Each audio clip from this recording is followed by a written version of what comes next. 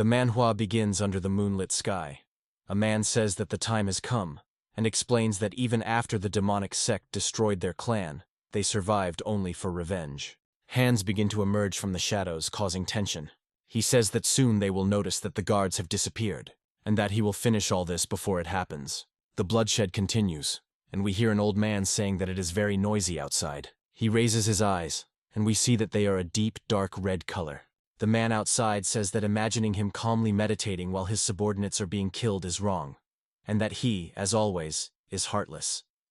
The old man says he could say the same about that man, because he is flustered and knows nothing. He says that he is heartless, and says that a person climbing a mountain does not pay attention to the insects underfoot. Of course, he would not do that, because he would look at the summit, and that is the path to the peak of martial arts. The man says that is nonsense. Finally, we learn that his name is Kang Wunchun. He says that today he will kill him with his own hands, and the old man turns out to be a heavenly demon. Wunchun lunges forward, and a blue aura begins to glow from his head. He begins to charge lightning with it, and this is called the Heavenly Fist of Lightning. He attacks straight in the face of the heavenly demon and laughs, saying that this is all he is capable of. He begins to extend his hand, using his martial art called Heavenly Blood Tide, and tells Wunchun to watch and learn. When he starts releasing a real energy beam that meets, Wunchun's fist creates an energy battle in the style of Dragon Ball Z.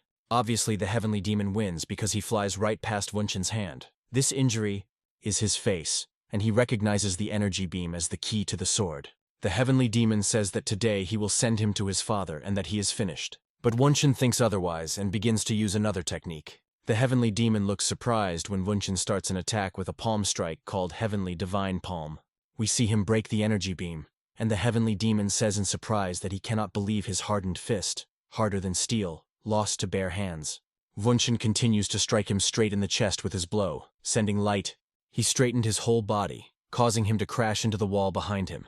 Wunchun begins to suffocate and says that he needs to stop talking about his father with his dirty mouth. And surely he has not forgotten all the evil deeds he did in his life. And this is the anger of all those people. The heavenly demon says that then he should have destroyed the roots of the Cloud Dragon sect. He does not know what kind of enlightenment he received, but he is sincerely surprised and cannot believe it. His heavenly demonic blood flow art broke through him, and thus left him no other choice, pulling out some kind of calabash. Wunchun asks if it is an elixir while the old man begins to gulp down this filth. Wunchun says that if he drinks an elixir of such a dose at once, he will suffer a demonic key deviation. Purple energy shatters the vessel as the heavenly demon begins to gain strength because his ki is overflowing. But it is so strong that his face begins to look strained.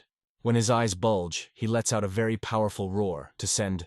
He released a shockwave around and forced Wunchun to raise his hands to shield himself from the wind that passed by him. But from behind, and when he turns around, the attack is already starting, and the heavenly demon says it's time for him to disappear. Then it puts a protective shield around Wunchun, and Wunchun thinks, recognizes what it is but is just surprised. The man comes in, apologizing for being late, and says he was held up by idling. And the dude says he told him not to call him that lame nickname, then asks if this is the same enemy he was talking about. Wunchun says this is the man who claims to have come from another world, and if not for him, Wunchun would have died helplessly. The man loudly asks to wait, says he thought it was just a usual story about Murama, wonders why suddenly some unfamiliar high-level mage from another world appeared, sighs and adds that he also enjoyed reading it, but this completely ruins the mood. He says the author must be on fentanyl, because it doesn't make sense how suddenly another world appeared. They introduce us to the hero. His name is Jin Sayawun, and he is 23 years old. His phone starts vibrating, and we learn that he was discharged 6 months ago, and is now preparing to return to college. His boyfriend writes to him, asks if he wants to play ranked matches, and says he wonders if his friend has no one to play with. He says that, like many after service, before discharge he had a clear plan for the future. He wanted to get certificates, preparing to return to college and study what he didn't manage during his army service. But he missed too much in social life. He goes to the city, says he still has some money, but hesitates to look for a side job. He says that as a fan of Murama's novels, he spent a lot of time in fantasies, imagining himself as the main character of Murama's world. He enters the internet cafe. The cashier addresses him by name and asks if he is going to Loyal Ground again today, and Siwoon replies yes and asks for 10 hours. He says that ours also immersed in the Loyal Ground. And although during vacations he played only this game, after demobilization he took it seriously, and within 3 months got into the top 10. He logs into Discord and tells his boyfriend that he is logging in, asking him to wait in the lobby. He also earned a little from tournaments sometimes held in the internet cafe. 100 players jump out of a plane, collect scattered weapons on the map, and kill each other until only one remains. He is talking about PUBG. Then he gives coordinates and tells his boyfriend that there are 2 people there. He tells his son to look at 120 because there is a compass at the top in the game. He starts shooting and instantly kills both with a double headshot. His son screams and says that now only 2 people remain. Sayawoon says he is very loud and has already died once, notes that it is strange that he still talks so much, and suggests farming for now and staying alive because they need to find a safe zone before leaving. And his guy says that he will only believe in him. The circle is shrinking. We see other players running to beat. They see loot on the ground, for example a medkit, and say they are surprised it is still here. It doesn't seem like he entered. Of course it's a bait, and anyone who played, you would notice it, because when he goes in to take free loot, we see the character Sayawoon sitting in the corner. Just sat in place and waited. The guy outside hears gunshots and sees that his teammate is dead, and he says he can't believe he was hiding here, so he needs to get out of here. He starts running instead of replacing his teammate, and he gets shot in the back of the head. Now he is the last one.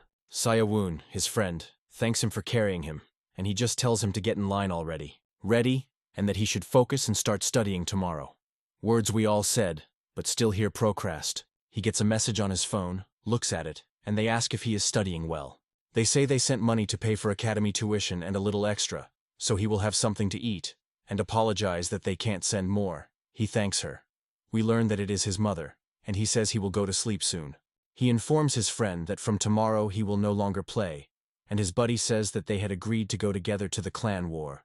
But he replies that he cannot, because he has to start attending English courses, feeling guilty every time he sees a message from his mother, and has been living like this for months. After the quarrel that night, he begins endlessly scrolling through alarming news on his phone. Some short videos show people talking about how abroad they noticed people with mysterious abilities who call themselves players.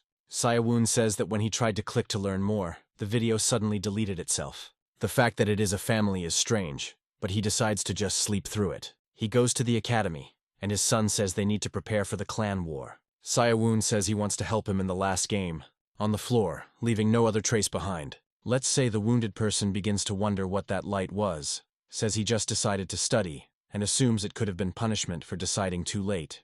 When he slowly opens his eyes, he hears people speaking Russian, and is surprised by the loud conversations. Then he looks ahead and sees people fighting with swords and magic. Seeing them casting spells, he thinks it might be a dream. Noticing the statue, still completely confused. The statue says that 100 players detected. Steven wonders why he hears a voice in his head, and it is a bit noisy. They say the system initialization is underway, and we see the same blue screen. In Sayawoon's eyes, it is clear that he is still puzzled by the situation. Then they talk about language synchronization. The previously heard Russian is now immediately translated into Korean. Some fat man in front of him says that now everyone speaks his language. We see several people from the Muram setting talking about sex, and even mages discuss it. One asks Heiron what he did for them to end up in this situation, and Heiron says that this is actually what he wanted to ask, and turns to Escrow, asking why he brought him here. Escrow says that he is truly shameless, and will no longer believe his words. Heiron says it does not matter whether he believes him or not, because everyone is destined to kneel before the power of the Demon King. Escrow says that as Archmaster he promises this to him, and begins to summon lightning in his hand. He says he will kill him here, and then soon finish off the Demon King. He uses an ability called Escrow-style lightning, striking Heiron where he is. Escrow then says that he is the one who dragged him here, and Sayawoon observes everything and realizes that this is too realistic to be a dream. Then the statue says that it is going to start the game. The difficulty is easy. You need to get into the top 90. The chosen map is the capital of the Kingdom of King. Rewards will be given to players in the top 10 and above. The tutorial is skipped, and attacking in the waiting room is not allowed because everything is neutralized. The map appears before Sayawoon. The statue tells those who enter Cloyd Survival for the first time that it wants to give them a brief explanation. The game will last 100 years, and every day the map they are playing on will shrink a little. If they go beyond the limited map, they may suffer great damage, so be careful. The game will continue until only one participant remains. If the game ends or you are eliminated, you will return to your native world. Players who do not get into the top 90 will not be able to participate in Floyd's Survival again. Soon, thanks to Argus's gaze, they will descend where they want, be able to obtain items there and use them to get into the top 90, and he wishes them good luck. Sayawoon wonders if he is now dreaming of the true land. The status window indicates that rewards will be given to those in the top 10 and above. Suppose the Woon sweats from anxiety and says that even if it were a dream, he would have to find himself among all these crazy people. We see a guy licking his knife. Weirdo. Let's say the Wound understands that he will definitely die. He says that even if it is a dream, he does not want it. And if it really feels like a game. But before he manages to finish the thought, someone calls him and calls him disheveled. The guy asks why he keeps looking back and asks where he is from. Suppose the wounded does not answer, and the dude swings a blade at his side, asking if he is ignoring him. The game starts the countdown, and he smiles.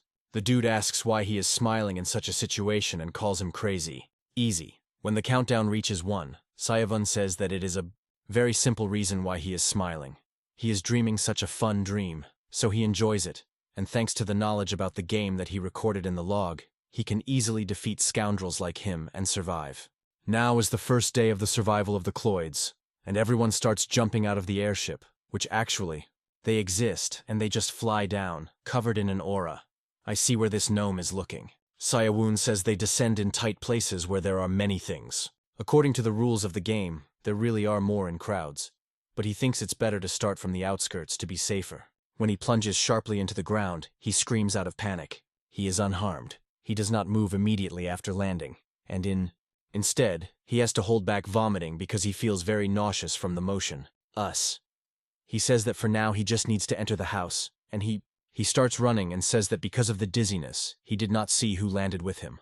He continues running forward, goes through the door, and enters the house. He says that if he encounters an enemy without a weapon on him, it's the end for him. And he says he wonders if it is not that scoundrel swordsman from before, and that he should not provoke him. No one. And says that it was probably just the wind. And fortunately, he hears nothing more and can move on. He wants to start searching the house. They say that items are taken where you land, and he needs to look for them here. Someone tells him that he got a heavy crossbow. He says the crossbow is too heavy, but it's still better than nothing. He reaches for the quiver and pulls out an arrow. He says this while equipping it, and the way to use it comes to mind, so he starts reloading. For a South Korean army sergeant, this is a trifle, and he does exactly that. And it's very powerful because it breaks through half the wall and throws him back. He says it will be quite useful if he learns to use it properly. He looked around again but found nothing, and when the map becomes this large, he runs to a few more buildings. He says that if he doesn't meet an enemy at the start, he can calmly farm this area. A scroll lies on the table in front of him, and received a small scroll of healing, and if he tears it, the wounds will heal. He cannot believe that such an item really exists, saying that he should find more healing items, and he would like to have a bag for items. He sees a glowing purple book on the nearby shelf, and he picks it up, and it says that he received the Black Star Leader's martial arts book. This martial art allows him to emit dark energy through his fingers. He touches with his fingers and asks if he wants to learn it. He thinks this might start a tutorial or something similar. It begins to glow very brightly, and the pages start flipping right before his face. Then the book slowly begins to disintegrate. He looks at his hands confused and is not sure if that was all.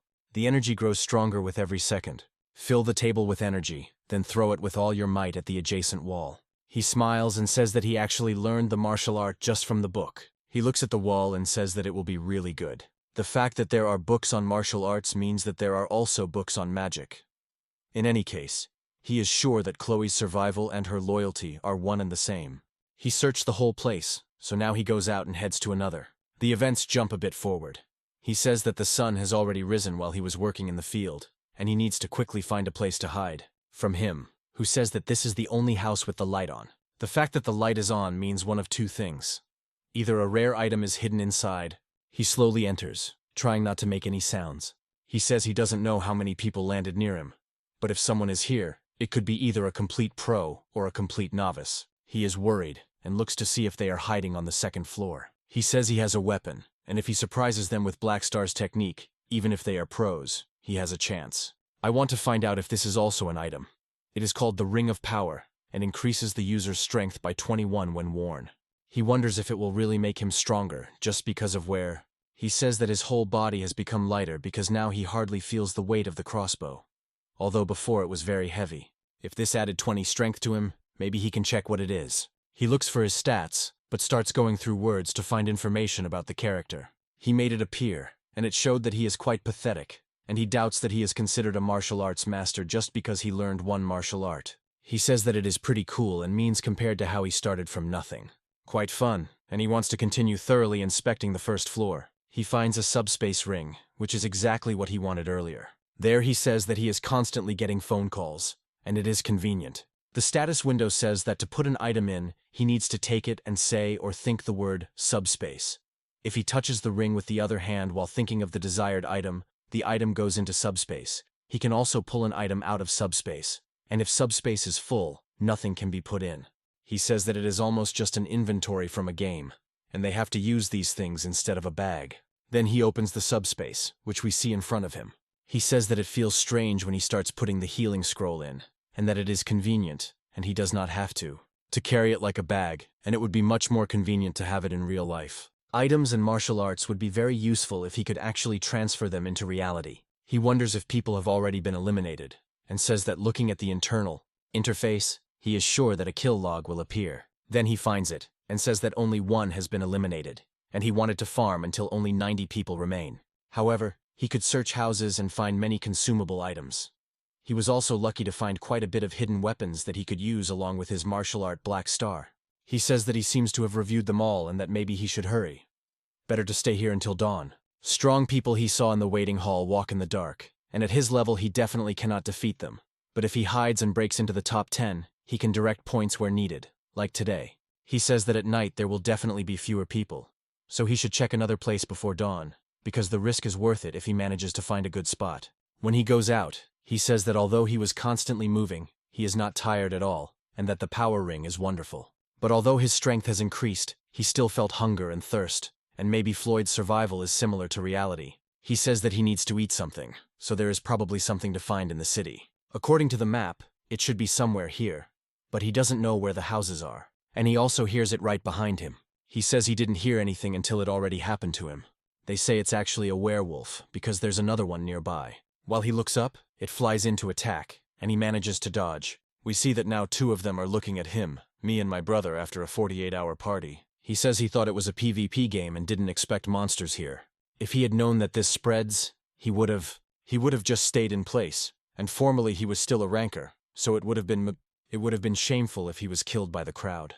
He notices a house in the distance, and eventually, he manages to get inside and closes the door, gasping for breath. He hears werewolves on the street and wonders if they will really come in. When it approaches, he begins to think about what to do in this situation. He sees them just outside. He says that judging by how it constantly sniffs everything around, it is probably looking for something. Shoots upward through a crack in the door into the forest, piercing. He says that this is good, and thanks to the ring of power he can shoot with one hand. Now he only has to deal with the last one. He looks around to see where it is, and to his surprise notices that now it is right in front of the door. He breaks down the door like Kool-Aid Man. He realizes that this is, and he raises the crossbow and shoots at it. But the werewolf raises its hand and deflects the arrow. Sayawoon drops the crossbow as the wolf runs up, ready to finish off. He wonders if this is how they eliminate him. He says, not yet. He pulls out some weapon, possibly even a spoon, but fills it with a black star of martial arts and easily pierces the werewolf through. Sayawoon says that he will not lose to the crowd in any way. When it also begins to disappear right before his eyes, he sighs with relief and says that he thought he was done for. He knelt down and said that it was good he had hidden the throwing dagger earlier, because he thought he would lose to the crowd and be defeated, which would have been very embarrassing. In front of him on the floor there is also a small packet. He noticed it, but when he opens it, there is only water and dried meat. He says that he can hunt for food himself and would really like there to be something else. When he starts chewing, he hesitates whether to look around. In the building he finds a piece of armor, and says that it might be the same bulletproof vest from the log. It is too big for him, but immediately adjusts to his size. The status window indicates that it is an improved or calcium breastplate, and its resistance to fire and wind magic has significantly increased. He says that it is cool and has raised not just 1 or 2 attributes. He is sure that there is even more around. Something. But when he looks down, he does not see what he hit. So he kicks ahead of him and says that it could have been. He finds a hidden item, picks it up, and says that it feels like fabric to the touch. He puts it on. It is a night cloak. When he is in the cloak and stands still in the darkness, he blends with it. While he is hidden, magic will not notice him, and all his sounds will be completely muffled. He says it's like in Harry Potter. This means that at night he can avoid anyone he meets, and this is the best item for survival. Thanks to this, he can stay alive as long as needed. He did not understand how a hut could stand in the wilderness, since there was farming there, and it looks like today he will be quite lucky. However, still, at night he walks through the forest and says that he did not see anyone at all. Maybe it's because he accidentally ended up in another place. He hears someone behind him at the right moment, torn to shreds. He would scream if he had time to use this. Let's imagine that the wound put on a night cloak and hid in the bushes. The boy says he can't believe he will meet a mage here. Sayavan says he does not look strong, and if he is not mistaken, he can take care of him. Sayavan tells himself to calm down because this is not a person, it's just a game, and wonders why he does not dare to shoot. Then the man casts a spell called Escrow's Flame. He was hit right in the back. Those shots in the back were cool. This is not a corpse, but just a chest. It seems they are definitely in the game.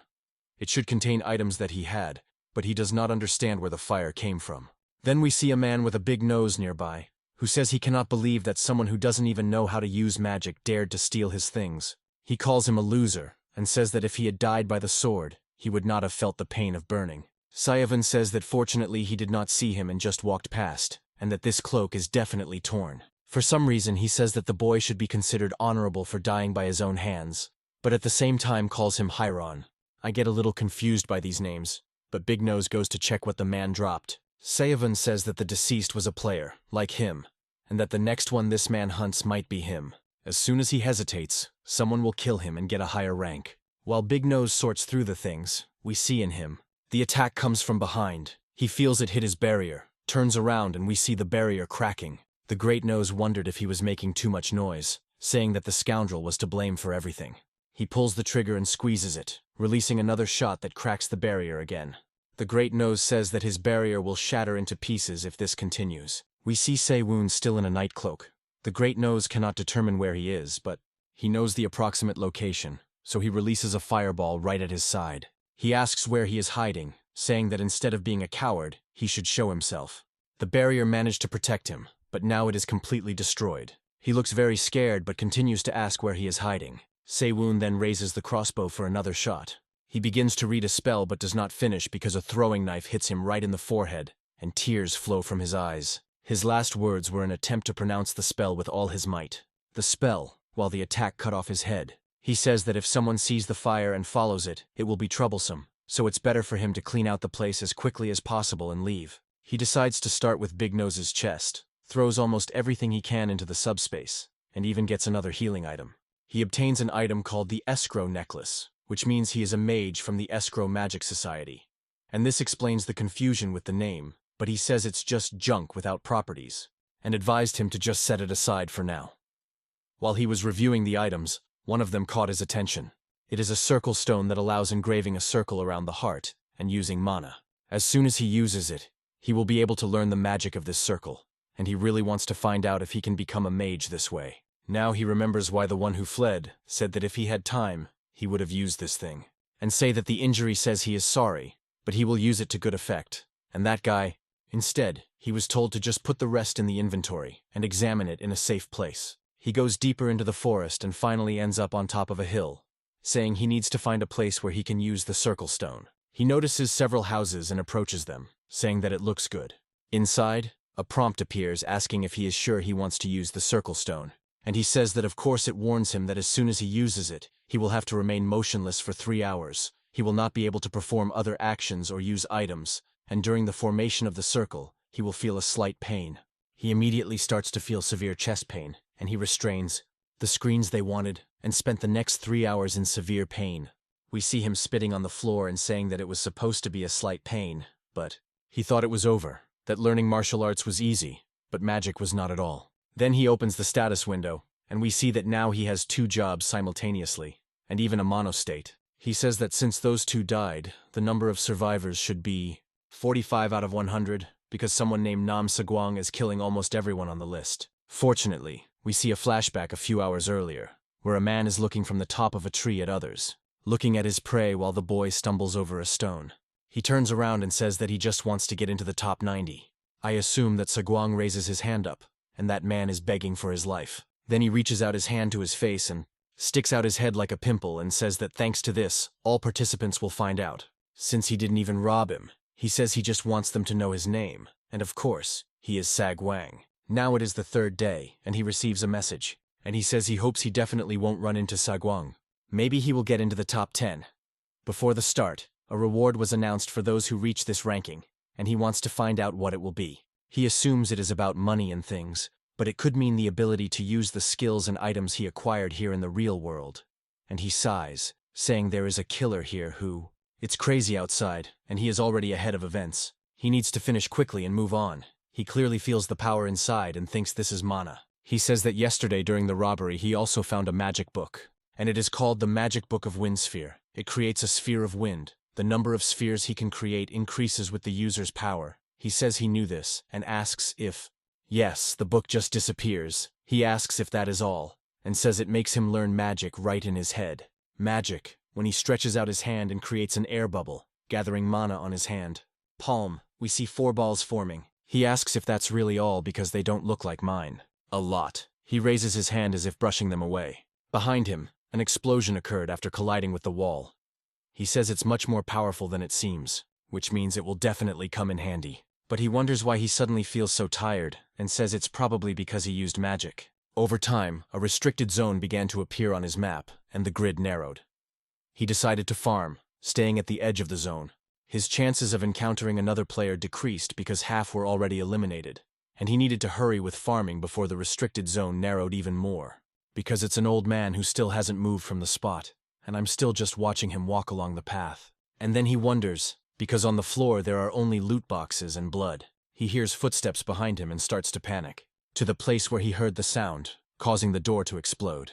Injured, and there are probably many powerful substances there because they managed to survive. 5 until this time, maybe he can kill them because they are weakened, and they definitely have good items. Fortunately, he quickly hid, otherwise he would have been killed. That Sayawun was watching from afar and thanked him for behaving. He says he will farm quickly and go to the outskirts of the Forbidden Zone. And then we hear an old man seen earlier, who says he is quite skilled. Sayawun realizes he has let his guard down. The man says there is no need to be afraid, he just wants to ask a few questions. He probably has many thoughts. Sayawun asks who he is, and he says that he probably wouldn't even understand if told, because they all lived different lives. Sayawun says he really is different from everyone he has seen so far. There is, and the old man asks if he has participated in such a game before. Sayawun asks what he means by game, and the old man replies that he has been watching him for a long time. He adapted quickly, and is sure that he already knows that this is not real. Sayawun wonders how long he has been watching, and how he did not notice him. He says that he was brought here for the first time, but in the world he came from, he already played a similar game. The elderly man says that is quite interesting, and Sayawun says that by his appearance it is clear that he is definitely not from this world. The old man says that it seems to be getting dark, and Sayawun replies yes, and adds that this is already the 3rd day. The old man asks if the moon in his world is as big as this one, saying that Rana says he did not notice. He says how big it was, but tells the old man that here it is very big, and the old man replies the same. Then he asks him to explain the mentioned game. Sayawun asks if he is sure it is worth doing it here, because in this place he can easily be ambushed. The old man says that maybe this can be a long conversation, so it is better for them to go to another place, and Rana asks how he knows he will not kill him. The old man grabs him and says he is sure he knows that well, but he must not make a sound if he does not want to become a target when jumping from tree to tree, having, say, an injury and moving lightly and very quickly, so fast that the bro's cheeks flutter in the wind. Say that Rana says he then had no idea what consequences their meeting would bring. That night in another place, the old man, after a brief explanation, says that his world seems very magical, and Sayawun adds that he can't really describe it well, but there is a highly developed civilization there. The old man says that explains how he managed to adapt to this place so quickly, and Sayawun wonders how long he has been watching him. The old man says he has been with him since they were thrown here, and Sayawun wonders if he is now reading his thoughts. The old man says he planned to enjoy the fresh mountain air for 100 days, but he became interested in what the other was doing. He spoke to him out of curiosity to find out why they were brought here, and has no intention of harming him, so he doesn't need to be cautious. Sayawun says he has no idea, and the old man replies that in his world there is something similar, and Sayawun says that is also it's a game just for fun, no one really dies. So when it comes to the motives of those supernatural beings who can kidnap people from another world, they are impossible to understand. So that he would know. The old man says he sees and sees, Sayawun continues and says he is sure this game will become a great opportunity for someone. The old man asks what he means, and Sayawun says he already knows. He adds that dying here is not the same as dying for real. When he dies, he will be given a rank and a corresponding reward, and Sayawun thinks these rewards will be items they receive here. The old man asks if he means what is on his body, and Sayawun says not only that, but also the skills and martial arts he has learned. Of course, he still has no proof. The old man says magic is really interesting, and doubts if it is a real possibility, and Sayawun says he is sure he won't need it. But for people who go through great hardships in life, these abilities could change their lives. The old man asks what makes him think that there are no difficulties in his life, and Sayawun says that he resembles a martial arts master, and probably has followers in his world, which cannot be compared to him, who is useless in his own world. So this will be a great opportunity for people who face difficulties. The old man laughs loudly, says that he really says interesting things, and as if some wound commands him to calm down. The old man then asks what he is constantly doing, touching the air, and says that the wound seems to claim that he does not know how to turn on the map. He told him advice and tricks useful in his world, and he himself heard stories about him and about sorrow. Arrived quite quickly. The old man lightly tapped the ground, so he says that it is already morning, and it seems to him that he has spent too much of his time when he, say, drops the wound on the floor. Sayawun says no, because staying with him is probably the best way to feel safe, and adds that he enjoyed listening to his stories, and the old man says that he learned a lot about the game from him, so he wonders if he can somehow repay him. Sayawun asks to teach him a few martial arts techniques because he really wants to survive until the end, and for this, he needs the help of this person. Sayawun asks what he means, and the old man says that it is about death, and asks what it will be like. The old man says that to succeed outside traditional paths, he will have to pay a high price. They ask if he is ready for this. Sayawun says that he does not want to sound broken. This is a recording, but people do not die here. The old man understands that he is right and says if so, then one can try that method, let's say. Rana asks if she will succeed. The old man says that at least it's worth trying, and Sayawun asks what he should do. The old man says that first he needs to check how much internal energy he has, and places his palm on his head. Then he is amazed at his internal energy. He says that it is even less than his dog's, and asks why he is so weak. Say slow. He says that he told him that in his world there are no martial arts and internal energy. The old man tells him to first take the lotus position, and we see that he is still holding his head with his palm, like a basketball. He says that he will feel pain similar to death and will not be able to move. Sayawun asks what he should do, because if he does not make it in time, he will die. When he begins to transfer his ki, Sayawun says that all sensations sharpened. The wind on the skin is like sharp blades, even breathing is painful. They spiked him with fentanyl. He even hears ants crawling on the grass. Tumor. Then he feels a very sharp pain. When this begins, rising through his dantian to the upper one, he shouted, and an energy beam came out of his mouth and eyes, and he thinks that this is how he will die, and begins to sweat nervously. He immediately suppresses the vomiting for a second, and before releasing it all, the old man says that seeing how he endured it shows that his body is fine, and he has innate talents. As soon as he adjusts the flow of his ki, his body will feel different than before. Sayawun asks what he needs to do, and the old man says that he said earlier that he wants to become strong as soon as possible. Sayawun says yes, and the old man replies that he slightly moved his soul and created a gate of inspiration in that space. People are born to absorb the ki of the world only through breathing, but now he has another gate that helps absorb special energy. Not only by breathing, Sayawun asks what has changed, and the old man says that people consist of mind, body, and soul, which are held together by the ki of life. He asks to guess what happens to that ki of life when someone dies. Sayawun says the ki should disappear, and the old man replies that it is not so. We have a simple, interesting example from life, a drop of water on a leaf, and when it begins to fall from it, the old man explains that it does not disappear but disperses. When water touches the earth, it spreads out. The old man says that the scattered life ki is absorbed by nature, and thus the circle of life continues. But there are people who consider this obvious logical cycle a waste, and even kill to take someone else's life ki. But those who followed this path are constantly unstable, and eventually the harmony of their yin and yang breaks down, causing them to lose martial arts or die. The mind technique he passed to him allows him to absorb scattered life keys like theirs to increase internal energy.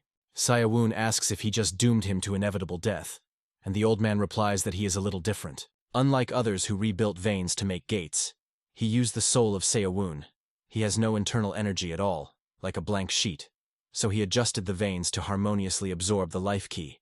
And now it is clear why he gave him the forbidden mind technique in Jangyun. Seo-woon says that it is probably due to game settings, and the old man adds that he likes how quickly he grasps everything. He felt it yesterday. In places where people died, the life key remains. The biggest problem with this mental technique is that great success can only be achieved through killing. But here, there is no such problem. To survive, he has to eliminate others, and in 100 days he will reach a fairly high level. The old man says it's time for them to part ways, and it would be nice to see him again. Tell him that the wound tells him to wait. Too late, saying that since he helped him so much, he at least wants to know his name. The old man says his name is Zhang Daqian. Everyone calls him Deep Valley. He is kind, and the spirit technique he taught him is called White Combat Bodybuilding. Say that the wounded man leans over and says he will never forget this. The old man tells him to get used to breathing deeply, and if he continues to accumulate internal energy through his Dantian, he will gradually become stronger. Then he opens the map as he was taught and says that it is very convenient, and he will see him again when the opportunity arises. Say that the wound says yes. He says that he disappeared very quickly, as was to be expected from him, and if he knew how to use those same Quine-Gong movement techniques, he could also move comfortably. He decides to return to the outskirts, as he had planned. He was instantly kidnapped to the center, but the way back took half a day. We see him in the bushes near the lit house. He says it is the same as last time. Either this is a house without people, or some noob who doesn't care. He does not know how to turn off the light but still goes in there. Goes deeper and looks around, checks the corners, then slowly searches the house. We see the light go out above, and he says he was right and it's time to gather some things. Nonsense. There is only trash here, so he came in vain, because it was just a small healing scroll and some idiot. Turkey. He yawns and says that he didn't sleep at all because yapped. He was with the elder all night and already has to go to sleep because he is very tired. Then a voice wakes him up because the man says that the house does not seem empty. Let's assume the wound can say that the guy is right outside now, and I can't believe he was so defenseless, and now he is waiting by the door. When it opens, the man enters and says that he can finally. Let's assume the wound pulls the trigger and fires a shot at the man. The man immediately cuts it with a sword and says, Kaya-woon can't believe he is fighting a martial arts master and says that it is annoying. He puts his hand into the subspace and pulls out throwing knives, using the Black Star technique. The man deflects one of them with his hand and calls him a coward for using a hidden weapon. Then Seo-woon approaches closely and grabs him by the side of the head. Then he pushes the weapon away from himself and says that he dreamed a pleasant dream until someone woke him up by raising the crossbow bolt into the air. The man begs him, says he will do anything and give him everything he needs, because he cannot die here, as he has suffered so much. But let's say the wound pierced him right in the forehead. A record appears in the murder log, and we learn that the man's name was Oh-rong and he died from an arrow, and Seo-woon says that he also refuses to die here. He says that this is what Dokian was talking about. Wrapping it around his hand, he says that this is exactly the key to life. Then he feels a sudden surge of warmth as his body he begins to overflow with power and says that this must be internal energy. Although he absorbed only the life key of one person, his body feels lighter and significantly stronger. And we see that his internal energy is now displayed as an indicator. He wonders if this is level 20. Now 20 because of the energy of that guy. He said Daki and gave him something incredible. And he shouldn't just collect the key to life by killing. He needs to look for other ways. He is wondering how many people are alive now. He says in surprise that he doesn't understand how this could have happened, because they are only on the 5th day. Then he looks at it in real time and says that someone just died. And we see that it was Sagwang who killed a man named Carl. Sagwang says he thought this guy was strong because he approached him alone, but now his hands are dirty for no reason. He says he has already killed many and doesn't know when this will all end. He opens the player counter and sees that 23 players remain. He left, and he also notices the name Seo-woon, saying he had seen the name of this bastard before. Seo-woon says that Sagwang has the most kills, so he should avoid him at all costs. He could barely defeat a weak opponent, and he is still very far from Sagwang's level. He says he needs to finish farming before the zone shrinks. From the chest he just got, the only useful thing is the refined Troll's potion. The rest is junk, and if he had some elixir or something valuable, he wouldn't have died so easily.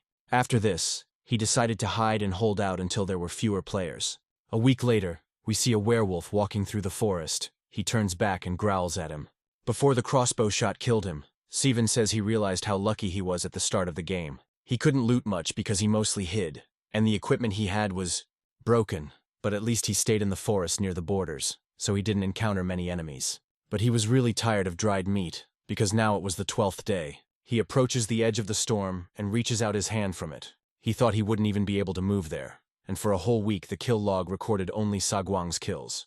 And it seems that everyone else is hiding and not taking risks. He noticed a large cloud of dust rising in the center of the zone, and says that it looks like a fight is happening there. Sagwang, gasping, asks who they even are, and they tell him that everyone gathered with one goal: to eliminate him. And there is the way for him to win is to die quietly. Sagwang asks if they really all united just to destroy Wana. One boy.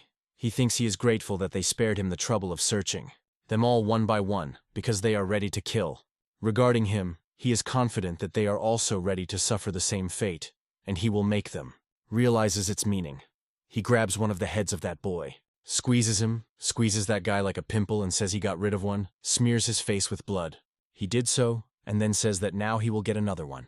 As we see, he not only killed one boy but also instantly dealt with the whole group, killing 3 more. And the murder magazine showed this well.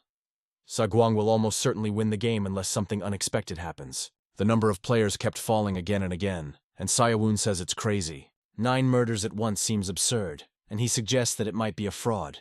Of course, it's a joke, but Sagwang says those guys were nothing special. The stench of blood is disgusting. They must die without resistance, and he doesn't understand why they are screaming when he is about to leave. He is leaving, says he needs to find a place to wash. He says this is Elizabeth's team, and this is the escrow. He even swears by his name that he will avenge Elizabeth. He left, and says that if he holds on a little longer, he will be in the top 10. But having seen that chaos earlier, if he wants to survive against a raid boss like Sagwang, he needs to get really good items. By tomorrow morning, this estate will most likely be out of the safe zone. He says this is probably the last place where you can farm properly. Looking around, he touches one of the knight statues. It says he needs 110 strength. He says he lacks strength and it will only weigh him down. Since he only has 30, he says this is very unlucky. He says there will definitely be something else, and notices something that catches his attention. This is an elixir that increases his internal energy, lasts for 3 hours, and asks if he wants to use it now. Sayavun says that if he uses it, he is not sure if he can really gain internal energy without absorbing the life key, and this estate seems to him a storage for valuable things. Then he picks up a martial art called Invincible Fist, and says he can't believe he even found a manual here. As with the skill Circle Stone, he will need to sit somewhere for about 3 hours to absorb the elixir. When he takes a step, he notices the sound is different and wonders what it is. When he looks more closely, he sees a seller who says there is probably something inside. He is still fleeing from the fire, so he manages to get into. He saw in the waiting hall, and it was Escrow. Escrow says that his survival after the explosion was not just luck because he killed all those people and survived. We see that he is talking to none other than Sagwang, who asks what he is even talking about. And if he just stays silent, he will be nobody. But if he has time to talk nonsense, it's better to just fight than waste time. Escrow says that he wants to see how long he can continue working. He has such a mouth, and Sagwang says he can say the same to him. Say that the wound cannot believe that Sagwang, who caused the massacre, is just a child. Escrow raises his staff into the air and says that he is a master of spells and possesses his own style of lightning.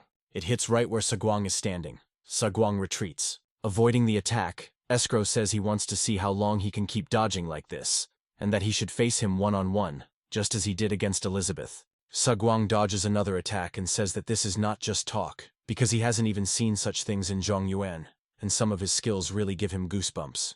He prepares a spiritual bomb and says that this will destroy him. He throws it and it breaks into several lightning strikes, which he calls a lightning storm. Sagwang realizes that this will end badly, and begins to dodge and maneuver between attacks, slowly closing the distance between him and Escrow. He then jumps off the ground and avoids the last storm blast. The key, and Escrow says that this is not enough to break his barrier, and he swings the stick forward, cutting Sagwang in half. And Escrow says that he really did not expect this. Sayawun assumes that this is also because of Escrow's magic, and says that this is madness, because besides almost killing Sagwang, he can change the weather and is very strong. Escrow says that he cannot find Sagwang, and it seems that he ran very far away. He retreats and starts shouting Sagwang's name, saying that he swears to catch and kill him. Somewhere in the forest, Sagwang is suffocating from gas. He said that maybe this time he defeated him, but next time he will not let him get away unscathed, and will write his death himself. For now, he needs to rest and recover. Sayawun says that Escrow 1 looked around for Sagwang, who eventually came down and disappeared because he was nowhere to be seen, and thanks to Escrow One's cloak, he was not seen and survived. Sayawun says that after their battle, they probably will not return here for some time, and he wonders if there is something important there, or a dungeon with hidden treasure. He opens it and says that it seems to lead quite far. He says that for now he wants to go inside. It seems no one has been here yet. When he starts to descend, he says it was a good idea to take a lantern from the house he searched yesterday. He looks around, sees a pile of food, and says it turned out to be a food vendor. There are very few such places for cultivation, and he can't believe it all turned out to be a complete failure. His stomach grumbled, and he says, honestly, that he used to complain about always eating only dried meat. After an hour, he regains consciousness and says it was very good. If he had even a little white rice, it would be perfect. But it's not bad as it is, so it's worth starting to take the elixir. He also says he has a martial arts manual, and we learn that the invincible fist was created. It was created by a man named Manpeza, who developed it in his later years and, having life experience in martial arts, put his heart and soul into creating the invincible style. But with a record of 1,429 fights and 1,429 losses, he became an object of ridicule, and the art was lost due to lack of students. Sayawun says that he actually learned some nonsense, and that's probably better than learning nothing. He decides not to think about it and first just drinks the elixir. He hesitated a little because of the pain from activating the ringstone, but thinking about becoming stronger, he still absorbed it without further ado. While his Dantein is filled with internal energy, the amount he absorbed earlier is incomparable. He says he suddenly sweats heavily. His movements have become slow, and he really won't be able to move for 3 hours. After 3 hours, he wonders if it has finally ended, knowing that even sitting still for 3 hours is tiring. He hid in the forest for a whole week and is proud that during the clash between those two giants, he survived unnoticed. He decides to get a good sleep. Saying that it is definitely near the storm, he opens the player counter. Let's say the wound asks how. He says he definitely hasn't tried some ridiculous training method just because there is no risk here, and if not for that, he doesn't know why to do it at all. He is glad to have made the top 10, but such a path leaves a bitter aftertaste. The zone begins to narrow around him, and he says it's time to move. He won't die from entering the restricted zone, since he has come this far, so he needs to quickly move away from it, and when he starts to run, he says he won't let himself be caught in this zone. He wants to continue the strategy that has kept him safe all this time, and for a person without skills, this is the best way to rise higher. Turns around and sees a fireball flying at him and exploding right where he stands. He barely escaped unharmed and wondered where it came from. On cue, we see him from the place where the attack came from, and it turns out that thing destroyed. Escrow says he sent someone through his detection spell, so he thought it was Sagwang, but it's a new face. Sayavan says he got carried away using internal energy to move quickly, and ended up crashing right into this guy, who turned out to be a real fool. Escrow asks him if he knows where Sagwang is, and tells him that if he doesn't listen, he'll have to kill him right here. Escrow says he will let him go alive only if he says where Sagwang is. If he doesn't know, he will be killed, and has no other choice, because letting him go would be a problem. Suppose the wound says they literally just met and doubts how he could know all these things. He steps in to make a surprise attack because Escrow says he just looked like he was from the same edge, and if he doesn't know him, then he will have to die. Sagwang touches his barrier, and when Sagwang says he has fully recovered but knows he probably lacks mana, Sayawun wonders where he came from, because he didn't feel him at all. Sagwang pulls his fist back and says he will finish it with this, and he really manages to break through the barrier. And Sagwang asks if he has ever heard of enhanced energy. Hand energy is a martial art of that category, and it is so rare that almost no one possesses it. He mastered it and never thought he would have to use it in this world, and you are the first to whom he showed it, so consider yourself honored. He calls him Archmage, and when we see his hand in Escrow's throat, he pulls it out, splattering blood everywhere. Sagwang says he now knows he no longer has to recite those annoying spells, and for a person like him, getting into the top 5 was inevitable, so sooner or later they will meet, and meeting him will become his greatest regret. Sayawun says that maybe he is lucky that Sagwang came here, and while they were distracted, he will quickly leave here. Sagwang says he will kill him now, and Siwun is surprised by what he sees when Sagwang pushes his entire hand through this. He was stabbed in the chest again and again with a homemade knife, like in prison. Since Escrow concerns, Sayavan says he saw the supposedly invincible Archmage dying, to be completely destroyed. The thought was not fear of Sagwan. If anyone felt sympathy for us, it was only a thought that preceded everything else. He thought about how strong he would become if he absorbed their life key, and just the thought made him sweat. Sagwang asks where his boldness from yesterday went, and if he has any last words before death, but says he forgot he cannot speak. Sagwang begins to hear his words in his head because the Elizabeth he killed was his favorite student, and he asks how he is speaking to him now. And Escrow says that when she was expelled from the academy, and Cranesec did not recognize her, simply, since she was a woman, he deeply regretted not stopping her then.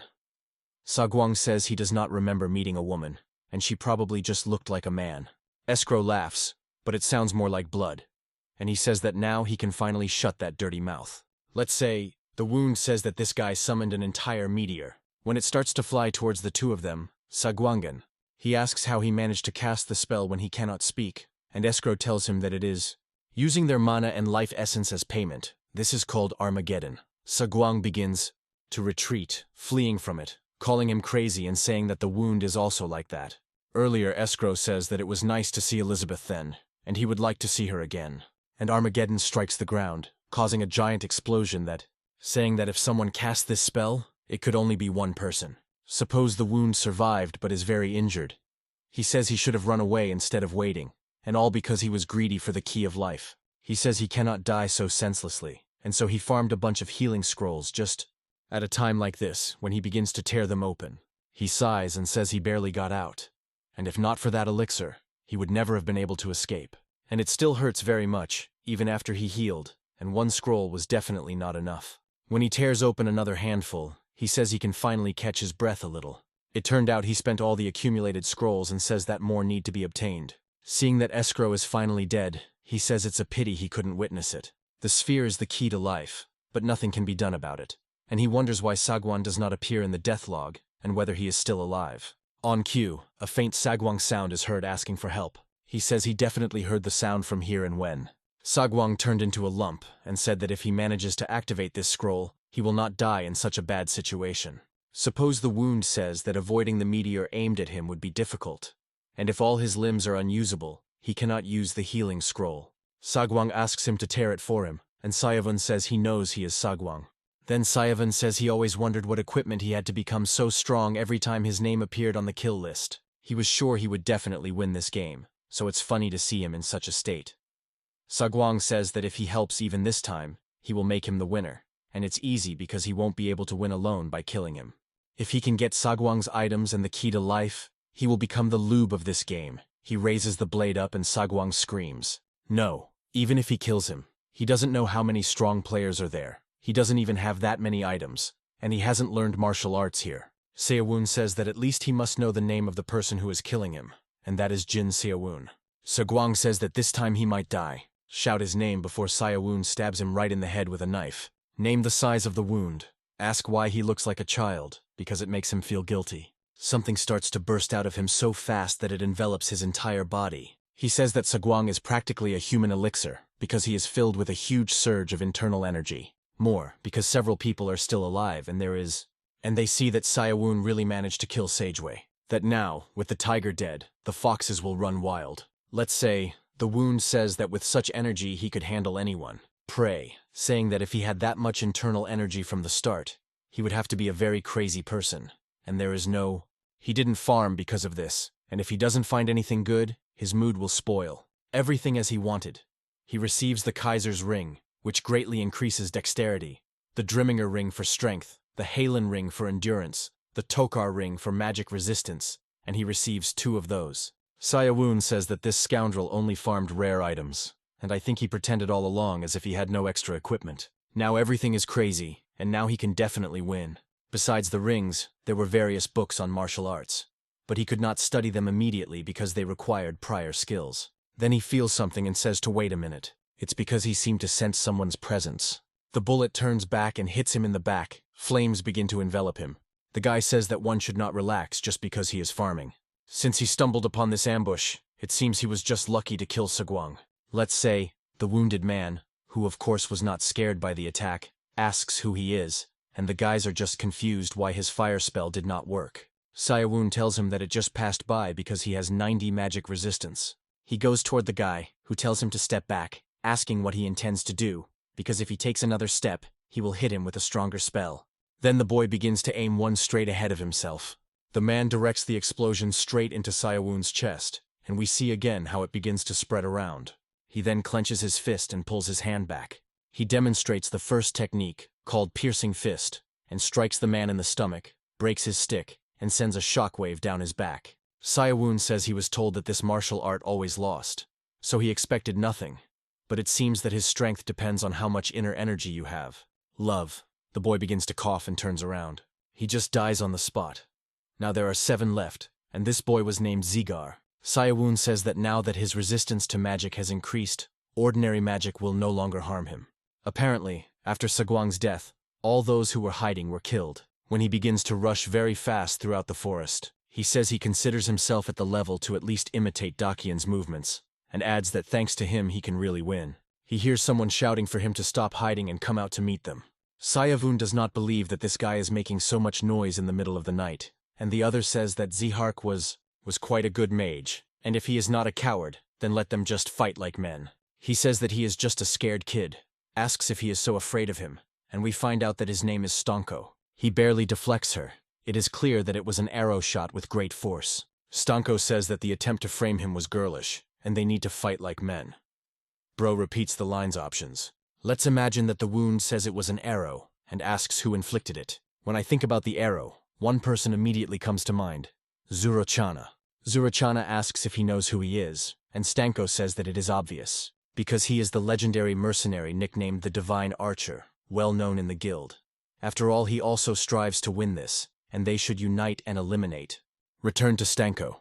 Stanko says he did the right thing by introducing himself, and adds that he works in the guild. Quite famous, and he will not regret it. Zurochana says all right. Stanko says that although his reputation is very big, it seems his head is empty. Zurochana begins to count and says that he might have made a mistake with the time, as Stanko tells him that the archer must make a mistake and shorten the distance himself. He looks up and sees Stanko pulling the sword back, telling him to die and give up his belongings. When he starts swinging down with full force, he gets a club. The arrow pierces his skull and flies into the ground. It turns out that Zurochana shot an arrow into the air, and that is what he was counting. He says he would never cooperate with a bug like him, because even a dog passing by would pee on him. He needs to find out where that scoundrel Sayawun is, and he has already lost a lot of time. Sayawun approaches the treasure chest and says that when only 6 remain, the key to each life is valuable. Right there where he is, as if looking him in the eyes, he uses detection magic and says that maybe he is not just a skilled archer, but has some ability he does not know about. He relaxed because he was thinking about life, the key, but instead Zurochana simply says that he was a vile scoundrel. He is not even worth taking when he leaves, and in fact he did not notice Sayawun. Secondly, and Sayawun says that he feels like the zone is shrinking faster. Only 6 survivors remain, 87 days left, and this probably just adjusts to the number of people left. He wakes up and sees that he is actually in the field. He says that if he fights, if there is someone like that here, he will immediately attract the attention of everyone nearby, but he manages to jump aside and land away from them. He says that the magic was precisely aimed at the place where he stood. He wonders how they did it, but when he raises his eyes, he sees a bunch of attacks swirling in the sky and says, "Damn it!" When they fly up, he realizes that he cannot dodge. He says that it has come to this, and that he is going to believe in his inner energy. Chapter. He applies the invincible fist, once again, striking forward in the direction of the attack and completely breaks through it, destroying every projectile flying towards him, saying that now he needs to find out the location of his enemy. He does it easily, says he did not expect to find him so quickly, and the other asks who he is. He spent all his mana in that attack, and it's strange that he blocked everything. The guy wonders when that happened, because he felt nothing, and the killer says he needed to leave enough mana for magic detection or for a barrier. Being a killer and erasing his tracks is his bread and butter, and he has to rest in urine. The man begins to disappear, and only 5 survivors remain. He asks if he knows him, and the killer replies that of course, he killed the people's enemy number 1, Sagvanga, so he couldn't not know him, and the rest of the people are clearly desperately trying to track him down. He should not resist, just quietly step aside. He always hit the target he noticed. He runs inside and Sayawun does too because they are about to have a serious fight. And cuts, we see how after their clash blood flies through the air. Sayawun really has many small cuts all over his arm. The killer says he thought they would cut him there, but he turned out to be stronger than expected. Sayawun says that if he hadn't covered himself with internal energy, his arm would have been cut off, and that this scoundrel is strong. The killer insists again, saying his death is inevitable because he has never been wrong when killing in the dark. Sayavun says that so far he has only fought with mages. He says that now he will kill him as he begins to disappear. He appears behind him and, let's say, slashes the wound, but that also turned out to be just an illusion. Sayavun tells him that his skill in moving unnoticed is very impressive. He grabs him by both wrists and says that at his level, he can track movements just by feeling the energy. A strange pose. The killer calls him a coward for attacking from behind, although that is actually his trademark. Sayavun says that he was the one who tried to kill him, and that it is his fault that he was caught. Then he squeezes the killer's wrists, and he screams in pain. The killer says that he won't be able to defeat everyone alone and suggests at least teaming up, but the wounded one refuses. When he drops his hands and kicks his leg up, this guy's spine breaks in half. A brutal death. Bro raised backstabs to a new level. Now there are 4 left. We find out his name was Demiran. Sayavun absorbed both of their life keys and took the healing scrolls that fell because, due to the noise they made, he wanted to farm quickly and get out to avoid becoming a target for a third party. He then takes a book from Demiran's belongings and says that it doesn't suit him at all. It was a manual about shadow clones, which allowed creating clones that could fight, and their number depended on internal energy. Sayavun says that fortunately he didn't know how to use internal energy, and if he had learned and skillfully used it, it would have been hard to kill him. The other one had a grimoire called Eyes of Carmen. It is a highest level detection spell that pierces any concealment, but its magic circle is too low to learn it. Sayavun said that probably that's how he saw through his cloak of invisibility, and from behind comes an attack that misses him and slices his cheek. Sayavun looks at the arrow on the floor. That was that guy just now. Now magic starts to appear rapidly. Sayavun says he has never seen anything like this before and does not know who it is. In any case, he cannot run, so he will focus on use your inner energy and strike once more with the invincible fist to deal with this, sending a shockwave upward through the formed glacier. Sayavun says that since 2 attacks came simultaneously, it must be a double team.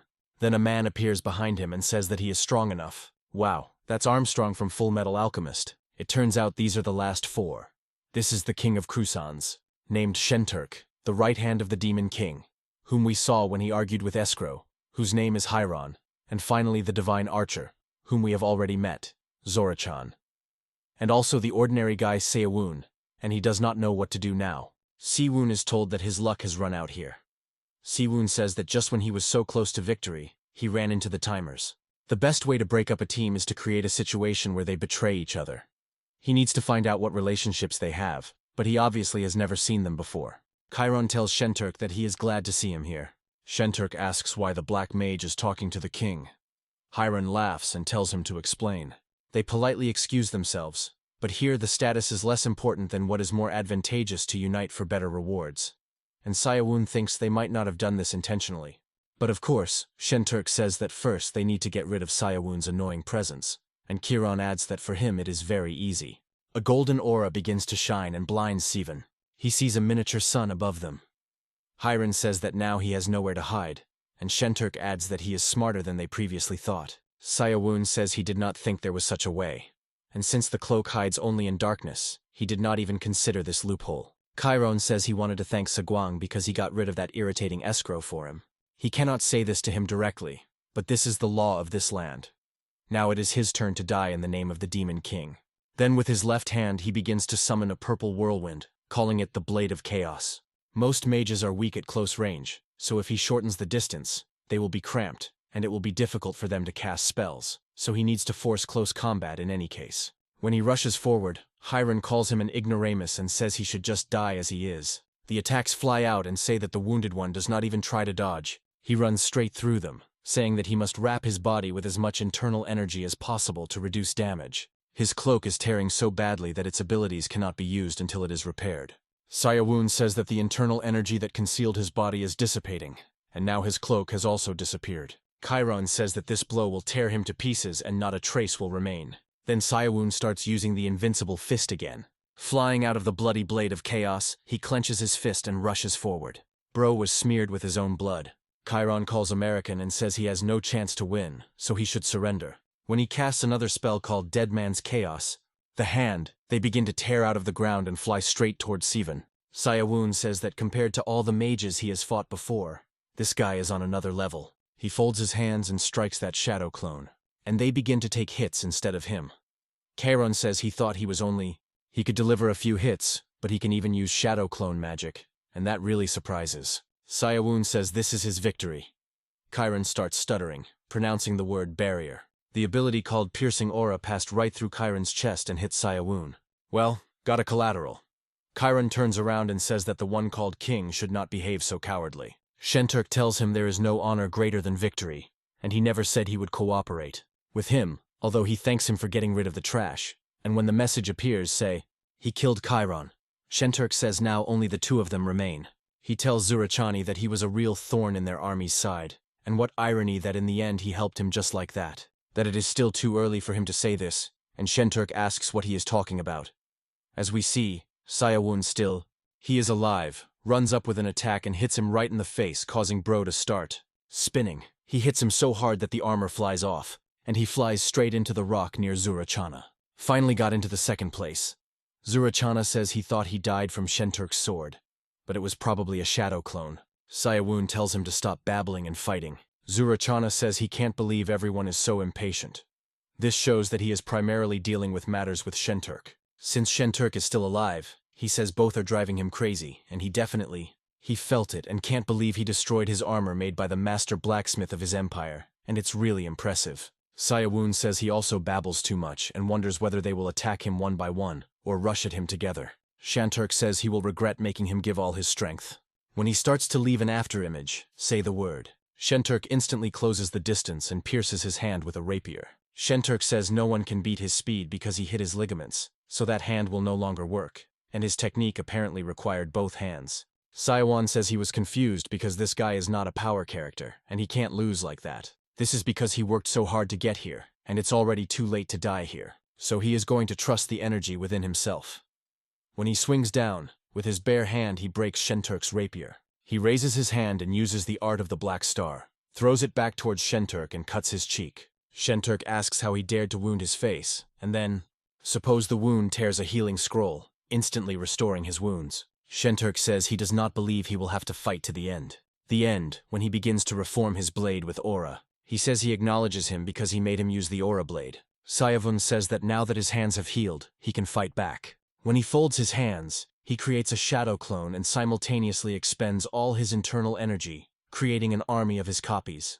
Shenturk says that he really uses annoying tricks, but the winner is always him.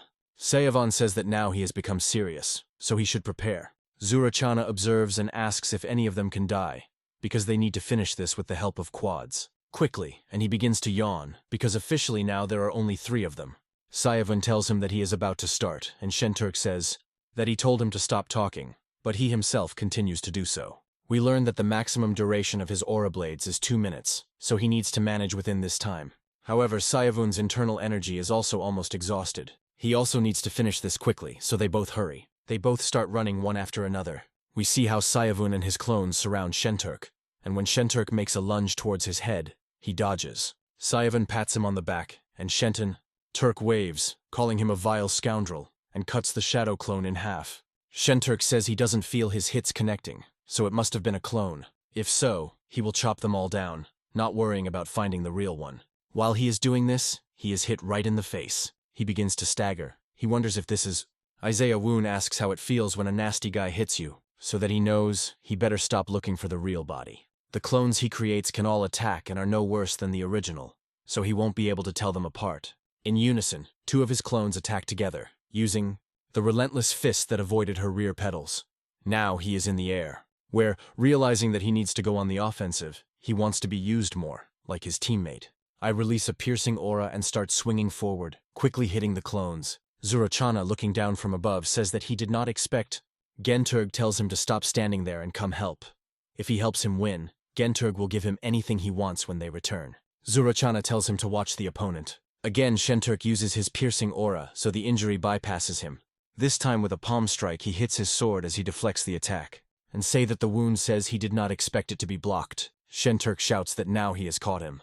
Then he pierces straight through, and you can see blood splashing. He gradually disappears, because that was also just a clone. Shenturk says that this nonsense is already becoming absurd. It is humiliating. He begins laughing. He says that he no longer cares about victory, and will just tear him to pieces with all his strength. Zurachana says, "Here comes the King of Madness," and Shenturk tells him to dodge it if he can. When he starts releasing Hella Aura, he instantly closes the distance, kills 2 clones, and pierces another. When they all start disappearing, he says that only remains. When Sivan and his clones start running forward, he uses his peer-to-peer connection.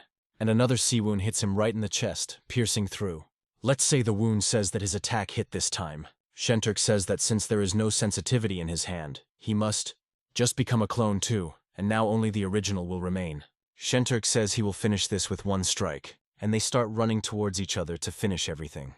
Suppose this time Wound did not dodge Shenturk's stab, but instead kicked him on the hand. Shenturk says that he is quite skilled in hand-to-hand combat. He used the last charge of his aura blade to create the shape of lightning. Turk begins to stab, say, a wound in the leg, and it starts to cause shock. Sayawoon falls back to the ground, and Shenturk quickly closes the distance. Sayawoon tries to persuade him to wait, because only Zurachana benefits from this. He says he barely made it while his skill was active. It did not feel like a real body. As we see, Sayawoon appears immediately. Sayawoon says that if he had not exhausted him with his clones, he would have lost. Now only 2 survivors remain, and he has the prey of Shenturk and the key of life, which he can absorb. Zorachana says he did not expect him to defeat Shenturk, and he has to thank him because he was difficult to deal with. Ultimately, because of this obsessive desire to compete, even the king had to give all his strength to defeat someone like him. He used everything in the fight against him, so he will die by his hands. For his brave fight, he will grant him the honor that when he releases the arrow and flies through the air. Sayavan says that it was a crazy amount of life keys, and although it does not compare to what he got in Sagwangu, this will be enough. Huge, because he can definitely defeat Zorachana. Even more, jumping from the foot of the cliff to Zurachana. Zurachana says that he uses an annoying clone to. Chana also descends, and says that this time he must make sure he can escape. Say that the wound screams no before Zurachana shoots and Sayavan asks how he figured out which one was real. Maybe saying that it is nothing strange, he just guessed. Siawoon asks if he is serious, and Zirachana says that he did well and got this far, and he expresses respect for his persistence. Sayawoon tells him to give that respect to the dogs, and time begins to fade, say that it hurts. Disappears, because now there is a chest, and we see that the survival of Cloyd has ended. Say the size of the wound, saying that he did all the work, and someone else got the prize. But he eventually took advantage of Sagwang when he was defenseless, and it congratulates him on reaching the top 2, since he earned the right to participate in the next game. Sayawoon confirms the second game. The game informs him that considering the kill bonuses, he earned 140 coins. Siwoon wonders why these coins, and calls out all the items he received. We see that every item he received has a real price, and now he can buy them. This is a very cool system. The Shadow Clone costs 130, and he wonders why it is so expensive, because it takes almost all his coins. He is also told that the top 5 survivors will get a chance to spin the roulette and win a random item. Sayawoon says that of course they love their gacha games, and since he goes second, he has 2 attempts. Sayawoon says it is good if he gets either the invisibility cloak or the Shadow Clone. He has to save a lot of coins, and this could be a big win. He flies through the Shadow Clone, and when the clone is about to do it again, he is ready. And instead he gets the escrow necklace. He says that he took one of the cheapest, and was only hinting to get and he starts asking any god there to help him with it. When it passes through the subspace ring, he wonders if he made a mistake again, and we see how the black star continues.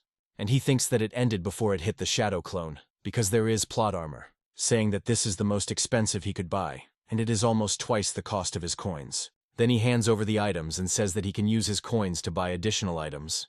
As soon as this is done, he will be automatically transferred. He says it's time to start shopping. Thanks to pulling out the Shadow Clone, he managed to save a bunch of coins, but there were too many offers, so he couldn't decide for a long time, and it was unbearable for him to wait. So he made a few compromises and finished shopping. His voice praised him and said they wish him luck in the next game. When Sayawoon sees a bright light in front of him, he puts it on his finger and says that this is really not a dream. Then he picks up the bag from the floor and says that his first game is over, and outside he can look almost the same. At least now he doesn't need to study. He looks at the ring and says that he was already told there will be another one. In the game, he has 30 coins left, so he needs to hurry to get there. This time he almost won and took second place, but in the next game he will definitely take first. Of course, his parents bought him that studio near the school so he could return to classes. At first, he was supposed to stay here, study, and prepare to return to school. But now he is completely focused on becoming stronger thanks to the things he brought from the game. He begins to feel inner energy, says it is empty, thinks that maybe he used it all in the final battle. And since he can't kill anyone here, he will try to cultivate like Daki and teach him the same. Cover as much as possible. Dokian said that it is normal to accumulate inner energy through cultivation, and when he forms an energy core and focuses on it, it should happen naturally.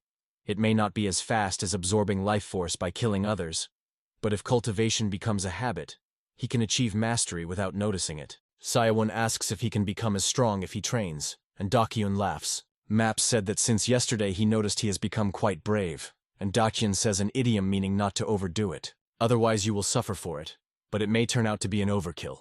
Because he may turn out to be a hidden talent, and won't find out until he tries. He declares and says that he can barely gather anything. Come on, it's too different from the game. At this pace, it will take him years to fill it. He shouldn't waste any more time. Better just to put in order the things he brought. He pulls out several martial arts manuals, says he wishes for better ones, and then he wonders if he should train it gradually, just like internal energy. He won't become strong anytime soon. The manual asks if he wants to learn it, and he is embarrassed. He says it's weaker than when he was full of internal energy, but it's still the same. He has it, and we see the escrow necklace.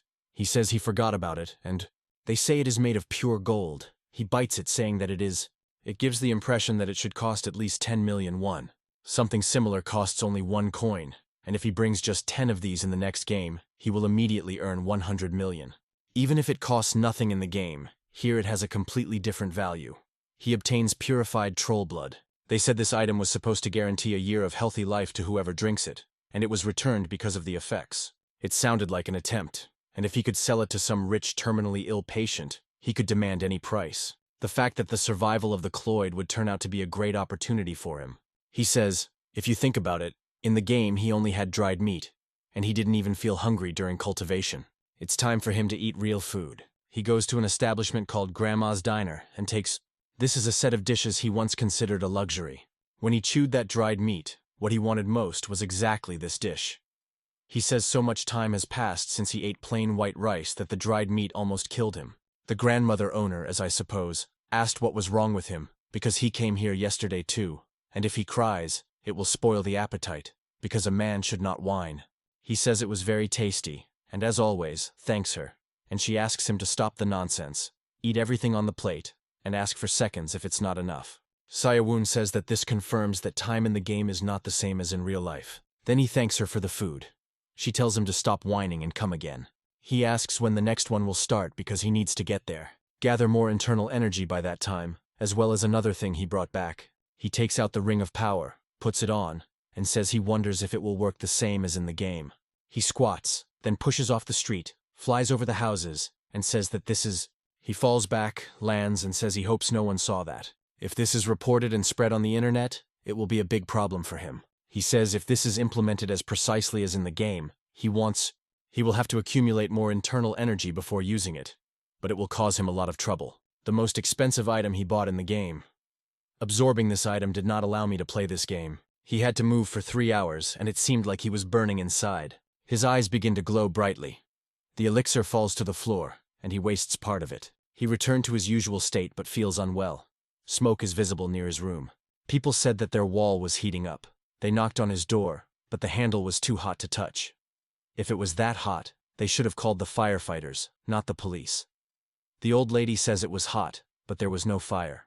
The police advise not to touch and suggest that the boiler is set too high. She says it is too hot for that. The policeman sighs, says all right, and approaches to touch the door. It burns a lot. She says she told him that. He asks if there is someone inside because they received a message and he needs to open the door. And if he is inside, to respond because they are here to help. The door opens, and the wound seems to ask who it is. They say they received a message about a possible fire. Let's say the wound, from which sweat is dripping, seems to say that he is a bit hot, and that he turned up the boiler a bit. And if it was a fire, there should be firefighters here instead of the police. The police say that with a complaint they still have to come out and ask if he needs an ambulance. Sayawon says it is just a mild cold and after resting he will feel better. They say all right. They are going to leave. Then the cops tell her not to call for such things, because it creates problems. She says she was shocked. He almost died. The energy of the elixir boiled like a flame, and if it weren't for his ability to control his body, he wouldn't have been able to hold it back. He somehow feels that this is not like in the game. Using these things in real life is a bit risky, but it's still worth it. When he raises his hand, he uses his invincible fist, namely, a palm strike that generated a gust of air throughout his room and instantly broke his chair. He says he needs to sell some things he brought back to at least buy a new chair. The next day he goes to the gym. Outside he says that to truly refine his invincible fist, he needs physical training. He came here, but it turned out to be too crowded during the day. He has to wait until after sunset, and then he notices something. There is a whole group of high school bullies here. Hopefully he won't start a fight with them. That would be awkward. When they walk by, one of the students is smoking. The old man tells him that smoking is not allowed here, and he shouldn't smoke because he is still young, and the student asks again what it is about, because even his parents say nothing about his smoking. The old man says that if his parents didn't do this, they failed in raising him. The hooligan asks who he is anyway, and say that the wound says he has a bad feeling about this. When his body is thrown back and flies over the table, it is impossible that he just killed the student like that. Sayavan says that no matter how rude he is, you can't just hit an old man like that. Some students turn back and call another, by the name Minchik, whom they came here to meet. Sayavun turns around. Earlier asked if he is looking for death. That guy starts looming over him, and Sayavun says that everything turned out to be more complicated than he wanted. We see the student covered in blood lying on the ground, and Minchik asks if he did it. Sayavun says that he was the first to cause the problem because he did not show respect to the elders, and he really tried to attack the old man. And if the high schoolers smoke like that in public, they need to be warned that they could end up in Sierra Leone. If he is his older brother, then he should raise him properly.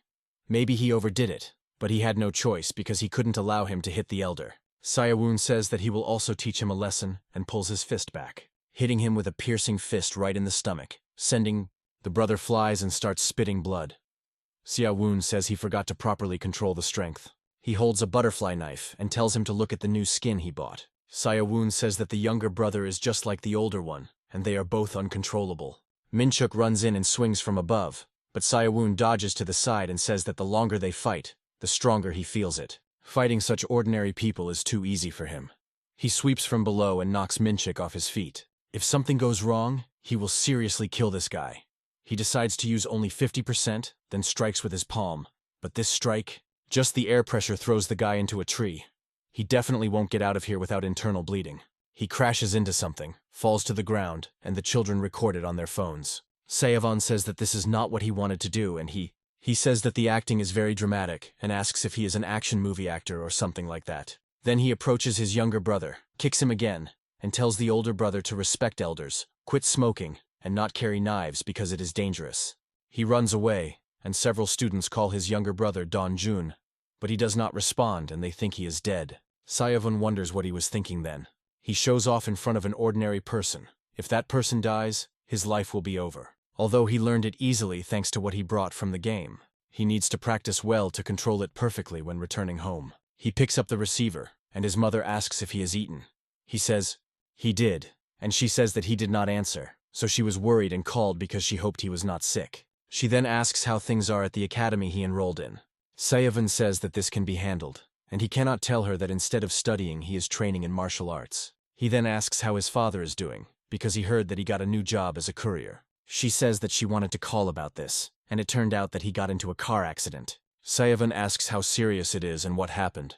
She says it happened when he was delivering packages, and a car ran a red light and hit him hard. They did not skimp on insurance, but the operation is expensive, and she is worried. She knows that she did not send much pocket money, so she feels awkward asking, but hopes that maybe he still has some money from what she talked about. He asks her how much the operation cost, and she tells him it is about 1 or 2 million. He tells her not to worry. He thinks he has a solution, so he asks if she is okay. She says yes, and apologizes for bothering him when he is already busy with studying. He says it is all right and that he will call her back. His parents moved all their lives from one rented accommodation to another. His father always worked harder than anyone he knew, but with age his income decreased. Bank. His job is easy to replace, so he often changed jobs. Let's say someone starts sobbing, saying that he was a typical child who lived off others in such a family, a hopeless burden without a future, and he hates it. But he no longer wants to remain that way. The woman says it looks like very skillful work, but it doesn't look like a local product. He says it has been in their family for 5 generations. She says the styling is definitely not done by modern methods, and he asks how much it costs. She says it may cost more than just for the gold, and asks if he wants to sell it here. And he says his father needs urgent surgery, and he knows that this is not something he should be selling in such a way. But his situation is very urgent.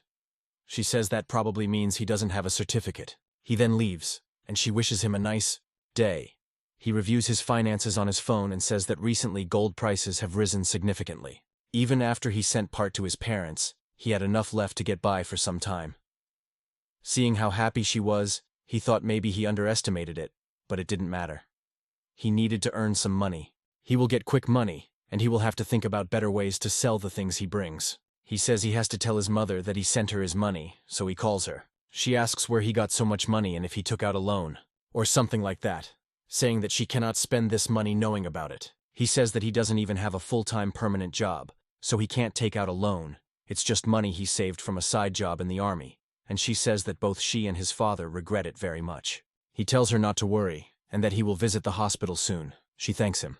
They say that it is clearly computer graphics or something similar, and it looks like it was filmed secretly. As soon as the spells intensify, Sayawoon immediately understands what is happening. He realized that this is a spell from Cloyd Survival, and he is not the only person in Korea who played that game. The video was eventually deleted, and they say this has been happening all day. At that time, says Sayawoon, he could not imagine what would have happened if someone else had gotten such an opportunity. At the same time, the shot shifts to a man talking on the phone. The man says that they will shut down the internet across the entire country. A little, if they have to, and he apologizes a lot, and they will take care of it immediately. He says he heard that the guy who posted the video is Korean, and asks what happened. His subordinate says that recently the number of survivors has sharply increased, and they are almost impossible to track. He throws it and hits him in the head, saying that if the number of survivors is increasing, then the number of agents should also increase. He needs to find and bring that attention seeker, the bastard. Holding his bleeding head, he says he will do so. The man tells them that if there is blood on his carpet, he will kill him. Another guy starts healing him with the survival magic of Cloyd, and he doubts whether they will catch up with them because they are so weak. If they really are going to move, there is no carpet in this room, and that guy was clearly smoking something strange. Let's say the wound says that after the summer heat, the night breeze has become cool. After the first game, he has been training at night for 2 months when there are no people. He has accumulated a lot of internal energy, and he is also more used to using it. The biggest problem he is facing now, both use part of the invincible fist called Spatial Strike. Saewoon says that this is the problem he was talking about. He can summon only one shadow clone. When he fought Shenturk, he could easily control 8 shadows as he wished. Perhaps in the last battle he spent too much internal energy, and now his Dantian looks pathetic in comparison. He got offended because of this. He better just go home and cultivate more. He got a little hungry after training and wonders what he put into his subspace. When he reaches out, we see a very bright light. He found himself in survival mode again during deployment. He says that some people look as confused as he did before. If he finally got into another game after 2 months, they say the tutorial will start now, and Sayawoon doesn't understand why it is needed right now. He notices someone sitting on a statue and saying something. It seems someone else from Korea is participating. Sayawoon says he is just trying to start a farm, and it's a bit cringy. Obviously, he has already played such games, and I hope he is not as strong a scoundrel as Segwang. They say that since there are 200 players, the game is now starting. The map is called Contrast Valley. Rewards will be given from 20th place. All 200 participants can pass. Sayawoon is a bit irritated and says there is no risk of failure. He loses, but says he can play like a real psycho. After the briefing explained what he already knew, they announced something he did not expect. It turned out that this is a game for 2. This caught him by surprise. In training, he is advised to find someone he likes and register as a pair. The game will continue until only one team remains alive, and even if only one player survives until the end, both team members will receive a reward. If he does not form a team within 5 minutes, he will play alone. Sayawoon says he really thought there were more of them. More people than last time, probably because of that. It seems that everyone is meeting each other for the first time. So, they rely on people they consider capable of forming teams, and if your choice is wrong, your partner can become a burden. Let's say, Rana says that the high schooler did not look like a novice before, so he might be useful. But when he looks at the statue, the boy is no longer there. And Sayawoon wonders if he has already found himself a partner. He says that he just needs to find anyone. He goes to ask someone, but they are already together. I just keep running into this problem. He says that there is definitely someone here who has not yet found a pair. But now he cannot find this person among all the people. He says that since it happened this way, he has no choice. If he faces 1 or 2, he will just kill them all and win. On the first day, we see that the surroundings are completely different. He says that ruined villages are scattered around the valley. It looks suitable for agriculture, and he finds a place where he wants to land. He says that this time he will land first and destroy everyone who comes down after him. He says that after the first game, it kept repeating over and over again in his head. He also made numerous metal simulations for the second game. He waited for this day and acted as planned.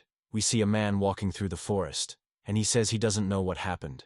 This happens when he feels nauseous, and Sayawoon appears behind him, and the guys wonder where his partner James fell. Sayawoon makes a sudden attack, breaking his barrier with a spatial strike. He falls to the ground. He is told that the opponent is only knocked down and must be finished with the last blow before the comrade gets up. And Siwoon says it's nice that there is such a system. He turns around and looks at James Flyin's attack. Sayawoon says this is bad, and it must be his teammate. James asks if he killed his comrade and says that from the wound it is clear he specializes in close combat. He says that because the unstoppable fists technique is based on bare hands, the most important thing is how to act against opponents with bows, spears, or swords. In real life, you can't handle such weapons because he only practiced this technique in his imagination. The thought that he could try it in the game amused him a little, and he involuntarily smiled. He sits down again and says this will be fun. James rushes straight at him, and we see Siwoon preparing. He raises his fist and counterattacks directly at James's weapon with his bare hand.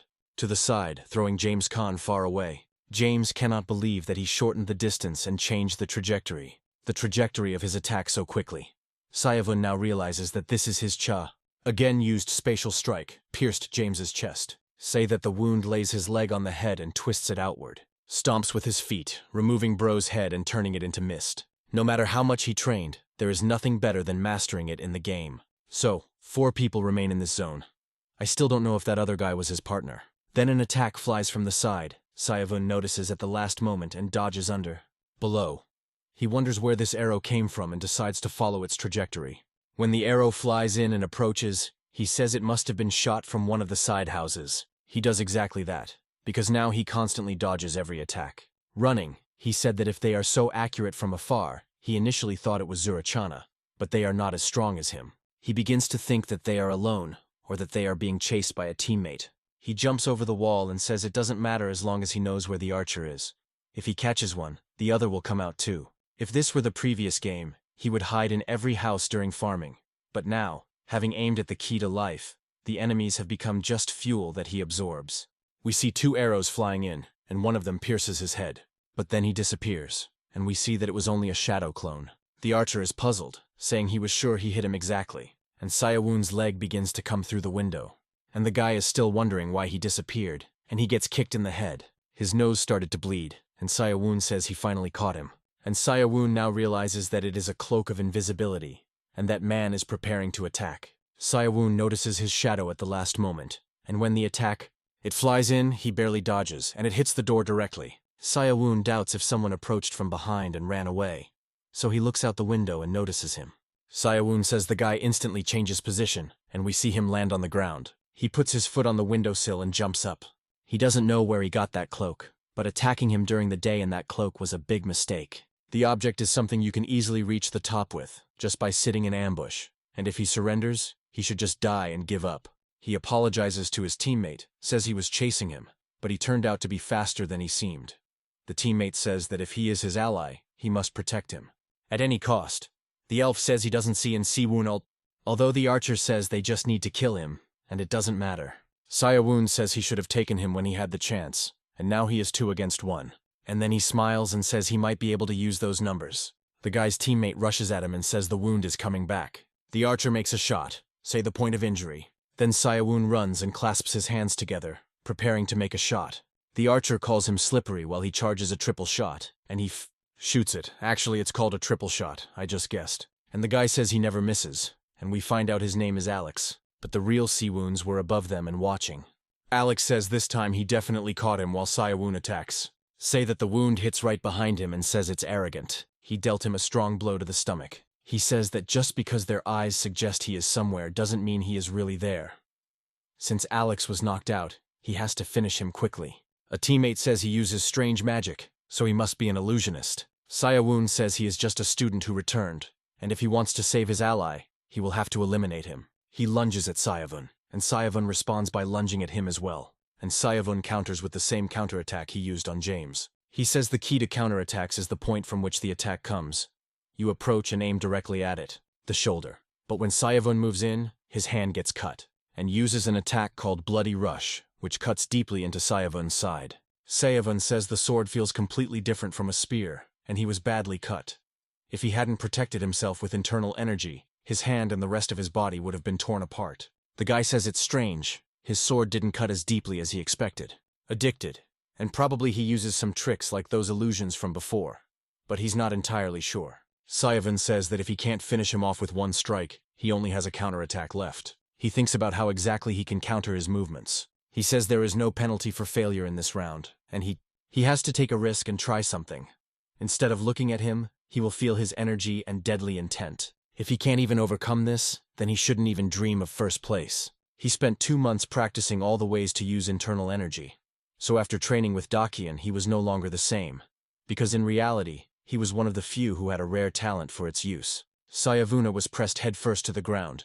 He holds the attacker by the hand, and the attacker wonders how he managed to so easily fend off the final attack. Sayavun was surprised, but felt as if he had broken through a wall. It was him, and we learned that his name was Carl, and now the number of players is 196. Sayavun said that strong guys, as expected, have a lot of internal energy. And it seems he farmed a lot. He receives a recovery scroll and asks if he wants to use it. He says, of course, he needs to recover a bit and gradually start farming. He looks at Alex's cloak and asks why he got upset and ruined the thing. And also he needs to find a craftsman with special skills or a special crawl to repair it. He says that if he had this item, ranking up would be easy. But he will still keep it with him and wonders what else there might be. He receives a bow called the Poplar Bow, struck by lightning, which allows him to shoot arrows with weak lightning energy. He says he felt nothing from the arrows that guy shot, and picks up the skill book of multiple shots, which allows him to release several arrows at once. Sayavun says that the guy wasn't even an archer, he just learned it in the game. He decides that there won't be any harm, and it's worth trying because he learned it. Then he raises the bow and shoots several arrows. He says it's better than the crossbow he had last time, and is sure it will come in handy. It seems there is still one team left in his area, but he decided to rest and gather resources before continuing. Maybe because these are just village houses? But there is nothing here except crap. And he wonders how that guy got the cloak of invisibility in one of these buildings, saying he got it very low. He says the door is locked. It seems no one has been here yet, and he wants to start a real mukbang. He goes upstairs, saying he hopes to get something good, like the cloak of invisibility or rings, and he is almost at the top. He says that sometimes everything goes according to plan, and sometimes it just annoys him. And he says they work without any worries and wonders if they have something good because if they do, it will be hard for him to resist them alone. He points to his tower and says they can come here. One of them tells his partner Kilroy that the door is already locked, so there is no one here. When Sayawun observes from above, they even point out that he missed the healing scroll. Sayawun says he missed it because of a pile of junk around, but it turned out to be a useful truck. Damn, he just falls right on them. He says that if they rejoice at the healing scroll, it matches their level and the equipment they have. Their skills are not scary. Bro is about to flop belly first onto one of these guys. The plot took an interesting turn, but since these are all the available chapters for now, I won't be able to make the next part for some time. I really liked it because the story is quite unique, especially in how the genres combine, for example Muram, fantasy, and a battle royale element, which at first seemed boring, but is done in a way that is interesting and memorable. I even said in old personal thoughts that I was surprised how well it works, and now, having seen more, I still think so. The way it relies on the formula where players turn into chests after death is very pleasant. The races were also quite good. Not too fast, not too slow. The story gives space to catch a breath and doesn't drag on. Character development is still little, but what there is focuses around Sayawun. But changes begin when he realizes that all this is just a game. There is something deeper behind it, like greed, survival instinct, or an uncontrollable desire to become stronger. As soon as he gets that ring of power and feels the surge of strength, it's instant gratification. The same with his first kill and magical reward. It creates a tight dopamine loop, and you feel it every time he levels up. Especially after the final blow to Sagwang, he becomes a real beast. But I like the balance. He doesn't keep everything, for example the key of life, which prevents the events from turning into power fantasy too quickly. It was a bit awkward to fight with children, but that was how he was. The idea that he can retain skills and items between playthroughs and carry them into his own world is also very cool. It's like constant upgrades in a roguelike game. I was also genuinely surprised when we noticed a hint that other people are being drawn into Floyd's survival. That small world-building detail with an organization trying to keep everything secret was very successful. I had guessed this earlier and said that players might start appearing all over the world, so maybe this will grow into a full-fledged thing like Earl PUBG. Now let's talk about the fight. The fight is smooth and fluid, very pleasant to read. Every spell and every ability should feel powerful, and that is very important. I won't lie, but the way the fights are shown makes them truly deserved. It wasn't only when the explosion covered the entire panel. The way the action smoothly transitions from panel to panel elevates the whole scene. Moreover, his unstoppable strike, which seemed like it would never lose but turned out to be quite strong, was funny. The poor guy who created it just didn't have inner energy. The shadow clone skill is also pretty cool. Every time he gains a life key by killing someone, it's pleasant. And I especially like how this smoothness is felt in non-combat scenes. Such energy elevates the entire experience. I used to think so. I had some predictions, and here is what they were. This was in my previous personal thoughts, but I had some predictions that were quite... Yes, for example, the mention of players when he was scrolling through sad news, and the forces remained in the real world. I will make a few now. Now, perhaps, the organization will try to put a leash on him, and he will have to prove that they cannot restrain him. But I can't wait to see what he will show in the second match. The two-player game is really very interesting, and this series, in my opinion, is very cool. Jinsoon freezes. He was so focused on some pursuers that he didn't notice the others. And now behind him stand a knight in armor and his companion in a dark cloak with a hood, a mage. And in front of him are two archers, ready to release their bows at any moment. The boy thinks that being caught in a vice is the worst scenario possible for him. One of the archers says to his partner, "If he moves even a bit, then let him shoot immediately." The response is, yes, he understood. The knight spits and says contemptuously, "The gnats have swarmed." His companion, gripping a staff in his hands, asks, "What will they do?" Jin Sound, addressing the archers standing among the bare trees of the sparse forest strip, asks, "Where has your confidence gone?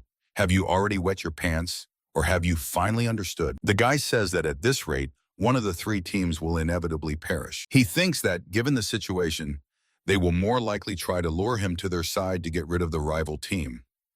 If they kill him, it will be 2 against 2, with no guarantees of victory, so it is more advantageous for them to reduce the matter to 2 against 1. Jin Sound, as if casually, raises his hand, showing the rings. A blue aura flares around him. He waits. What will they decide? The knight says he doesn't care, whether there are 2 of them or 4. Let them all attack at once. The knight's squire exclaims, "Hey, well, why provoke the opponents like that?" But the knight does not listen to him. Stepping forward, he adds, "And if the hide is still valuable, then let them flee into the fog. He will let them go once." Jin Sound, looking at the man in armor, thinks that he is not lacking in courage, which cannot be said about his sanity. The guy hears the archers answering that they will never let the royals go alive.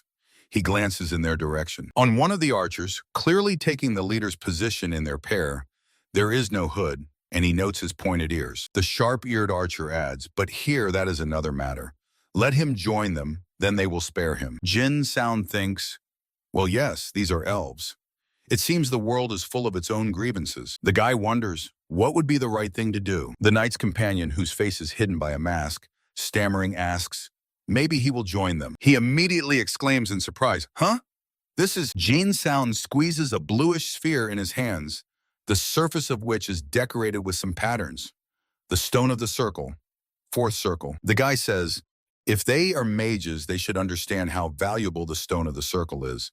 This one is of the 4th circle. Not a bad deal for them, huh? Looking at the archers, he adds that good money can be earned for it. Jin Sound, standing between the opponents, says, here is his offer to them. He lowers the stone of the circle, from which a light bright haze emanates, onto the ground. The guy says that the team that wins will get it.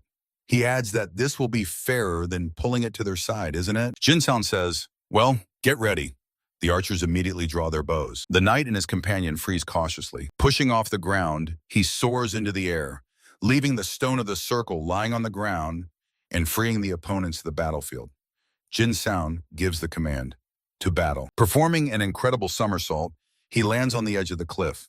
The guy thinks that anyway, none of them have 6 free hours to use. Swiftly running away, Jin Sound thinks that he got off lightly. He used a useless item to delay 4 pursuers. He understands that whoever survives among them will definitely try to kill him. He will simply take the stone from them. Rushing at the maximum speed he is capable of, Jin Sound mentally curses. 5 more hours of wandering? Sometime later, the guy stands at the edge of the abyss, wondering, is this the center of the map where he placed the marker? He grumbles that the cliffs here are a bit too high, then adds that the boss monster could appear at any second. A ray of light falls on the guy. Raising his face up, he is surprised. Did they finish in 30 minutes or what? The mage, whose face is hidden by a mask, says, Flame escrow. Above Jinsoon's head, on the very edge of the cliff, stand a mage and a man in armor. The knight's companion raises his hand above his head. Streams of red aura flow from his hand in different directions. The boy's lips part. This is Chi. He has no doubts. These are the very guys he barely got away from. How did they catch up with him so fast? Jinsoon stands in a beam of light descending upon him from above. Above the mage's hand, the flame takes the shape of a bird with outstretched wings. He says the guy's pathetic tricks only bought him a little time, but now it's all over. The mage sharply lowers his hand, pointing it at Jinsoon and shouting, Phoenix strike! The fiery bird rushes toward the guy. Folding his hands in front of him as if in prayer, Jinsoon uses Phantom Step, and immediately behind him his copies appear. An avalanche of fire crashes down on the guy. Drowning in fiery lava, he starts coughing, and a black cloud bursts from his mouth. In the wall of fire, a human silhouette with arms spread wide is barely visible. The flame, sweeping away everything in its path, flows into the abyss. The knight who approached the edge of the cliff says with annoyance, Now we won't even be able to loot him. The mage shyly admits that he should have held back a little. Staring into the darkness of the abyss, the knight says, One way or another, he's dead. His companion suggests leaving before the pillar of light gathers a crowd. The knight asks his comrade, doesn't he want to get his items? He adds that he himself has plenty of junk, so he doesn't really care. He has the chain sword, a powerful blade that can break into a whip, changing shape at the will of its owner to reach enemies at a distance. The mage mentally curses the guy. Because of him, he barely got any loot. He sighs. He should break his nose. He says he will go the check using levitation magic. He offers his companion to wait here. The knight objects. He's going alone when they don't even know what treasures are down there. He's coming too. The mage asks, and how will he get down? The knight replies that he'll figure something out. The mage, surrounded by energy, hovers over the abyss. The knight, connected to him by a rope used as a safety line, descends the sheer cliff. The magic-wielding partner says, if the knight starts to fall, he'll cut the rope immediately. The knight responds indignantly, Hey, then what's the rope for? The knight shouts for him not to cut anything and assures that he will get down anyway. The reply is, we'll see. The armored man exclaims, they're a team after all, more trust in a friend. The mage thinks that the levitation magic is an incredibly risky spell, known as suicidal in a certain circle. His hands, lowered with palms down, tremble. Only a few mages are capable of casting anything else during such a flight. The mage understands that he is completely defenseless when he uses this spell. They continue a slow descent into the abyss. The mage reports that they are almost there. The knight replies that it is easy for him to say. His whole life flashed before his eyes. In response, it is said, he insisted on the descent himself. Suddenly, the rope slackens, then tightens to the limit. The knight screams with all his might. Pressing against the stone wall, the armored man exclaims, what is he doing? That was dangerous. The knight looks back and sees that the rope is taut because at its other end hang the bloodied remains of the mage. The armored man, holding onto the stone wall with one hand, draws a sword from its sheath with the other. He cuts the rope, freeing himself from the gruesome burden pulling him down. The remains of his companion, splattering blood, fall into the chasm. A splash is heard below, and the disturbed water surges upward, taking the mage's body. The knight is disappointed. Is there water down there? And he sweated so much to get down. The armored man pushes off the rock with his hand. He ends up in the water. Surfacing, the knight tries to keep his head above the surface. An unexpected question comes to his mind. Wait a minute. Who killed his mage? He does not yet see that practically above him, clutching the sheer wall with his hand, looms Jin Sound, whose eyes blaze with the red light of inner energy. The knight in the water wonders, could that guy have survived? At that moment, he turns back and sees that the danger is much closer than he could have imagined. The armored man realizes that the opponent is already attacking him. Jin Sound uses the unbreakable fist technique. He attacks the opponent in a jump, throwing forward a fist-clenched hand.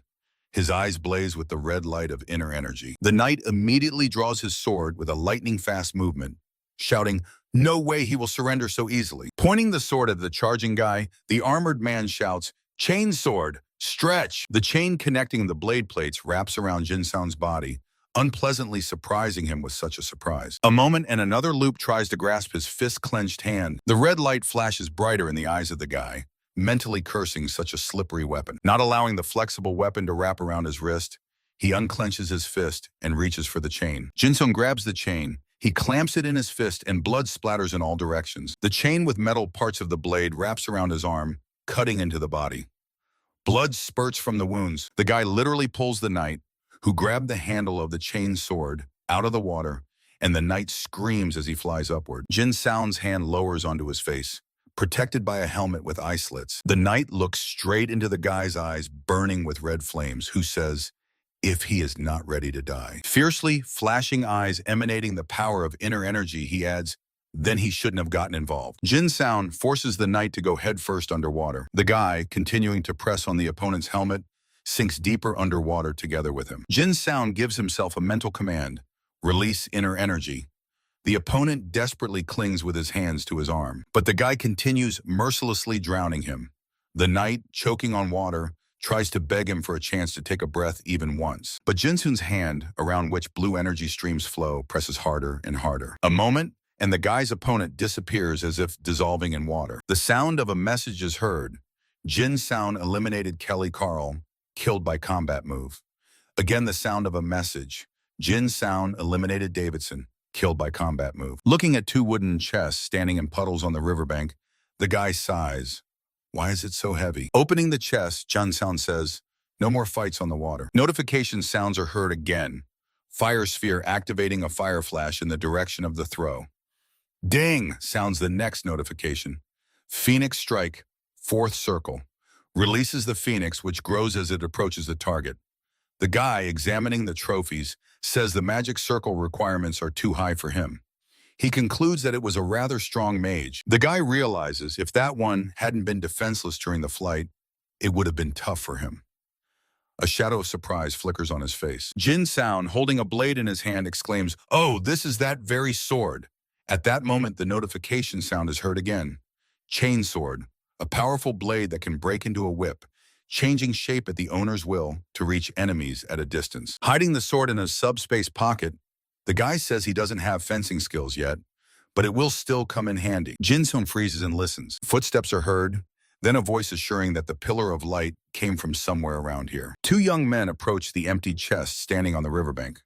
A young man with a bare torso and a hooded cowl on his head says that it seems they are late. His companion, a dark-haired young man dressed more solidly, in a shirt and trousers with bracers on his arms, replies, "Maybe something is left there?"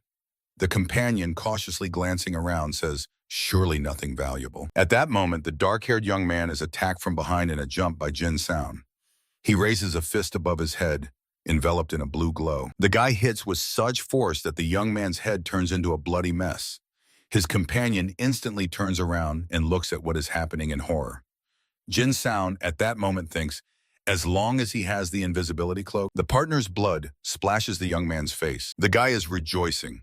As long as he has the invisibility cloak, he is practically the god of shadows. Several hours later, a pillar of light descends into the mountain crevice. A notification sound is heard. The last position is displayed. The guy laughs. He stands among the chests, looking at the rock that bears the mark of a powerful strike. From his lips slips, "Damn weaklings." Already fed up, the notification sound rings again. Survivors, 101 out of 200. Jin Sound intercepts with his hand, an arrow flying towards his head. Turning to face the archers standing above him on the ledge, he thinks, this feeling. The elf says to the companion, "Isn't that the same guy who ran away back then?" Jin Sound is surprised. So who actually won there? The boy's bloodied hand presses the elf's face into the rock.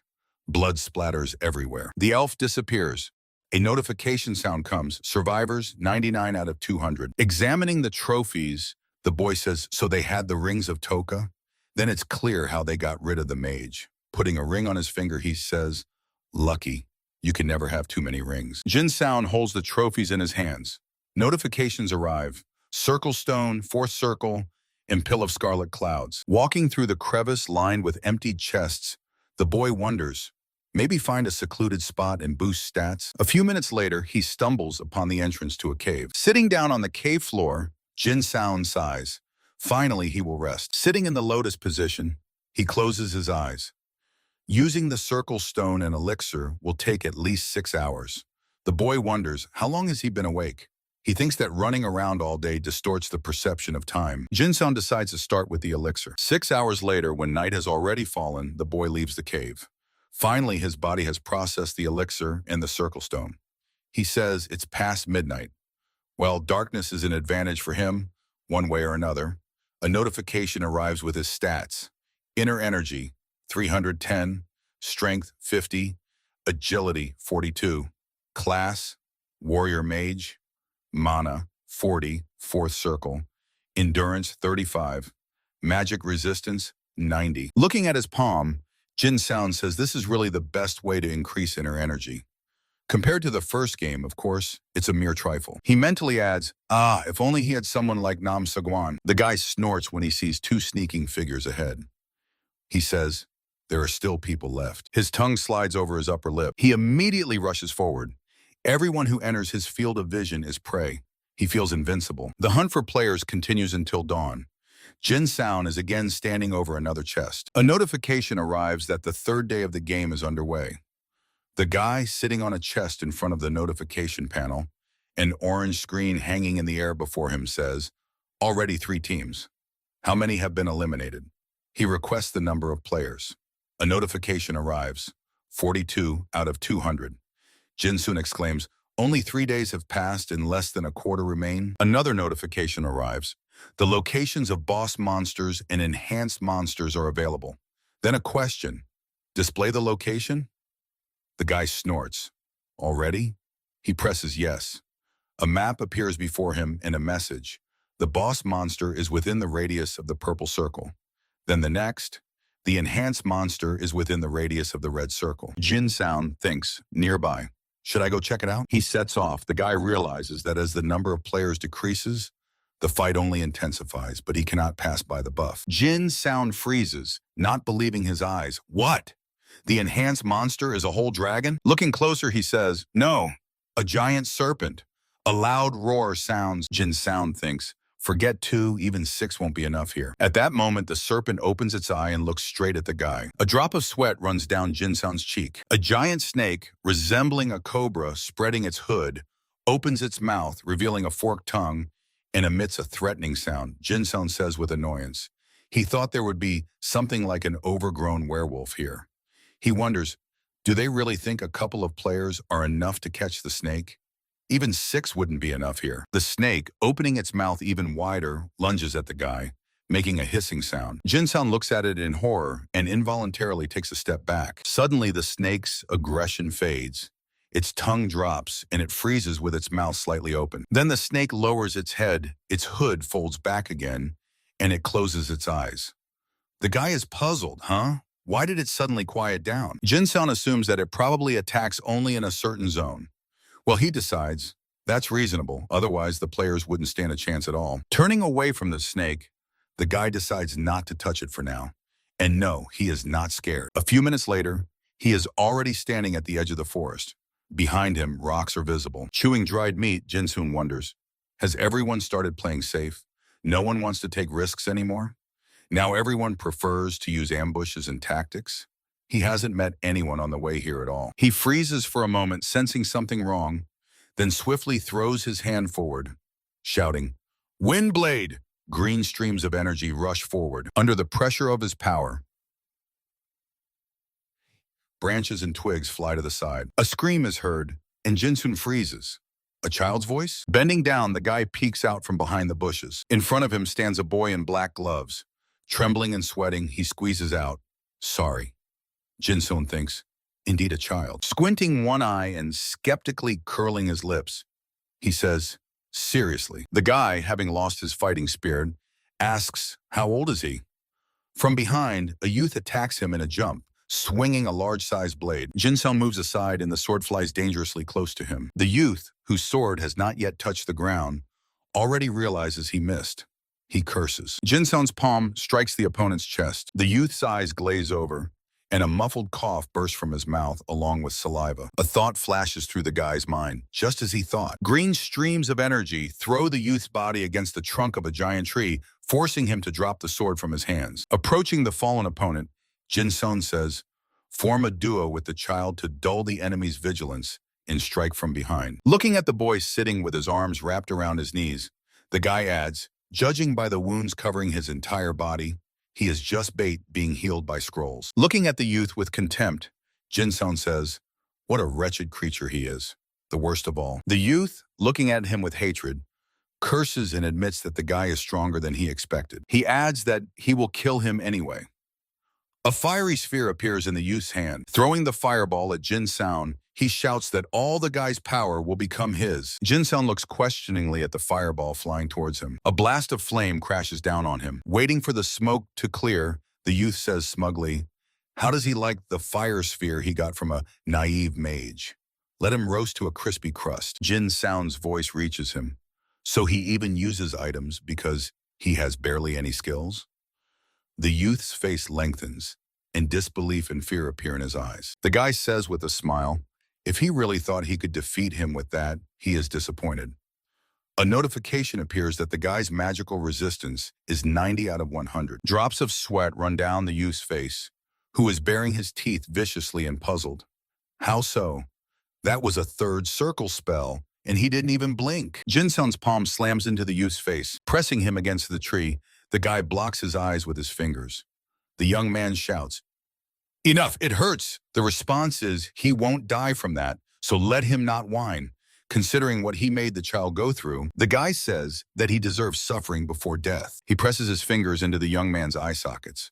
A loud scream of pain and despair is heard. Jinsung literally crushes his head, and it bursts with blood. The boy, clutching his head with his hands, cries and calls for his mother. The guy calls out to him, hey kid! The boy raises his tear-filled eyes to him and says, yes. Jinsung asks, how old is he and what's his name? The child tries to say something, but overwhelmed by his feelings, only incoherent sounds escape from his mouth. The boy says he is 9 years old and his name is Lyle. The guy, twisting his lips, says he doesn't even know if he's lucky or not, since he ended up here at such an age. Reaching into his subspace pocket, he asks, is this his first game? The boy answers, yes. He was just going home, and suddenly, finding the desired item and handing it to the boy, the guy says, you can't just leave him like this. Let him take this. Lyle, taking the blue sphere and pouch, asks, what is this? Notifications arrive, circle stone, fourth circle, then the next. Dried meat. Jinsung says that he is already a fourth circle mage, so he does not need it. He adds that there are not many strong players left, so the third circle should be enough. Leaving, he says that if the boy survives, this game could turn out to be a great opportunity for him. So let him try. He adds, see you. Lyle, clutching the gifts in his hands, watches him go with eyes full of tears. Bowing low, he thanks the guy who leaves without even looking back. Jinsung thinks that just a couple of months ago, he was exactly like this boy. The guy, remembering the old man who helped him so much in the first game, wonders, I wonder how Dogcon is doing. Only thanks to him, he has not yet been eliminated from the game. Surprise appears on the boy's face. A notification arrived. Hayami Ren and Drift defeated the monster boss. Jinsung thoughtfully says, Hayami Ren? Remembering the sullen face of the young man, he thinks, just don't tell him that this is that arrogant schoolboy. The guy switches to running. He thinks on the go, if the fight just ended, they are surely exhausted. He needs to finish them off before they recover. He takes a step and says, judging by the map, it is somewhere around here. Peeking out from behind the bushes, Jinsung says, found it. Looking at the scattered parts of some giant creature on the clearing, resembling thick roots, he wonders, is this the boss monster? A voice reaches him. No, they didn't agree on that. Around the fallen monster stands a crowd of game participants. One of them says there was an agreement. No fights in the boss monster zone. A bearded man shouts back that it was like that until they finished him off. He stole the last hit, the final blow to the monster guaranteeing the reward, and still has the audacity to talk? A young man throwing a huge hammer over his shoulder replies, "That's why the Imperials are considered narrow-minded. Fine, let him attack if he's restless. The warriors of Thistle are not afraid of the enemy." A young man whose business suit hides a dark cloak with a hood says, "They only know how to talk about honor, but are ready to gang up." A girl in an Eastern warrior costume steps forward. She demands that he not dare insult those who fought side by side with him until the very end. She adds that in this game, only victory matters. She asks, "Why not split the reward?" The young man in the cloak replies that there are barely a couple of things here. What is there to split? A warrior stands between them, taking the hammer off his shoulder. The girl says, "Understood." Then there is only one way left. She decisively raises her hand. The girl takes a fighting stance. A red aura flares up behind her back. She says that from this moment, she will attack with the intent to kill. Jin Snow says, "A great show is brewing." He regrets not bringing popcorn. A voice reaches him. Why doesn't he show himself? The guy is surprised. Who are they talking to? A young man in a cloak, Hayami Ren, addresses him by name, saying, he knows that he hears him. Hiding is useless. A satisfied smile lights up the young man's face. The guy says, with annoyance, "What a pain in the ass." Hayami Ren asks Jin Sound, maybe he will show himself already? The girl, already ready for a fight, asks confusedly, "Jin Sound?" Putting his hand into a subspace pocket, Hayami Ren says, he promised to help if they give him the heart of that creature. He remembers this? If he doesn't come out right now, he will give it to these guys. The guy realizes that he is bluffing. Mentally, he speaks unflatteringly about the young man, a trickster using his name like that. A pouch appears in Hayami Ren's hand, from which streams of blue energy emanate. A young man in a wide-brimmed hat asks excitedly, "Is this the heart of Ent?" An armed warrior with a drop of sweat running down his face says, "You could buy a mansion with it." Jinsun understands that anyone who has opened the death record journal has seen his name more than once. He is currently the top killer. Hayami Ren is leading them by the nose, using the reward for the killed boss against them. Meanwhile, the young man lowers the pouch to the ground and, without letting go of it, says, he will put it right here. If he wants, let him take it like that, or let him pick it up from the corpses of these fools. Hayami Ren adds, he kept his word. Clear? The players gathered around are surprised. He is just throwing away such a valuable thing? A girl in an Eastern combat suit exclaims, "No panic!" Spreading her arms to the sides to hold back the people standing behind her, she shouts that they will share the reward evenly. But first, they will get rid of these guys. Meanwhile, Hayami Ren and his partner are running away. The players are excited. Watching the fleeing couple, someone shouts, "They're just bluffing to get the reward. That pouch is almost certainly empty." A voice demands to move aside and not block the way. Its owner declares that he wants to see what this heart event is all about. The girl spits contemptuously through her teeth. And how, I wonder, can one fight when there are so many disorganized idiots in their ranks? Suddenly squatting, she touches the ground with her palm, and it becomes covered with ice. Cold streams of energy emanate from her in all directions. Jin Sound, watching what was happening, says, "The perfect collapse of the cabin. The mages are completely focused on the heart of Ent. Their alliance has simply fallen apart." A crooked smirk appears on the guy's face as he says, "Isn't it time for him to have some fun?" Hayami Ren and his partner rush through the forest. The hammer bearer asks his partner, will they keep running for long? He adds that he does not like this. He wants to fight. The young man throws over his shoulder. All right, probably time to get down to business, seriously. They are rushing swiftly towards the clearing, visible between the trees. A girl is following closely behind them. Other players run after her, clutching swords in their hands. Hayami Ren says they will act on his signal. He adds that they will start a counterattack using the formation they practiced. His partner replies, how he wanted to hear that. Fear and surprise appear on the faces of the pursuers. Hayami Ren, pulling out from subspace a staff topped with a sphere enclosed in a round frame with spikes, tells his partner, calling him Drift, that the girl is on him. Drift is happy.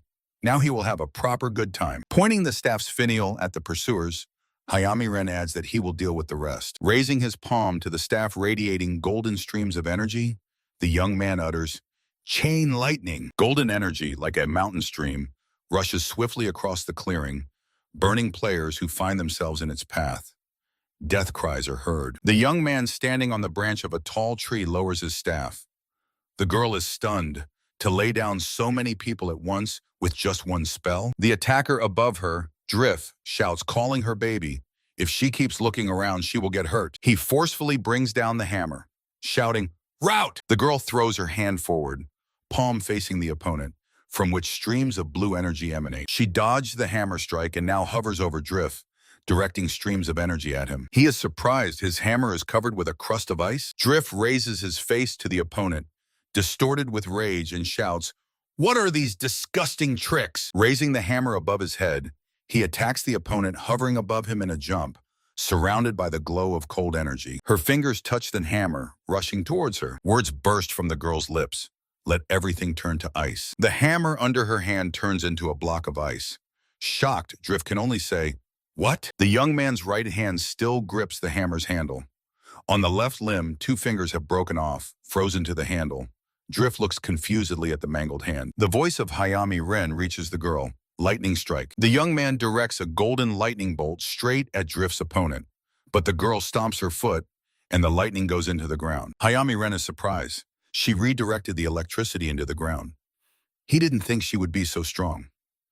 Could it be that she was hiding her true powers? The girl, looking at Hayami Ren standing on the branch, says that by wrapping her body with internal energy to reduce incoming damage and control the flow, she can easily divert electricity into the ground. She explains that this requires advanced control of internal energy, but for her, it's a piece of cake. The girl declares that she sees right through them. She shouts that it's time to finish this, and pushing off the ground, rushes towards Hayami Ren. The young man again points his staff at the girl, shouting, "Chain lightning!" Golden energy rushes forward. The opponent raises her palm in front of her and says that he won't succeed anymore. Hayami Ren sees that she, touching the trunk with her foot, redirected the electricity into the tree. The young man looks disconcerted. He is seeing for the first time magic being neutralized in such a way. Realizing that close combat is inevitable, Hayami Ren reaches into a subspace pocket. The girl swiftly approaches him, and he pulls a sword out of the subspace. The young man immediately strikes at the opponent, but the girl stops the descending blade with her bare hand. Amazement is written on her face. A mage skilled in martial arts? Hayami Ren jumps down from the branch, rushing toward the girl, and she, having lost confidence in her abilities, simply falls down. She is clearly shaken and thrown off balance. A drop of sweat rolls down her cheek. At that moment, she receives a notification, Ally Peak defeated by Jin Sound. The sword of Hayami Ren passes under the girl's arm, piercing her body. Her face is distorted with a grimace of pain. Cursing, she lands on the clearing in front of the young man and his partner. Hayami Ren says this is the end, let her just die. The girl replies that she underestimated them. This Jin Sound really did kill her comrade. A hole appears on the girl's forehead, and her eyes glaze over. Drift barely manages to cover his face with his hand, and she is immediately pierced by an arrow. Curses burst from the young man's lips, indicating the degree of his surprise. He shouts that someone else has intervened. The girl's body shatters into fragments, revealing Jin Sound standing behind her, holding a bow in his hand. The guy speaks, addressing Hayami Ren, and he has the guts to use his name so boldly. The young man, holding a staff in one hand and a sword in the other, asks his comrade, "Is this the very Jin Sound?" The guy wonders, does he not think about the consequence at all? Aiming an arrow at Hayami Ren, Jin Sound demands the heart event from him. The young man replies that he has already given it, using it as bait. The arrow released from the bow wounds Hayami Ren's cheek, who asks, "Did the guy really not see?" Jin Sound asks a somewhat confused young man, does he take him for a fool? Continuing to hold the bow in front of him, the guy says, does he really think he didn't notice his little trick? He enchanted an empty sack.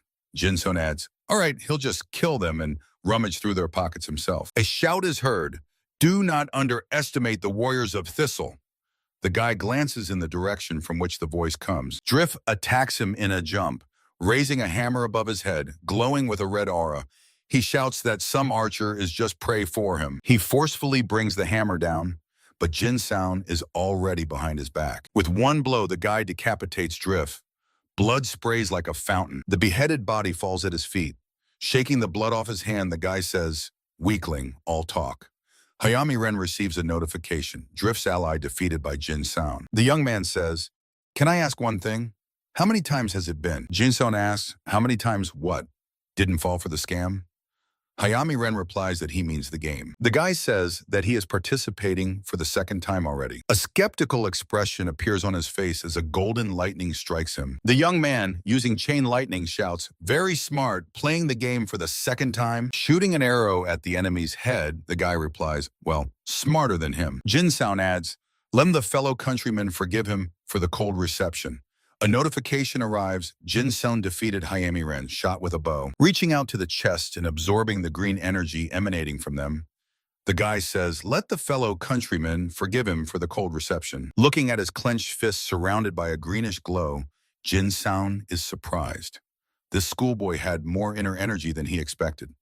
The guy thought Hayami Ren was a mage, but it turns out he also trained in martial arts. Opening the chest and inspecting the contents, Jin Seon says, "All right." He is unlikely to meet anyone from his native world again. Interest flashes in his eyes. Oh, what do they have here? A cube radiating a golden aura spins above the guy's palms. A notification arrives. He received a golden armory box. Then the next, this is a rare item that drops only from certain monsters.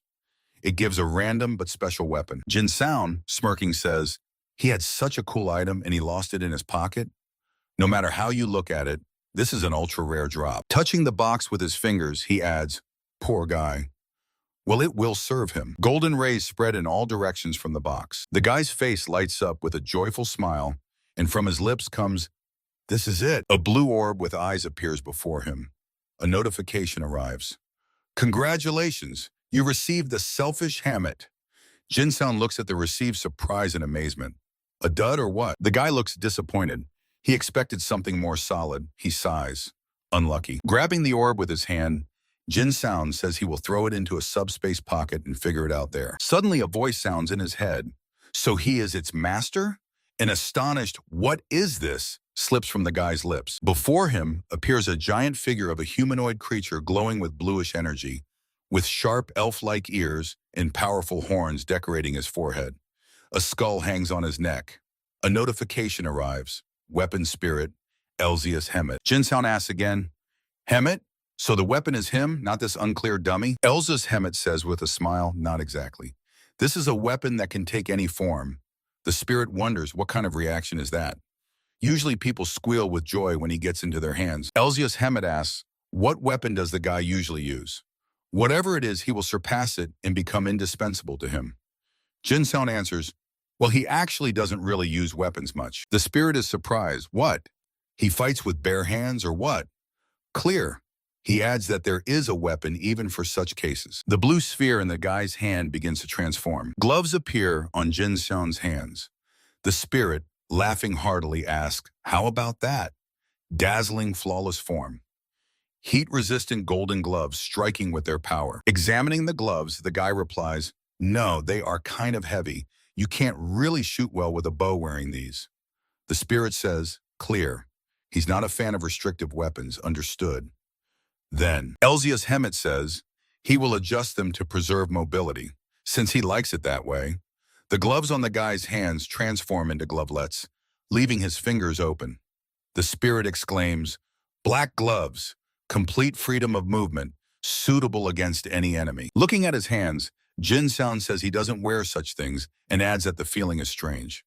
The spirit asks, "Why is the master so picky?" The guy, frowning, opens a subspace pocket, saying, as he says, he will just put it away. Elzias Hemet, squinting, exclaims, "What is he doing? No, let him wait." With a rather pitiful look, the spirit says that he is not an object to be treated like that. Let him just tell him what he wants. Elzias Hemet promises to create any piece of equipment. Jin Sound says thoughtfully, "Let's see." He asks, "Maybe some kind of super strong bandage, so that he can use it however he wants." The spirit is outraged. What? The guy wants him, the great Hammett, to be some kind of rag? Jin Sound replies, "If that's such a problem, then let him climb into the subspace pocket." The spirit literally explodes with a dazzling radiance, saying, "He already said that you can't treat him like that." The guy, looking at the results of his efforts, exclaims, "Not so bad after all." He holds the ends of some kind of elastic blue bandage in his hands, which, fluttering before him and staring at him, shouts, "No, bad. Such a miserable shape does not suit him." Does the guy even know how much human blood was shed to get it? Jin Sound wraps a bandage around his wrists and pulls it tight between his hands. Tearing the bandage into two parts, he says, "Well, this suits him, us fine. Perhaps they will get along." A voice reaches him, as he wishes. The spirit says that this is far from all he can do. The guy looking at the bandages on his hands asks, "What else?" Pointing at the roulette that appeared before them, Elsius Hammett asks, "Does the guy see it?" Stunned Jinsoon asks, "When did it appear?" Before Jin Sound on the slot screen, symbols spin. The spirit says that once a day he can spin the roulette of a random spell, which will apply regardless of the power of his circle. Some of them can completely change the course of the battle, for example, resurrection. The guy is stunned. He asks again, "Resurrection? So he can come back to life if he is killed?" Elsius Hammett answers, "If he manages to use it, then yes." Jin Sound asks, "Can I spin right away?" The spirit replies, "At any time." Elsius Hammett warns that he has a bad feeling. The spirit explains, as if someone has targeted the guy. He feels a murderous intent directed at him. The guy mentally wonders, could some players have tracked them down? Reaching into the subspace pocket, the guy says he doesn't feel anyone's chi. He asks the spirit if it can show where it comes from, and Elsius Hammett replies that he can't show it. But his instincts have never been wrong. Pulling out a skateboard, Jinsound says that he picked up this from one of the players he killed. The spirit replies that now is not the time to chat. A notification arrives. Airwalker, an item for transportation, available to high-level mages and witches. The guy thinks, since the enemy's location is unknown, it's better to pretend he is unaware of their surveillance to lure them out. The spirit says the idea is good, but risky. Jinsound is surprised. He mentally asks the spirit a question. Can it read thoughts? Elsius Hammett answers, of course. They are now connected, sharing one consciousness. The guy feels how a foreign murderous intent rushes toward him. The arrow flies straight into his chest. Jinsound jumps back, trying to avoid injury. He shouts, and above his head, several suns seem to flare up simultaneously. A fiery explosion throws his body upward. The flame goes out, and Jinsound falls to the ground. An arrow sticks out of the guy's chest. Nearby, an archer holding his weapon in his hands freezes. The young man is ready to release another arrow. He freezes, waiting for Jin Sound to make even the slightest movement. A dark-skinned girl with long red hair and small horns appears, saying that nothing has appeared in the death log. A glowing sphere appears in her hand. She asks, "Is he still alive?" and adds, "Let him finish him off quickly." The archer stops her. Let her not rush. His ally might be nearby.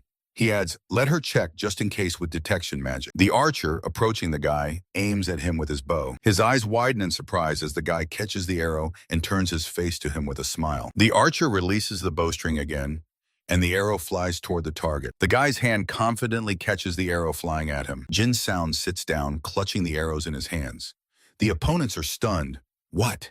He stopped the arrows with his bare hands? The guy says with a smile, addressing Hammett, "Not bad. He is very tough." The archer shouts to his partner to quickly bombard him with spells. He draws the bowstring again, but at that moment the guy, reaching into a subspace pocket, lunges at him. Drawing the chainsword, Jinsoon thinks, that's why you should immediately use everything you pick up. He throws his hand forward, and the sword rushes into the opponent's chest. "Ahaya!" the archer exclaims. How did he hit from such a distance? The girl, clutching a sphere in her hand, freezes in confusion. The archer shouts, "What is she doing? He ordered to finish him off." But the girl jumps on a broom and flies away. A plea for help sounds after her. The partner shouts that he doesn't want to die. Jinsound watches the girl with his eyes, saying that it's the first time he sees someone flying on a broom. The spirit replies that high-ranking witches always do that. Elsius Hammett asks the owner, "Will they not follow her?" The guy, hiding the sword in a subspace pocket, answers, "No, she doesn't look strong." He adds that they take the loot and move on. Throwing the hood over his head, the guy says that judging by the number of players, the game will end within 2 days. The spirit replies, "Maybe." Jinsound himself does not know where he got that from, being only the second time in the game, but it was a mistake from start to finish. A message arrives notifying about the team battle, then the next one informing that out of 200 players, 12 remain alive. A stubbly guy, chewing dried meat, says his jaw is already tired of chewing beef. A notification arrives the 20th day. Jinsoon wonders, where is everyone wandering? He can't find anyone at all. The spirit asks, "Patrol again?" Pulling out a board resembling a skateboard, Jinsound replies, "Does he even have a choice? If they don't go out, he'll have to look for them himself. Sitting on the branch, he lets go of the board, which hangs in the air. The guy is jumping on the air scooter. He caught a few more weaklings on the 5th day. Riding aboard among the trees, Jin Sound thinks that after a week, even finding a rat here is a test not for the faint-hearted. Looking around, the guy thinks that the last 10 days of active patrolling the area for hidden players have brought no success. He calls out to Hammett. The guy says to the spirit that appeared next to him, he is already tired of tracking. Maybe it feels something? Elsius Hammett answers, no, it is unnaturally quiet here, just like yesterday. Jin Sound says, he thought he got a great radar, but it's useless. Rushing through the forest on an air scooter, the guy thinks that the search zone has narrowed to 1/6 of its original size, but there are still plenty of hiding places. The guy, surveying the surroundings, mentally asks, where are they? The spirit following him says, by the way, why does he need to search so thoroughly? Let him stop searching, they'll gather sooner or later on their own. Jin Sound replies, let him think with his head. He explains that the death log is full of his name. If these 11 players unite, even he will be roasted. Better to get rid of them before that happens. Elsius Hammett asks, then instead of wasting time, maybe it's better to hunt the Black Argon? The guy asks, who is that? The spirit answers that it's an enhanced monster of this zone. Jin Sound does not hide his surprise. What? He clarifies, the spirit is talking about that giant thing? How does he think he can handle it alone? Elsius Hammett replies, but no matter what, the guy won't lose to it. Putting his foot on the ground, Jin Sound stops and asks, what's the point of this conversation? The spirit answers, knowing his love for ambushes, he thought such bait would appeal to him. The guy asks, and the spirit is sure he can defeat it? The answer is definitely. Jumping back on the board and continuing to move, Jin Snow says, with annoyance, just wasted time. He rushes towards the clearing visible among the trees. Sometime later, the mage, clearly feeling uncomfortable, says to the young man standing nearby with a staff in his hands, mana is running out. The blonde warrior leading the swordsman, whose forehead is covered in blood, curses, why is this thing so tough? The man standing slightly behind him in a horned helmet says, it's okay, they'll take it down soon, just a little more. A huge serpent with 2 arrows sticking out of its nose, drooling from its gaping mouth, hisses angrily. Opening its mouth and showing sharp fangs, it rushes towards the players. The uncomfortable player, feeling a flow of red energy, shouts loudly, what? No. He says that Jin Sun is heading here. The man in the horned helmet, spitting, says, found the time. The spirit tells the guy, it seems their detection magic has spotted him. Pushing off the board with his feet, Jin Sound replies, yeah, he knows. Landing on a sturdy branch, he says, and because of this, they must all be panicking over there now. Glancing at the players attacking the huge serpent, the guy says, 10 enemies?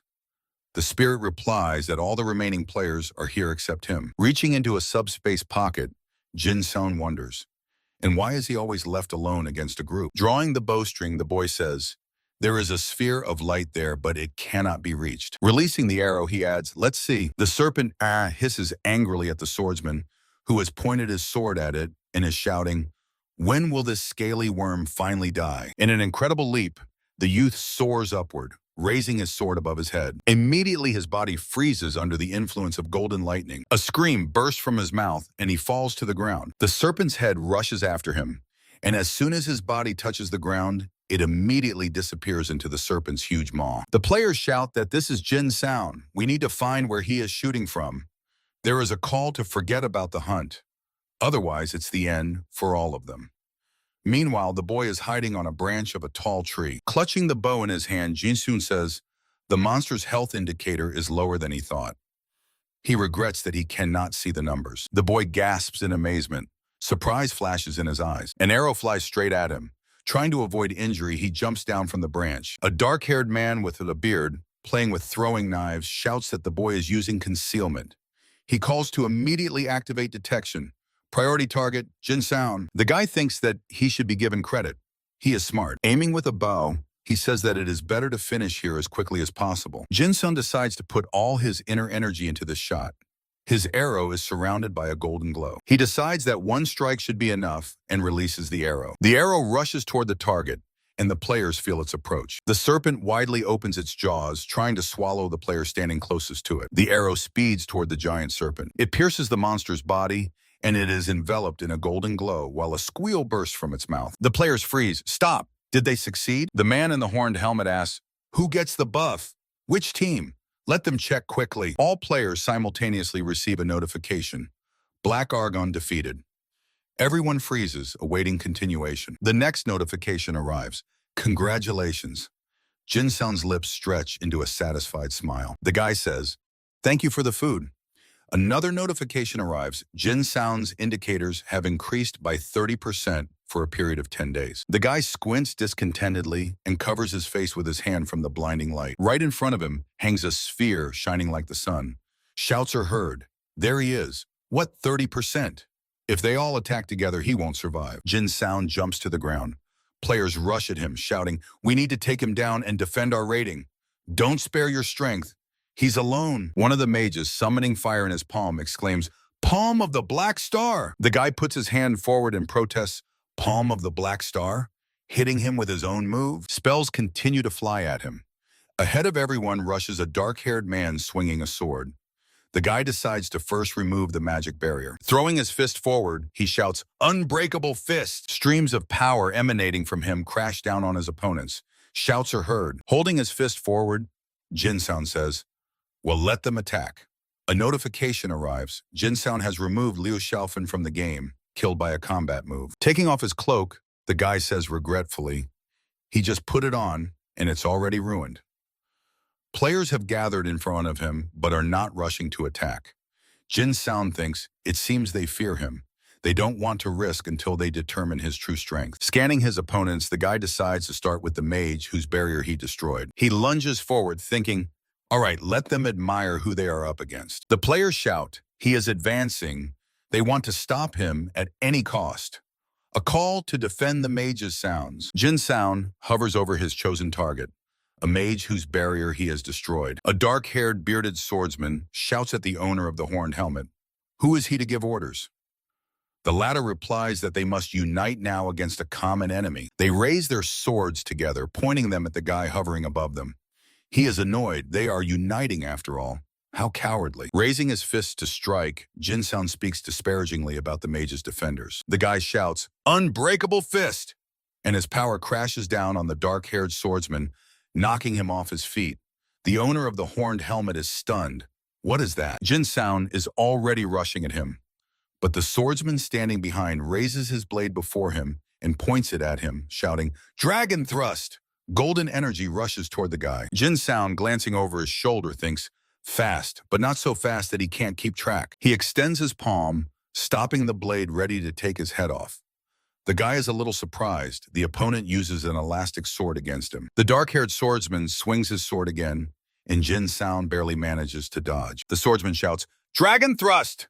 And the elastic sword, bending, rushes at the guy again. Jumping back, Jin Sound thinks, what a nasty weapon he has.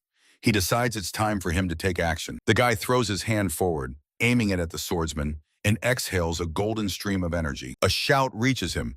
"Golden spear!" Turning his head toward the direction from which the shout comes, the guy thinks with annoyance, how have they already coordinated so well? Jinasuna is attacked from two sides. The elastic sword coils around the wrist of his left hand. From the other side, the wearer of the horned helmet approaches him. Pointing the blade at Jinasuna, he shouts, "It's over!" The dark-haired swordsman echoes him. His sword caught the guy. Now he won't get away. Jin Sound mentally appeals to Hammett. Also mentally, he asks, can that one change form? The spirit, invisible to all except the master, asks the question, does he want to turn him into what he imagined? Elsius Hammett exclaims, "Easier than easy."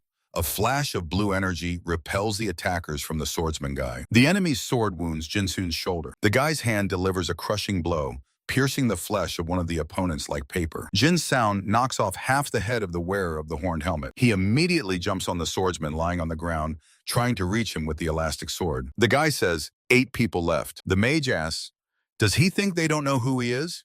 He has taken down dozens of guys single-handedly. Everyone here is ready to fight with all their might just to defeat him. The guy stands surrounded by players who do not dare to approach him.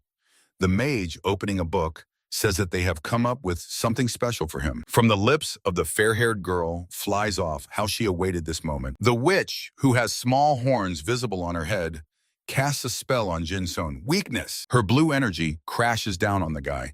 He can only cry out in surprise. What? He receives a notification from him. All his indicators have dropped by 30% for a period of 30 minutes. Jin Sound understands this is bad news. He says that they should have finished off that girl first. The witch laughs in response, pointing her hand at him, above which a small sphere shines. She says that now he is even weaker than he was before the buff. A scream is heard. Now they'd have a chance. A call sounds. Finish him off. Whoever kills first, loots first. Charge. Swordsmen, driven by the thirst for murder, rush at the guy. Jin Sound rushes towards them, shouting, "No way that bald devil will let himself be taken down like that." He kicks, but the knight who is meant to receive the blow blocks it with his shield. The knight exhales, and he accepted it.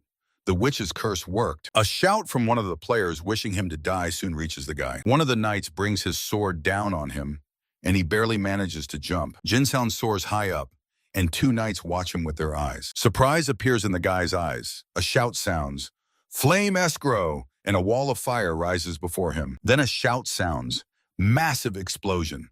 A powerful force crashes down on him, tossing his body like a feather. Jin Sound falls to the ground, trying to stay on his feet. Elsia's Hemet, appearing behind him, chuckling, asks, "Is it hard for him, huh?" The guy replies, "Let him shut up if he's not going to help." He realizes that he held on only because he had a buff of 30% to his stats. If not for that, the previous blow would have knocked him out. Glancing at the blonde girl, he thinks that he needs to kill this witch to break the curse. The mage is surprised. What kind of resistance does he have that even a fifth circle mage can't break through? He commands, "Focus on physical attacks," and calls the warriors to attack to bring the fight to close combat. Jin Sound is unpleasantly impressed. The mage thinks quickly. He thinks he should have taken him out with the first surprise attack. The guy wonders, "I wonder how the kid has been doing all this time." He notices the boy standing behind the mage and thinks, the little scoundrel is standing in the rear and is not making any serious attempts to harm. The mage's voice reaches the guy. Even if he has high magic resistance, he can't block this. Pointing the staff at Jin Sound, topped with a red stone, the mage shouts, "Stone spikes!" The ground between them literally explodes, rising up and knocking the guy off his feet. A stone shard injures Jin Sound's leg. The guy curses mentally. He has nowhere to run. He understands that the mage wants to corner him. A shout sounds, "Stone hammer!" A huge stone boulder crashes down on the guy. Jin Sound's body, drenched in blood, flies into the air like a feather. Blood flows from his mouth. The swordsmen immediately rush to the fallen Jin Sound on the ground, intending to finish him off. Lyle says, "Windblade escrow." The boy points his hand at the witch, and his power knocks the girl's head off. A notification appears. Lyle deleted Zephyna, killed by magical attack. Another notification comes to the guy. Weakness. The curse is lifted. Stats have returned to normal. Jin Sound turns his head aside, dodging the blow. Dark-haired, bearded swordsman is struck. What? The guy's hand pierces his chest, and the man screams in pain. While the swordsman's body dissipates into the air, Jin Sound is surprised. The debuff suddenly disappeared? How? His gaze falls on Lyle, and the guy realizes it's him. The sword's tip relentlessly approaches the boy, but he pays no attention to it. Looking the guy in the eyes, he asks him to win. The swordsman pierces the boy's body from behind and lifts him up. A notification appears. Smith deleted Lyle, killed by Blade. At the moment Jin Sound saw Lyle's death, he was seized by terrible rage. Although he gifted the boy a couple of items, he would never have thought that he would care at all about his further fate. The guy's hand literally crushes the head of one of the knights. Dealing with opponents, he thinks, what is this feeling? Just rage because someone can so easily take the life of a small child? Jin Sound literally tears the bodies of opponents with his bare hands, continuing to think, or gratitude to the little one who sacrificed his life for him. The guy grabs the trembling mage by the shoulders, wondering, could he really, having taken so many lives in this game, suddenly feel compassion? Jin Sound makes a sharp movement, spreading his arms to the sides, and tears the mage into two parts. He freezes, standing among chests engulfed in flashes of players' energy. Replaying these questions in his mind many times, he suddenly discovers that there is not a single living soul around. The guy covered in blood from head to toe receives a notification that the game is over. He is congratulated and informed that he is the last survivor of this round. He is admitted to the next game. Receiving the notification about the end of the game, the guy warily covers his face with his hand, saying that last time he lost to Yoroquan at the last moment. Wiping blood from his face with his hand, he says in surprise, could it be that he managed to win? A new congratulatory notification arrives. It states that Jin Sound is the last survivor, and he is admitted to the next game. The stunned guy standing among the chests exclaims, "Wait a minute, the game is about to end now?" But he hasn't farmed anything yet. Reaching out to the trophies, he shouts to be given a chance to at least touch them, and he expresses hope that maybe these items will fall into the trophy list. All kinds of rings, pots, pouches, and other valuable things rise into the air. Looking at them, Jin-san expresses his emotions with a brief curse word. The guy receives a notification. He earned 240 coins. He is first in kills. As a bonus, he is given 100 additional coins. He enters the survivor's top for the second time in a row. As a bonus, he is given 14 additional coins. Jin Sound is surprised. 355 coins? And in the first game, he barely scored 140. Again, a notification sound is heard. Selfish Hemet, 100 coins. The spirit that appeared behind Jin Sound laughs. Thanks to the great hymn, the guy became the winner. Without looking at him, he replies that he is useful, of course, but nothing special. The guy examines the trophies, thinking about what would be more useful to him. The spirit persistently advises choosing him as the reward. Looking at the cloak, ring, and scroll floating in front of him in the air, Jin-sun replies, paying 100 coins for him is somehow too much. Don't you think so? Elsius Hemet waves his hands indignantly. What? 100 coins for the great hymn is almost a bargain. Feeling the cloak, Jin-sun replies that there are things more useful. A notification arrives. Night cloak, 70 coins. The guy thoughtfully says, actually, there is a golden armory box in the list. Maybe try it. The spirit's face stretches out. If it were possible, he would probably turn pale. Deciding to change tactics, he lowers his hands onto Jin-sun's shoulders, who is carefully examining the ring on his hand and calling him master. Has he even heard of such a thing as loyalty? A notification arrives. The last 5 surviving players can spin the roulette. Jin-san exclaims, exactly. He completely forgot about the roulette.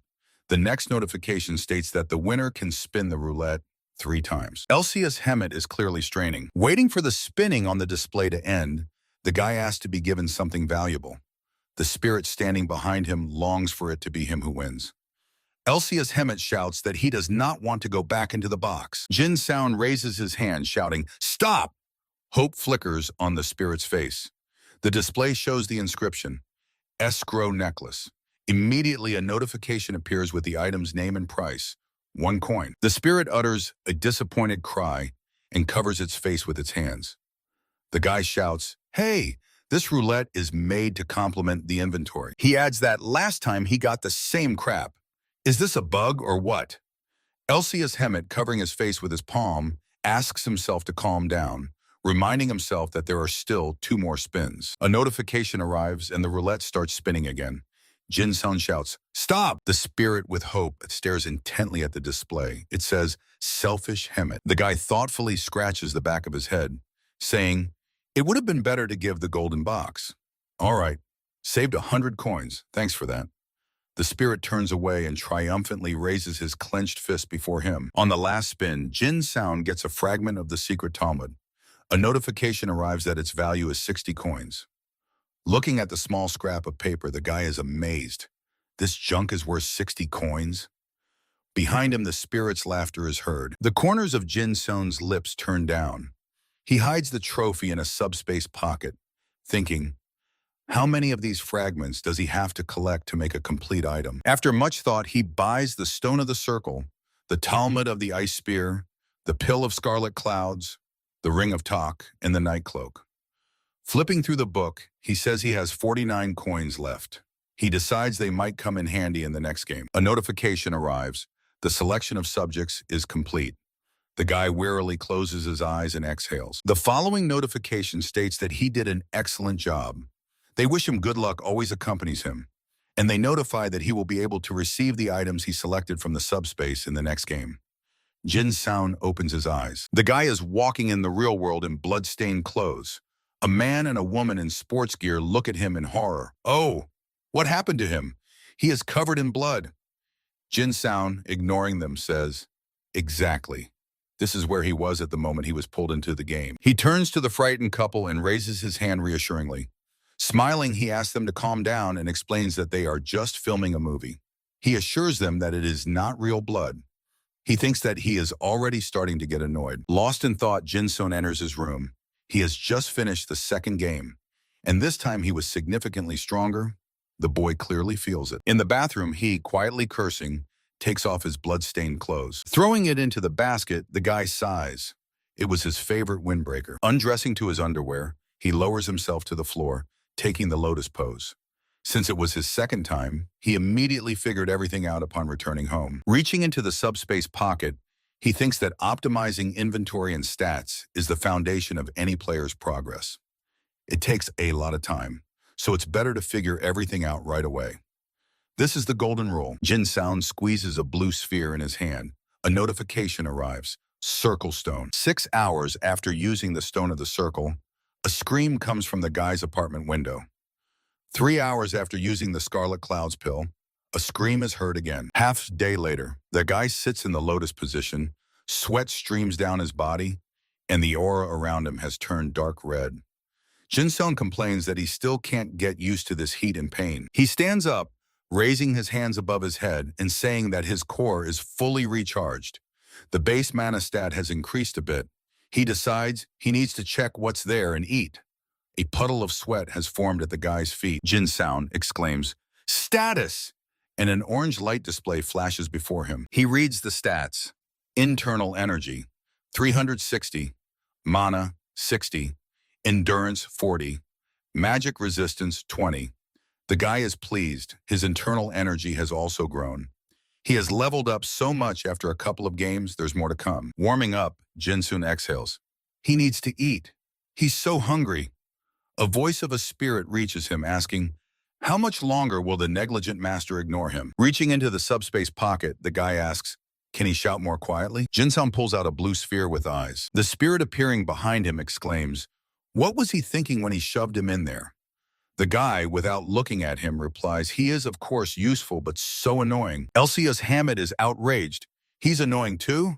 Let the guy know that weapon spirits are incredibly rare. Ignoring him, Jin-sun says that he needs to order food.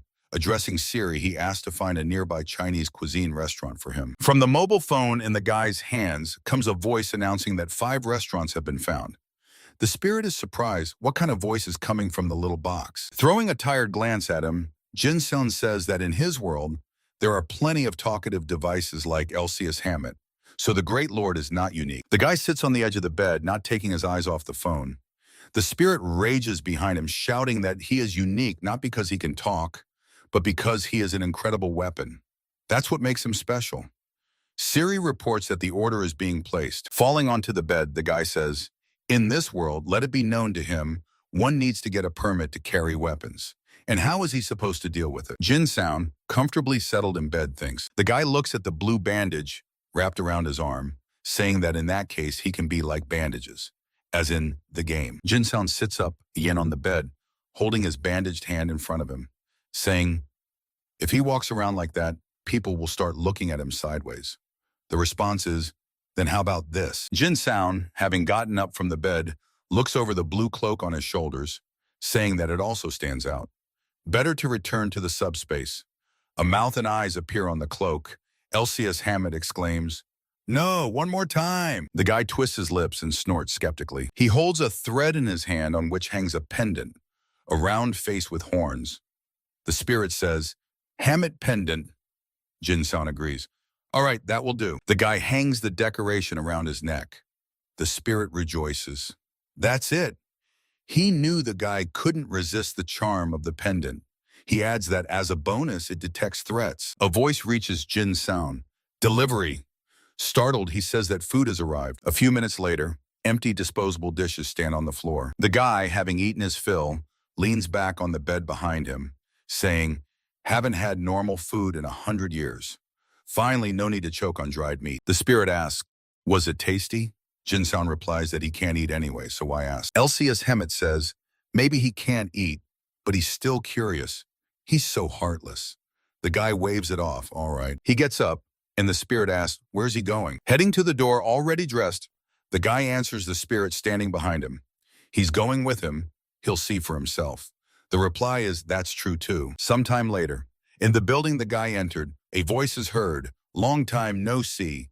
He was gone so long that she started to worry if something had happened. In the dimly lit hall, a girl meets him. The guy says he was busy preparing for admission. Today he decided to take a break, so he dropped by. The girl asks, has he heard about the Loyal Ground gaming tournament next month? Does he want to join the team? Jin Sound replies that he quit that game and found a more interesting toy. The girl behind the counter says, I see, that's a pity. The guy presses the computer power button. The spirit asks, how? How, log? Jin Sound explains that it's something like a budget version of Cloyd Survival. The guy is in a dark hall in front of the turned-on computer. There are few visitors here. He adds that after Cloyd Survival, he doesn't want to return to log at all. And he came to the internet cafe 2 months later because of that schoolboy. Was he a mage or a warrior? It's hard to say because all languages were translated into one, but he was definitely a schoolboy from his country, judging by the uniform. If the guy competed with someone like him, then surely there will be other similar players. Among them will be those who crave attention and decide to brag about what cool game they played. Jin-san thinks that gathering information won't hurt. From what he dug up while sitting in the internet cafe, it was clear that this topic was darknet related. He just Googled how to connect to forbidden servers and decided to try. At first glance, it's a cheap porn site full of scammers exploiting the internet for profit. But among all the nonsense, one banner caught his attention: Survivors Chat. Surprise appears on the guy's face when the question pops up before him. Is he a survivor or not?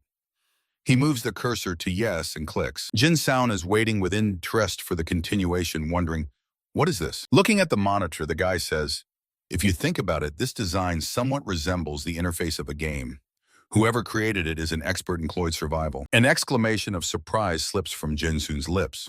What is this? A window with text popped up on the monitor, recommending that if he just came to look around, he should get lost. The guy exclaims, what? Who does he think he is? He wonders, is this a bot designed to weed out all riffraff? Does it require some secret code? Surely he needs to respond in a special way. A question appears in the window, or does he know the password? Jin Sound's eyes widen as the following lines appear. If not, then let him get lost. Then follows a guy from an internet cafe in Yokohama. The text continues to appear, and Jin Sound reads that amateurs who can't even protect info in the darknet have no place here. He's of course clever for thinking of the cafe, but he shouldn't think he won't be tracked. Let him watch his porn and go to sleep. An exclamation of surprise bursts from the guy's lips, and he quickly looks around. Jin Sound says that hackers are no joke. He adds that he almost felt sick. Text pops up again into the window. Let him watch his porn and go to sleep. Last warning. What? Not afraid at all?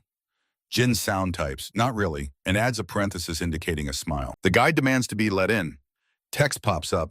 If he is a survivor, let him prove it. Jin Sound asks, how can he prove it? The black pop-up window disappears, and the guy looks at the monitor in surprise. He wonders, what should he do with this picture?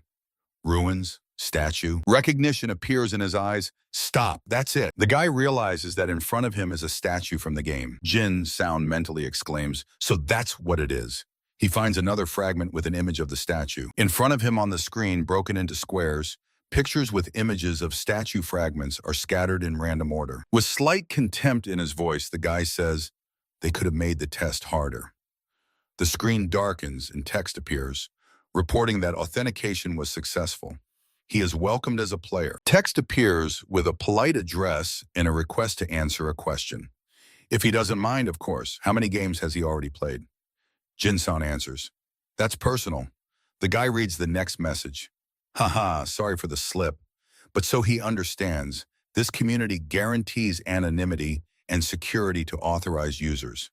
Let him authorize using the ID that will be sent to him now, and their best hackers will protect him. Jin-san takes the phone in his hands and photographs the monitor, thinking he should save these IDs and password.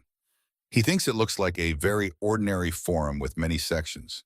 Tips for beginners, free chat, survival strategy chat, current issues chat, trading chat. Lowering his hand onto the mouse, the guy wonders where to start.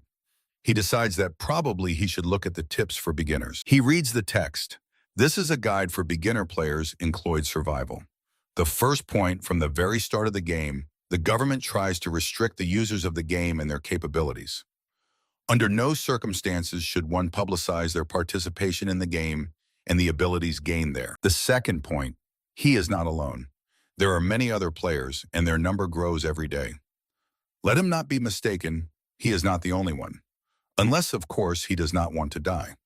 The third point, it has been established that private government organizations are already prowling in search of beginner players to prevent chaos caused by players' abilities. They are ready for anything. Jin Sound says, how creepy. They are not in the 80s or 90s. Could kidnapping still be a common thing? He continues reading. The fourth point, for those who wish to sell items obtained in the game, there are separate sites where wealthy buyers from all over the darknet reside. A smile appears on the guy's lips as he reads. Many of them insist on personal deals. The player can visit these sites and sell items for real money. Jin Sound is happy. If everything is done correctly, this could become a stable source of income for him. The guy decides to visit the trade chat and see how much he can sell his items for. Many sections open before him, buying and selling Talmuds, buying and selling circle stones, potions, price per piece, technique manuals, rare upgrades, equipment repair. While the guy was in the game, he only thought about survival, but looking at this market, it seems to him that it is increasingly becoming like a game. There are many items he didn't even notice since he played the game only twice. He studies the categories, hot deals, discounts, barter, item appraisal. He is amazed. Witch's elixir for 20 million? Valid until the 2nd of next month. Most of these deals are valued in millions. 10 million is the usual price. Jin Sound's eyes widen. Are they joking? 100 million? He reads, unsuccessful ointment. Exclusive from the Kavard Empire. Guaranteed hair growth upon application. Minimum 300 milliliters. The guy thinks, so this is just a product for hair growth, and it costs hundreds of millions. He mentally repeats, the Kavard Empire. He remembers such. His hand grips the mouse. The more the guy reads the forum, the more he understands why everyone is so obsessed with the number of playthroughs. Judging by the request for protection, players with more than 10 playthroughs calmly loot millions, and those with 30 dictate the price themselves. In other words, a playthrough is equated with status, Jinsound says, so that's why they wanted to get rid of him so desperately. The guy continues reading, forgetting about the time. He says, a mage warrior with 13 completions was defeated by a player with 2. Jin Sound reads aloud, author of Mag of the Senior School. Next follow the comments. No way. Players with 2 playthroughs are trash. Did he lose as a group against 1? Surely he lied about the second playthrough. The spirit that appeared nearby, poking the monitor with a clawed finger, says that the guy is being insulted. Jin-san replies, apparently that offended schoolboy. The guy sends a message. Probably he should apologize. He was too focused on the solo game last time. After all, they are from the same place. And he treated him so coldly. In response, he receives a message from the senior high mage. Jin-sun says, the kid is active. The senior high school mage bombards him with questions. Is he really the same guy from the game? Is this really his second playthrough? Jin-sun answers briefly, yes. In response, he receives a message. No, that can't be. He writes, is it really so strange that he only played twice? The senior school mage replies, is he joking? Fighting after the second time? He was sure the guy was tethered, or even a glitch. Jin-sun asks, what does tethered mean? The senior school mage replies, he really is a newbie. Everyone starts as free players, but once he meets certain conditions, he will move to the bound player category. The training match is held only once for a player, therefore most overlook this. The senior school mage admits that he has 13 completions. The spirit reads messages together with the guy. Jin Sound replies clear. He receives another message. The senior high school mage asks if he can call the guy by his name and suggests chatting in real life or even meeting. Jin Sound does not know what to answer. The senior high school mage believes he can teach a lot to a newcomer like him. The guy wonders, isn't he trying to go one-on-one with him in real life? Jin Sound asks, and how can he trust him? The response is an oath that the guy will not regret it. He will surely be tied up soon, so one way or another he will join the team. The guy is surprised. Join the team? It is time to be amazed by the high school mage. So he really was on his own all this time? The guy is definitely stronger than him, so he risks nothing by meeting. Jinson replies, Yokohama subway station, west exit. When can the young man come? He gets up from the chair. The senior high school mage writes, right now, he will be there within an hour. The guy replies that they will discuss contact information when they meet, and receives the answer, got it, already flying.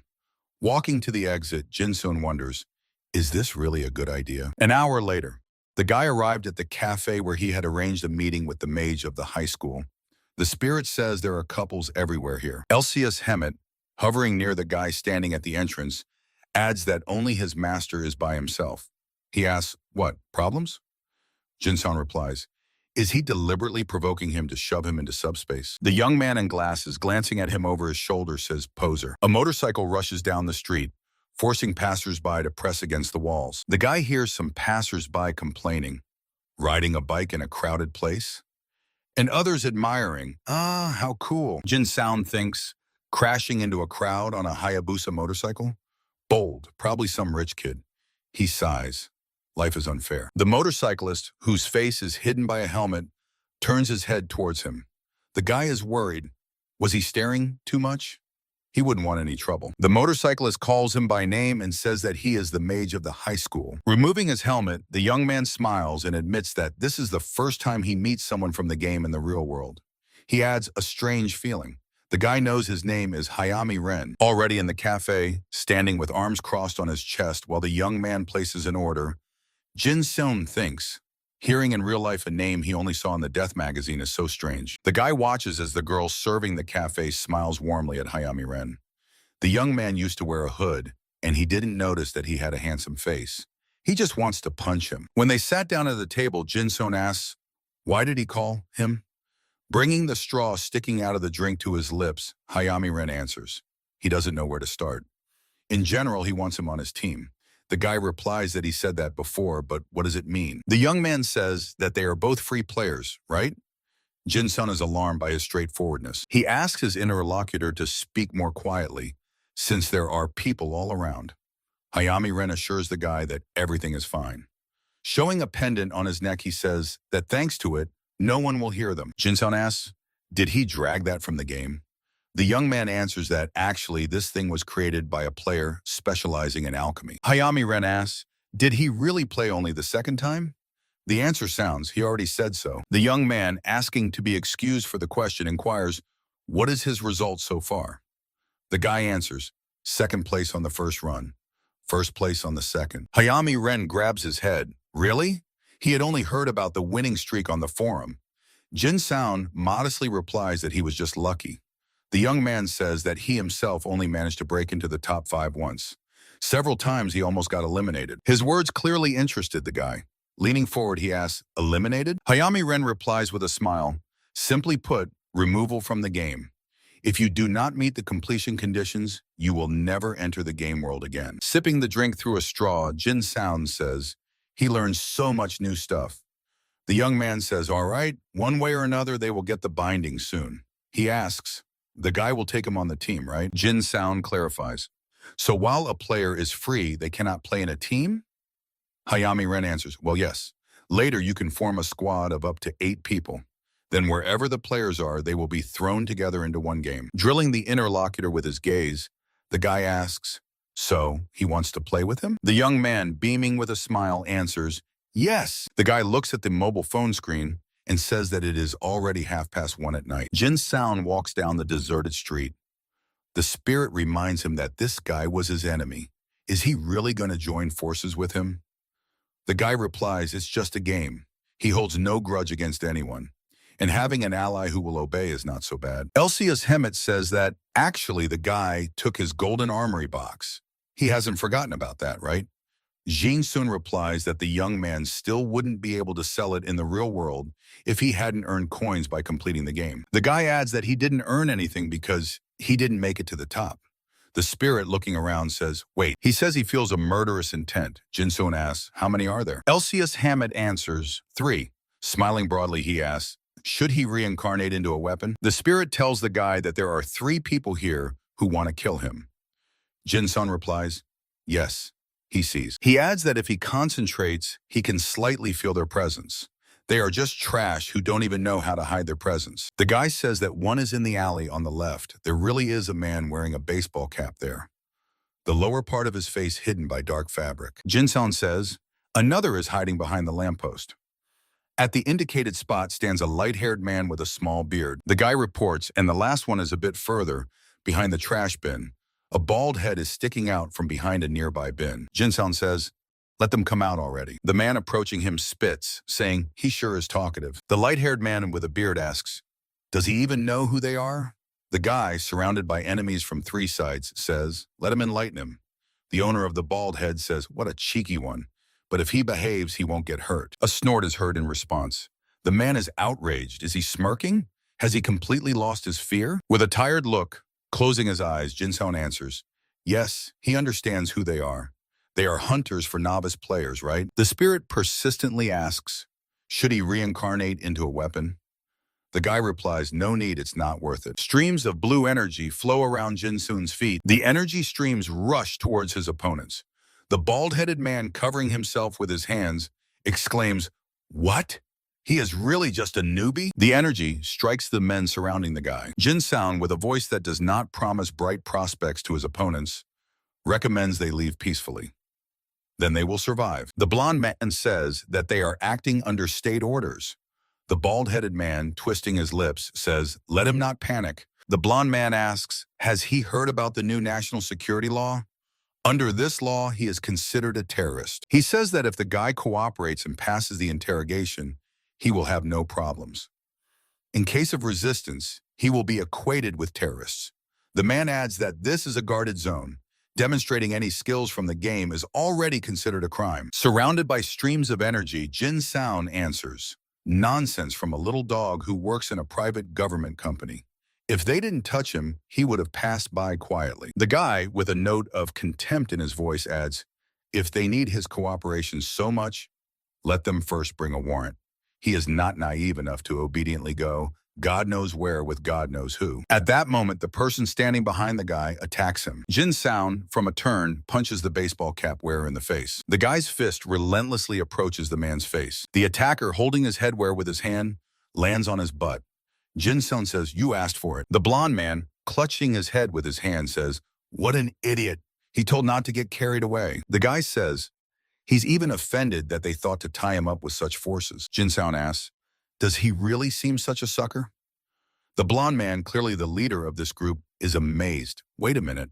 Does he have allies? He was a loner. Behind the man stand three Jin-sans, one of whom says, so that he doesn't see them anymore. The guy, standing in front of the bald head owner and the group leader, says he himself is not going to stick out, so let them leave him alone. The men cautiously glance behind their backs, where the Jin-san clones stand. Approaching the leader, the guy says, and one more thing. Passing by the men, Jin-san advises them for the future to choose an opponent according to their strength. Leaving them standing, surrounded by his clones, he continues walking, saying, it doesn't matter for attack or negotiations. The bald head owner, looking after the departing guy, asks, should we follow him? The blonde man exclaims, is he completely stupid? You can't provoke him thoughtlessly. For now, we'll have to postpone his capture. The spirit following the guy asks, maybe it was worth killing them all to avoid problems in the future. Jin-san replies with a dissatisfied face that in this world murder is a crime. Returning home, he wonders, maybe move? When did they manage to get on his tail? What if they found him because he sold that necklace? Without undressing, he lies down on the bed, hands behind his head. The guy says, whatever. Even if he moves, they will still find him. When that moment comes, he will show them what he is capable of. After meeting Hayami Ren, he realized something. Turning on his side, the guy thinks that for someone playing this game for the second time, he is unrealistically strong. The coins he receives surpass the income of a veteran with 20 to 30 playthroughs. He decides to use this money to become even stronger and stay at the top. Reality and the game differ little only for beginners. The next day, Jin-san meditates, sitting in the lotus position on the floor. Opening his eyes, he is surprised, already morning. Is this all the energy he managed to gather after a whole night of meditation? Training in the real world sucks like that. The guy says, it seems he has no choice. He takes the phone and finds the name Hayami Ren. Jin-san thinks aloud, if they do create a team, it will only hold together on trust, right? How can he trust someone they were enemies with in the last game? He remembers how the young man sitting opposite him at the table agrees. Well, he is right. So far, all they know about each other is that they are from the same place. He asks, then how about this? And suggests training together until the next game. Jin Sound, clearly not inspired by such a proposal, asks again, training? The young man replies, as the guy probably knows, he can also hone gaming skills here. Hayami Ren says, only in public places it is problematic.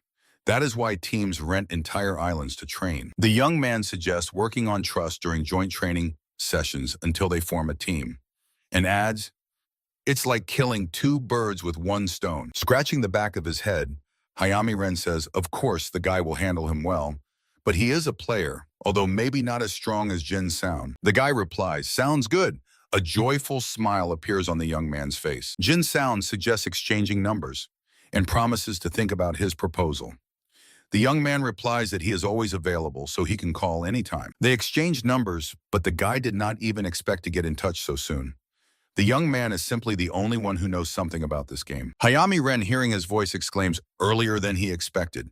The guy reports that he was attacked yesterday by those very ones. The young man asks again, those very ones? Oh no, please don't tell him that. Jinson replies, yes, the government dogs, hunters of newcomers. Hayami Ren is surprised. Seriously, guy? This is only his second run, and he already put hunters on his tail? Jinson asks, is that so strange? The response is, of course. What did he do? The guy says, well, there are a couple of ideas. He says he needed money, so he sold the escrow necklace in a shop. Hayami Ren replies, well, yes, such things are always valuable. He himself tries to steal at least one from the game. Jinson asks, and how does the young man sell them? Hasn't he been tracked? The answer is that he melts the gold and then sells it. The guy thinks, seriously? A smart kid. Hayami Ren says, if Jin Sound wants to lay low, he is ready to help. A young man walks down the street talking on the phone. All the passing girls look after him, whispering among themselves. Hayami Ren says that he is good at getting rid of surveillance using fake accounts. He adds that in general, even before this game, he was a fairly well-known hacker. The guy is surprised. A hacker? Who is he anyway? But he answers aloud that everything is fine. He asks, so when will they start training? The young man replies that he called just in time. He is certainly not ready today, but tomorrow will do perfectly. Jinsoon asks again, tomorrow? The next day, standing at the bus stop, the guy says, how quickly everything is developing. Jinsoon glances aside. Hayami Ren approaches him on a motorcycle. The young man tells him to jump on the back seat. He adds that they will shop at the supermarket and then head straight to the training ground. The guy asks, what kind of training ground is that? How long does it take to get there? Is it far? Hayami Ren takes a helmet out of a subspace pocket and hands it to Jin Sound, answering that they will get there in an hour. Positioning himself behind the young man and putting on his helmet, the guy asks, so where is it? Hayami Ren replies that he bought a small mountain plot outside the city and set up a training ground there. The motorcycle takes off. Jin Sound exclaims, what? He bought a mountain? A rich guy or what? Laughter sounds in response and a question, doesn't it look like it? The guy thinks he would just hit him. Meanwhile, the motorcycle speeds through the city streets. Jin Sound decides that on his third run, he will bring a mountain of gold and also buy real estate. It's not fitting for him to hug a schoolboy on a bike. An hour later, mountain peaks stretch toward the clouds. Their foothills are immersed in greenery. The voice of Hayami Ren is heard. From here, they will go on foot. Looking at the area enclosed by a lattice fence, the guy asks, did he fence off a whole mountain? Now that's what you call a thorough approach. Money doesn't grow on trees? Isn't it a pity to spend so much on a hobby? The young man tinkering with the motorcycle replies, what is he talking about? He bought it all with money earned in the game. Opening the gate, he adds, the guy seems to have misunderstood something. He is a player focused on gaining profit. Almost all his assets were obtained thanks to gaming gear. They rush headlong across the territory. Hayami Ren, running ahead, is surrounded by a purple aura, followed by Jin Sound with a blue one. The guy asks, so it's not parental money? The reply is a long story.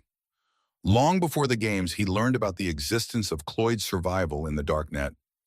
Even now, he only grabs in the game what has real value in this world. Jin Sound is curious. And he has completed the game only 13 times? How much has he earned during this time? The young man running ahead of him says, 2 houses. This mountain and a bit more land. Also bought assets on the stock exchange. He has about 80 million yen in savings. Soaring up in a giant leap, Jin soon says with disbelief, "No way?" The young man stops and says that they are in place. He glances at the companion who is falling, face planting into the ground. Above the concrete post, part of the fence, hovers a purple crystal. Brushing the dust off his knees, Jin-san asks how he even built it all. Hayami Ren replies that money solves everything. Pointing at the crystal, the guy asks, "What is this? Did you bring it from a game?" The answer is, this is the barrier stone. When active, it hides the entire space inside from outsiders' eyes. Jin Sound says, "Sounds convenient, but why not save it for the game?" The young man explains, "The thing is, this is the creation of an alchemist of this world. You can't bring it into the game." The guy asks, "So they absolutely cannot take items from this world into the game?" The answer is, only if there is a binding and an advanced subspace ring. That will make it possible. Stretching, Jin Sound says, he understood. It turns out that by gaining attachment, the young man discovers new opportunities. He adds that he is hungry and suggests eating first. Hayami Ren objects. No, he wants to fight first. The guy thoughtfully chuckles. Meanwhile, the young man takes a weapon out of a subspace pocket, saying that although he lost to him, he hasn't wasted time since then. If the guy spares him, he will deeply regret it. Pointing a staff at Jin Sound, the top of which is decorated with a blue glowing sphere, Hayami Ren asks with a smile, "Shouldn't they assess each other's strength before moving on to training?" Jin Sound asks, does he want him to fight seriously?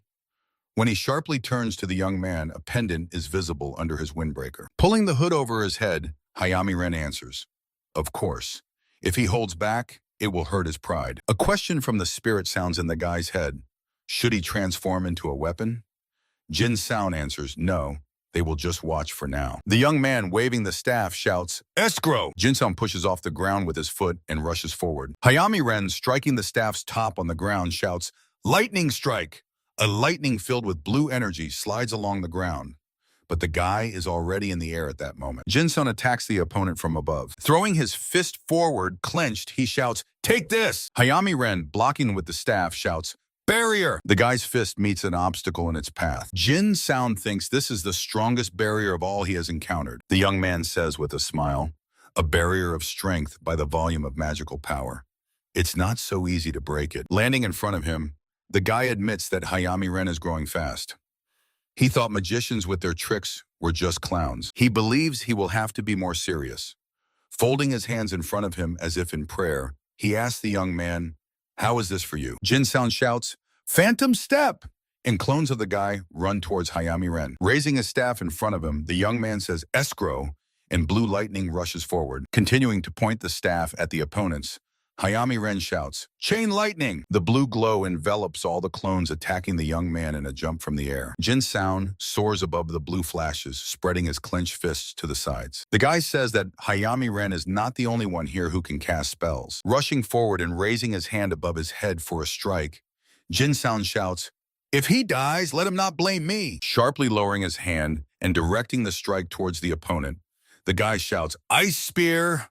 Sharpened pieces of ice fly straight at the magician. Hayami Ren, waving his staff, shouts, "Firewall!" A wall of flames rises before him. The young man says that he cannot be broken like this. The flames dissipate, and Hayami Ren sees that he is being attacked by Jin Sound, who is dangerously close to him. The guy raises his fist, strengthening the blow with inner energy. The young man barely manages to dodge to the side, and Jin Sound's strike misses the target. The guy strikes with his other hand, but Hayami Ren dodges again.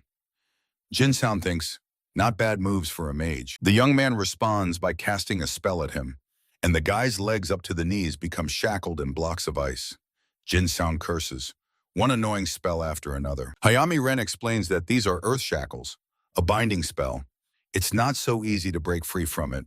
He is not one of those pseudo-wizards who only know one spell. The young man shouts, "Lightning strike!"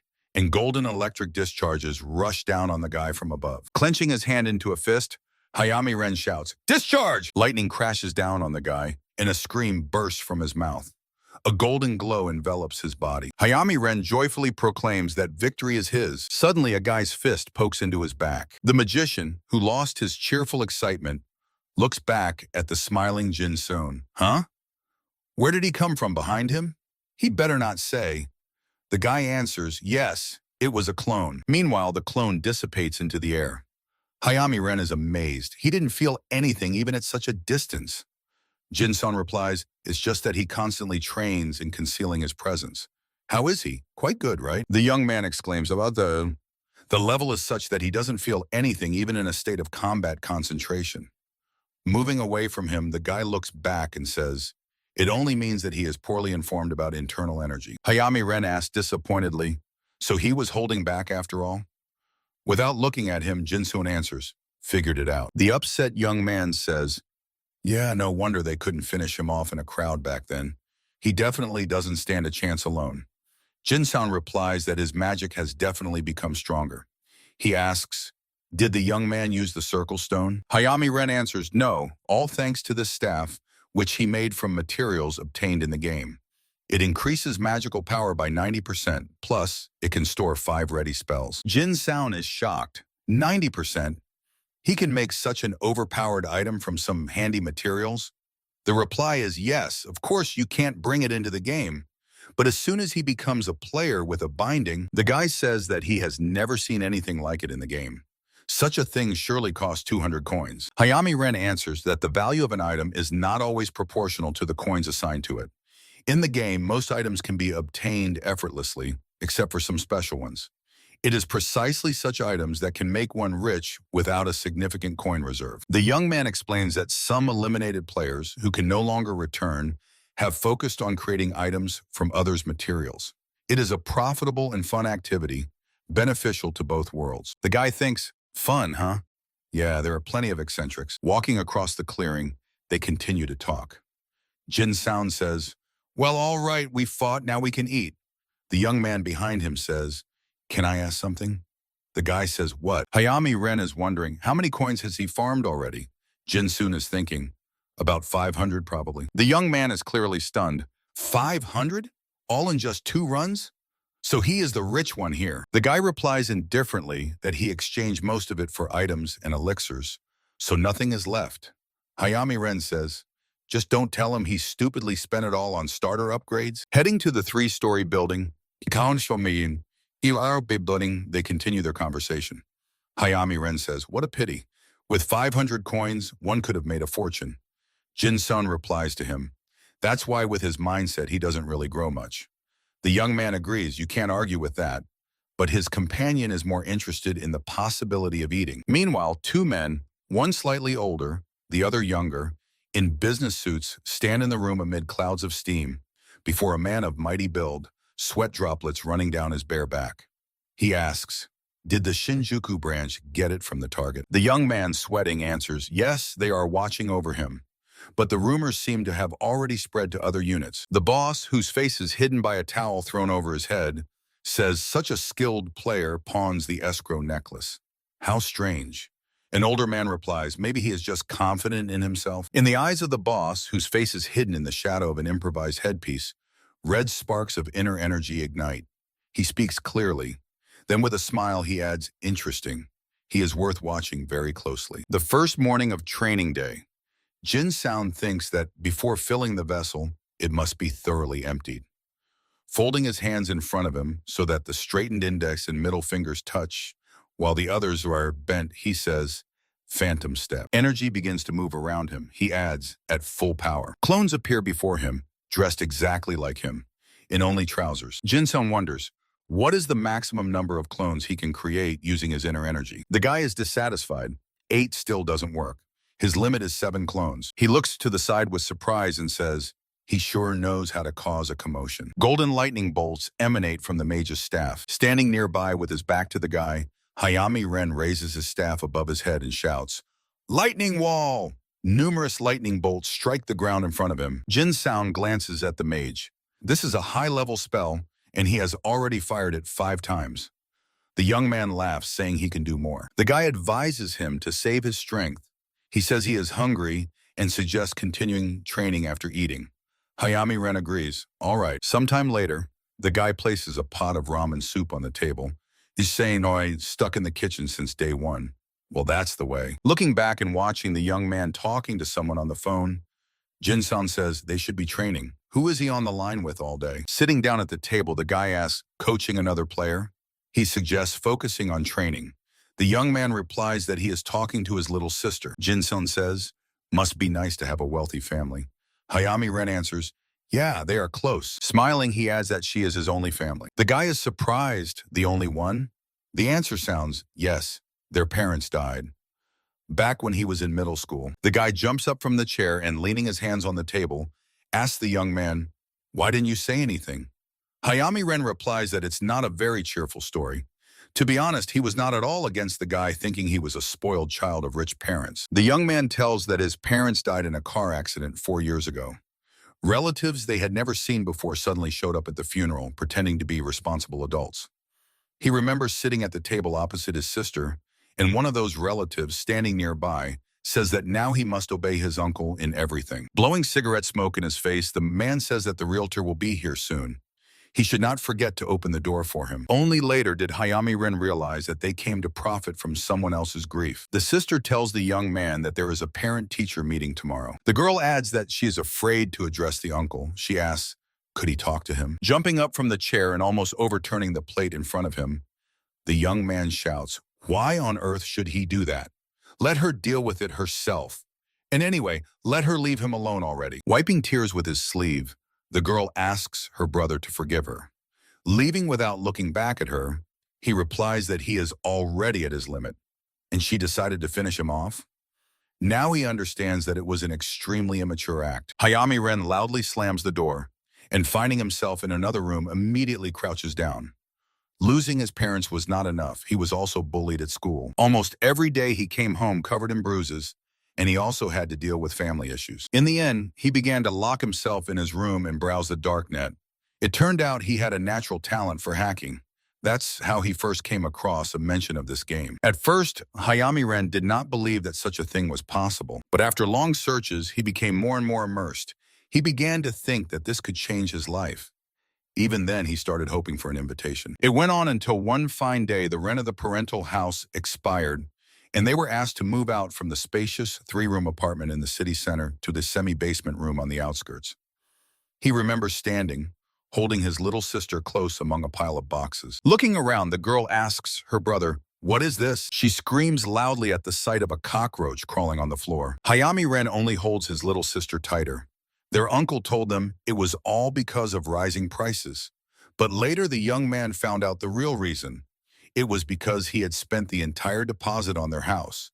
That was when realization came to him. Squatting down, the young man hugs the girl, whose eyes are shining with tears. At that moment, Hayami Ren realized that in this world, only he and his sister were left. They hugged like that for a long time, kneeling on the floor of the shabby kitchen. Only after going outside was the young man able to give free rein to his true feelings. Standing among the slums and raising his face upwards, he questioned the heavens. Why couldn't they live a normal life? God, Buddha, whoever else. He prayed that at least someone would hear him. Hayami Ren felt as if the whole world had turned away from him. He ran through the streets, shouting like a madman. Suddenly, feeling something, he froze. And at that very moment, the young man was drawn into the game. Stacking the dishes in the sink, Hayami Ren says that 2 years have passed since then. Jin-soon asks, so did he deal with the bullies in the end? The young man answers, no, he did nothing. They just went to different high schools. Without looking at the guy, he adds, if he had been arrested for beating them, who would have taken care of his sister? He admits, to be honest, the move helped a lot. Looking at him, the guy thinks that it's not just about moving. The young man simply started to take responsibility for himself. Stretching, Jin-soon asks, so his sister is completely alone now? Does it not matter that he hasn't seen her for a whole month? Carefully wiping the plate, Hayami Ren replies that she decided to live with their aunt, the only relative left nearby. While the sister is on vacation, she helps her with the garden. The guy says he is glad to hear that and suggests returning to training. A week later, National Security Department. The security department manager, a young woman with a short haircut and a short skirt that does not, however, cross the dress code boundaries, shouts, enough already. How much longer will they allow this lawlessness? Isn't it clear that by provoking the players, they give them a reason to unite? The young man in glasses, standing at attention and sweating, replies that they are only following orders from their superiors.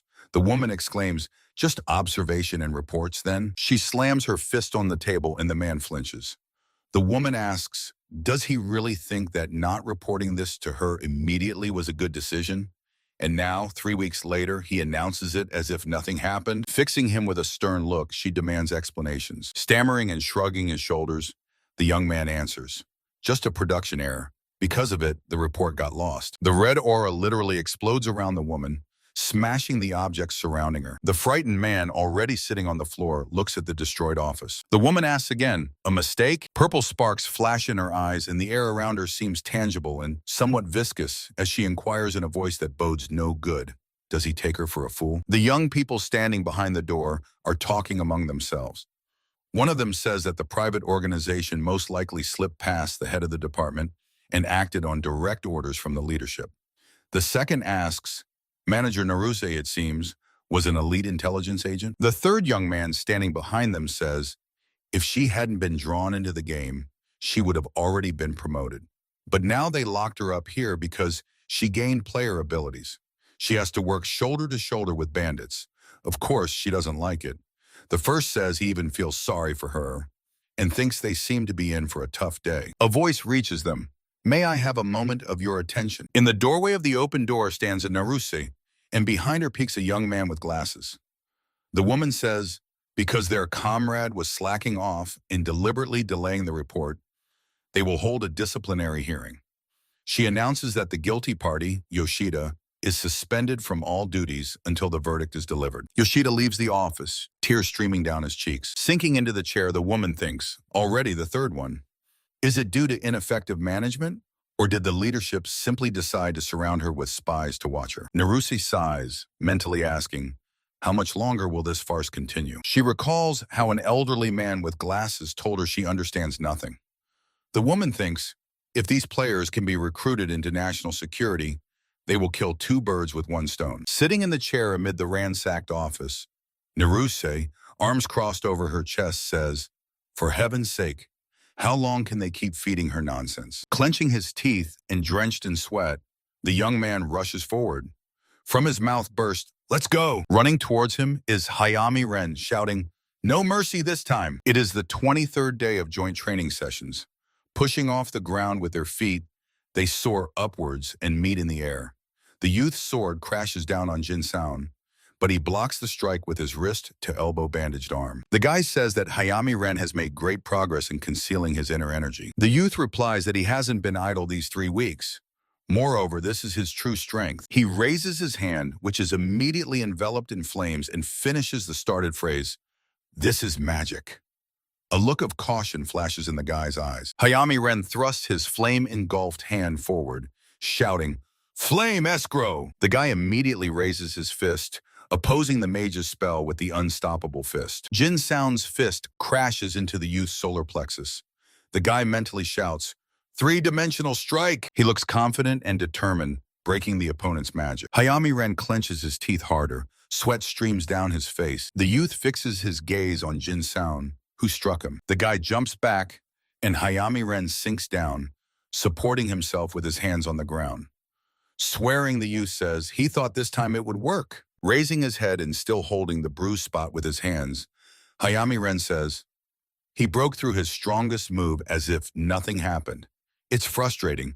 The guy replies that the youth has grown a lot without his staff. Straightening up, Hayami Ren replies it's easy for him to talk. He probably seems like a weakling, unworthy of training. Jin Sound says with a smile, nonsense. His inner energy has also grown. Now he can summon all 8 clones. He adds that he is hungry and suggests stopping the training to eat. Sitting at the table, Hayami Ren asks, by the way, does he really eat ramen all day long? Jin Soon answers, simply being in the game, he missed it every single day. The young man agrees, yeah, it's better than dried beef. The guy says, if you add eggs, it's a full meal, isn't it? Jin Sound, flexing the muscles on his arm, asks, or does he find it strange that he has built muscles on one shoulder?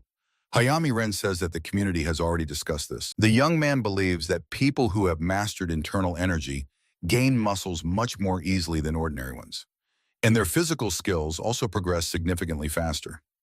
Jin Soon asks, is there such a study? The guy is curious. So the young man, it turns out, will return to school from the new semester? The answer is yes, he should, but he has a ton of work at the company. He says he left everything to chance while he was here. Although he is the president of this company, it is quite small, so it won't last long without him. Jin Sound cannot hide his surprise. What? He is still a schoolboy. A company? President? Hayami Ren modestly replies, didn't he say? He has his own online shop. The young man says that he cannot just trade traps from another world. So, like many players, he organized a company as a cover. Mostly such companies operate at a loss, but loot from the game covers all expenses. He believes that Jin Su should also think about it if he plans to make big money. The guy, picking up noodles with chopsticks, says that the more he learns, the more the young man surprises him. Hayami Ren says, yes, he has prepared new housing for him. His things have already been moved. The stunned guy shouts, what? This costs a lot of money. Why didn't he say a word to him? The response is, the apartment is not the safest, but spacious. The deposit is 20 million yen. Bringing the chopsticks with noodles to his mouth, the young man adds, since various tough guys are after them, his identity must not be revealed.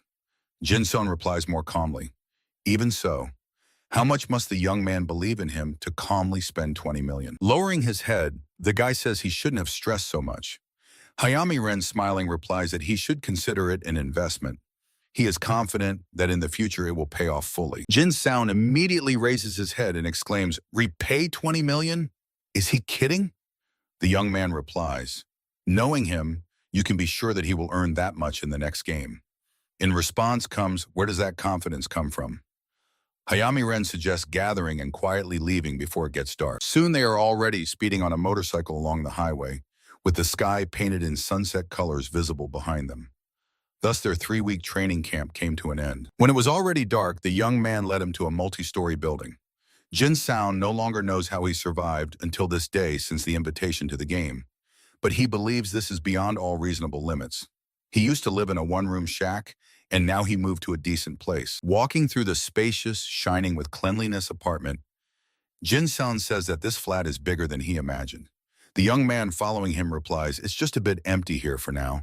Not that big after all. Stopping, Hayami Ren asks worriedly, does he not like it? The guy answers, no, it's much more spacious here than in his previous dwelling. Smiling, the young man says that in honor of the housewarming, he has prepared one useful thing for him. Jin Sound says that he already owes him 20 million, and now this too? Seeing the confusion on Hayami Ren's face, he hastily adds, but thank you. Heading to one of those doors, the guy says that he really helped him out, and adds, let him not keep his little sister waiting.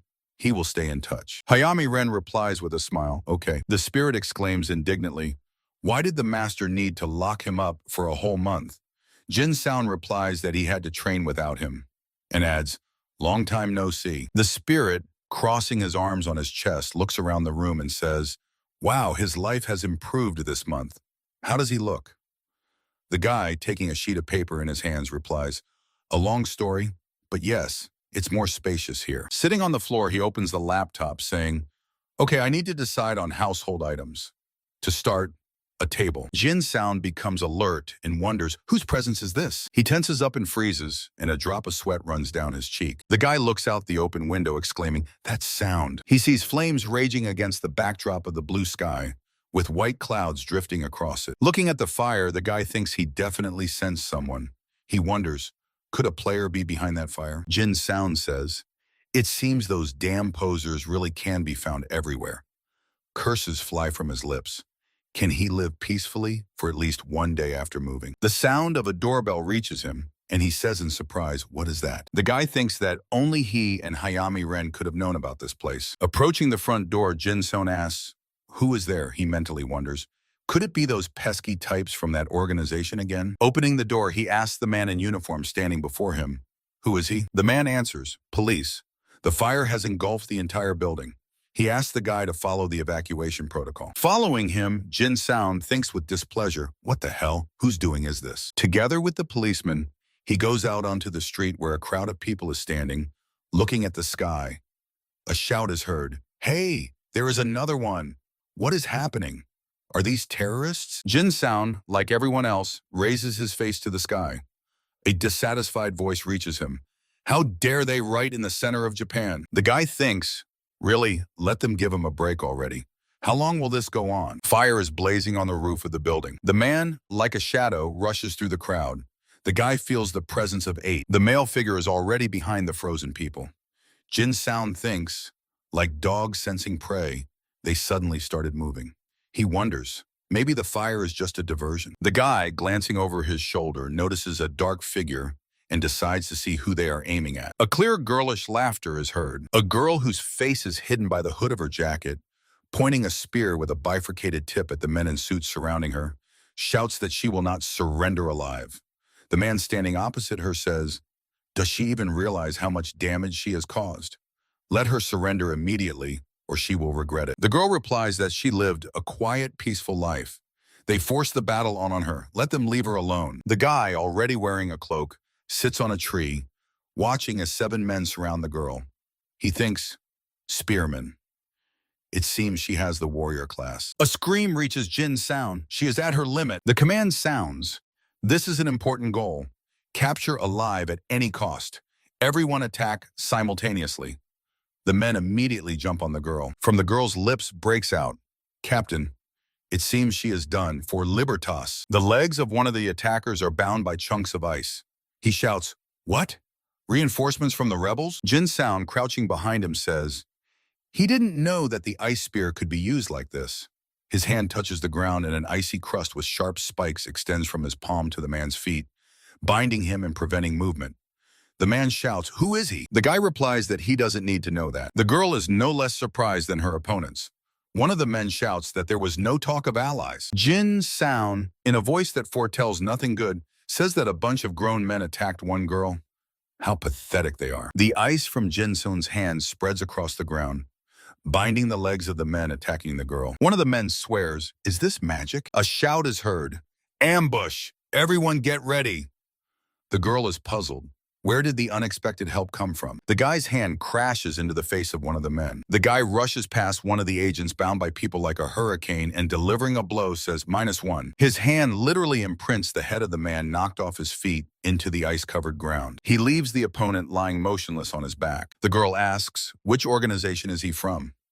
Jin-sun replies, he already said, they don't need to know that. Agents not frozen by the ice rush forward, spurred on by the shout, "Take this one alive too." The girl again holds the spear in front of her, insulting the opponents and urging them to attack.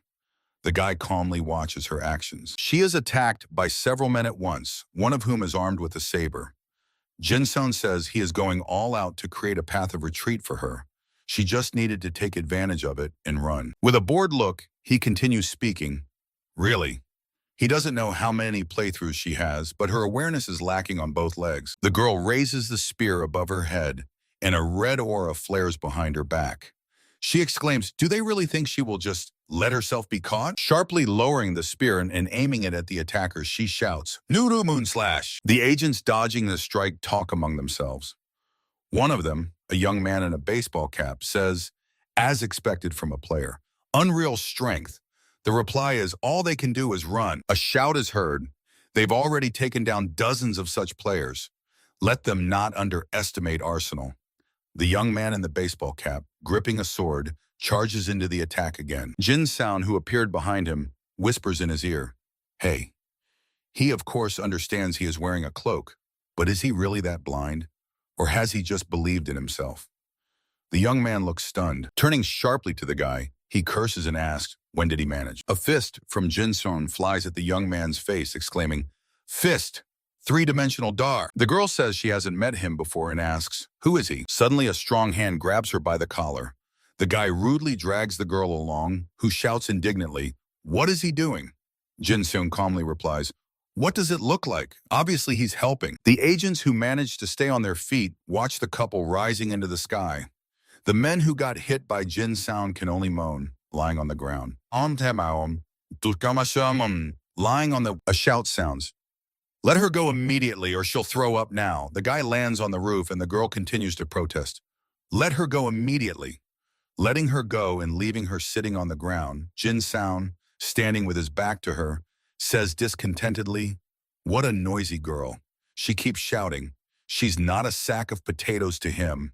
She seriously thought he would drop her. Getting up and hiding the spear in a subspatial pocket, the girl says she doesn't recall such a face in their organization. She asks, is he from some resistance group? Without looking at her, Jin-sound briefly answers, no. The girl continues trying to guess. Then, a private firm? A government agency? Removing the hood from her head, she says, that can't be. He fought with those guys. Maybe there's some group or organization she doesn't know about. The guy's hand, who suddenly appears behind her, lowers onto the girl's shoulder. He says he was just passing by. Jin-sound adds, she can consider herself lucky and calm down. Next time he won't help whoever stands in her way. He runs to the edge of the roof, ignoring the girl's shout, trying to stop him. The guy jumps down, not listening to her scream. At least let him say his name. Jin-sound helped her because those scoundrels from the government are not to his liking at all. But to be honest, it wasn't worth risking himself. He wonders, was it heroism that struck his head or kindness to a fellow player? The girl leaning over the railing watches the guy moving away. Naturally, Jin-sound feels out of place after that. After all, he had just managed to shake off the hunting dogs and move. Entering the room, he throws his cloak into the Subrostran's Venus pocket. The spirit asks, why is the master so kind today? The guy answers that he doesn't know himself. Those disguised ones pissed him off. Looking at the phone, Jin-sound says in surprise, Ren? The guy brings the phone to his ear and listens to the excited voice of Hayami Ren. The young man heard on the news that there was an explosion near Jin-sound. He asks, how is he? Is he okay? The guy answers that he is fine. Hayami Ren says, the news is blaring about it. Those in the know immediately figured out that players and hunters are involved. Jin-sound tells him he won't believe it, but there were 8 of them chasing one player. The young man, pressing the mobile phone to his ear, says that the guy is terribly unlucky to get into such trouble on moving day. Just don't tell him he got into a fight. Taking a roll of toilet paper, Jin-sound answers, well, let him excuse him for that. In response comes an indignant, what was he thinking? Tearing the paper into long strips and spreading them on the floor, the guy lies down on them. Turning the phone on speaker and placing it nearby, he, putting his hands behind his head, says that at first he just intended to watch from the side. Yawning, Jin-sound continues the story, but they attacked the girl, and he couldn't just pass by. Hayami Ren asks, is he serious? It's strange to hear that from someone who's shot arrows at anyone in the game. The guy answers that reality and the game are different things. He even heard the expression, manners are the face of a gentleman. The young man hopes that at least the guy's face wasn't seen. Jin-sound indignantly jumps up and sits on his improvised bed, shouting, who does he think he is? He used the night cloak. Hayami Ren, standing by the window, says that private organizations are one thing, but if government agents get involved, problems are inevitable. He asks the guy to be careful. Yawning, Jin-sound lies down again and replies in a sleepy voice, he knows about it, and he also wouldn't want to lose the new place. Hayami Ren says goodbye, saying he will call back later. Turning on his side, Jin-sound mumbles, maybe he needs to go buy a bed or an electric blanket. He is too tired, and his mind is a mess right now. The guy decides that internal energy training will have to be postponed for now. The next day, the capital's military hospital for 6 people. On the nameplate are the names, Takuya Sato, Shota Chiba, Shingu Yoshioka. Naruse, opening the door to the ward, says that the whole team ended up on hospital beds. The woman's face looks sullen and displeased. She walks past the bed where a man with a plastered leg lies. Approaching the person whose hand is also in a cast and carefully placed in a bandage, the woman asks, what happened there? He sits up in bed frightened and stammering, says, manager? Naruse, putting her hand on the footboard of the bed, demands that he answer the question. Embarrassed and looking down, the young man whose head was previously adorned with a baseball cap says that they were attacked sneakily. The enemy had reinforcements. Raising his eyes to the woman, he says, the other squad members. Narusi's hand lying on the footboard clenches into a fist. She shouts that she is not interested in their wounds. This was a surveillance operation, not a capture. Why was she not told anything? The detail of the footboard deforms in her hand. Naruse angrily asks, who gave them the right to act on their own during the operation? She asks, who will now be responsible for their failure? The men look frightened. The woman continues to shout. The public is already discussing this extensively on the internet. Naruse asks, who gave them such a stupid order? Lowering his head, the young man says, it was. A voice is heard, notifying that he did it, Everyone present turns their heads toward the entrance to the ward. An elderly man in glasses approaches Naruse, saying that he gave the order. He asks, "Any problems?" The woman exclaims in surprise, "The general manager." Naruse asks, "What right does he have to give such orders without coordinating with her?" The reply is, "There was no choice." The general manager says that the administration was absent from the workplace when the report came in.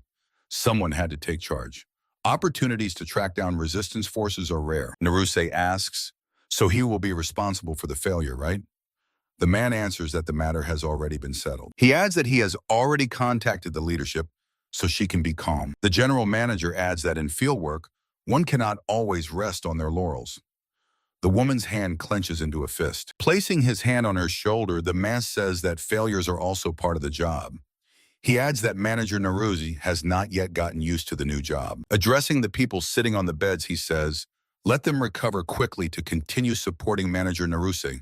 The reply is, "Yes, sir." Heading to the door, the general manager waves goodbye, saying he is done and leaving. Casting an angry glance at the agents, Naruse says she expects a report and appropriate explanations from them as soon as they are discharged. The young man with a cast on his hand replies, "Got it." A few days later, Jin Sound and Hayami Ren sit at a table in a cafe. The young man asks, "Nothing has changed since that day?" The guy sitting with a gloomy look, resting his head on his hand, asks in response, "Will he scold him again?" Hayami Ren says he is worried because the guy keeps getting into trouble. The young man adds, "In the worst case, they will tie him up right in his sleep and drag him off in an unknown direction." Jin Sound, looking at the small stone on the chain decorating his companion's neck, says thoughtfully, "He has an interesting pendant. Maybe I should get one too?" With the same bored look, he says, "Yeah, after that day he went to the hardware store, and those guys were lurking everywhere there." Jin Sound says they didn't pay attention to him, so they probably don't know. He assumes they are looking for a girl, not him.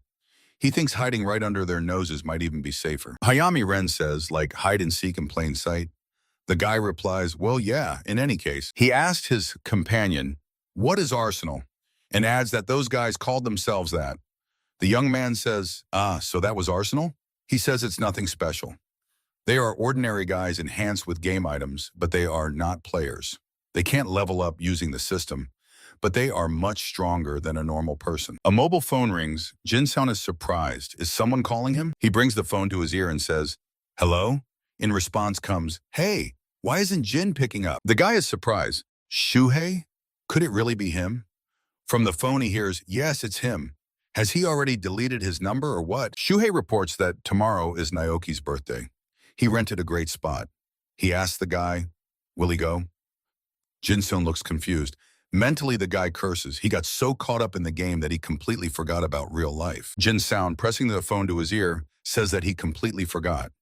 Shuhei replies that he knew it. If he hadn't realized it today, it would have been bad. Shuhei, sitting in the car seat and pressing the phone to his ear with his shoulder, adds, "The guy still lives in Yokohama, right? He can drop by for him. He's just nearby. Let him send him the coordinates." Jin-sound, standing up from the chair and turning away from Hayami Ren, clarifies, "Does he really have to go?" The reply is that Naoki is of course quite a fool, but why not celebrate? There's free drinks there. The guy tries to object, but his friend says that Mina will come too. The very one Jin-sun is crazy about. Does he remember her? These words make an impression on the guy. Mina will come? He first met her in the first year of high school. They were from the same social circle, so they quickly got along. But the truth is, he fell for her at first sight.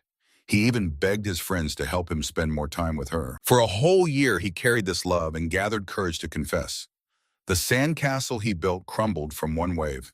After that incident, they didn't see each other until graduation. The guy, finishing the conversation, looks thoughtfully at the phone and says, "Mina." Hayami Ren asks with a smile.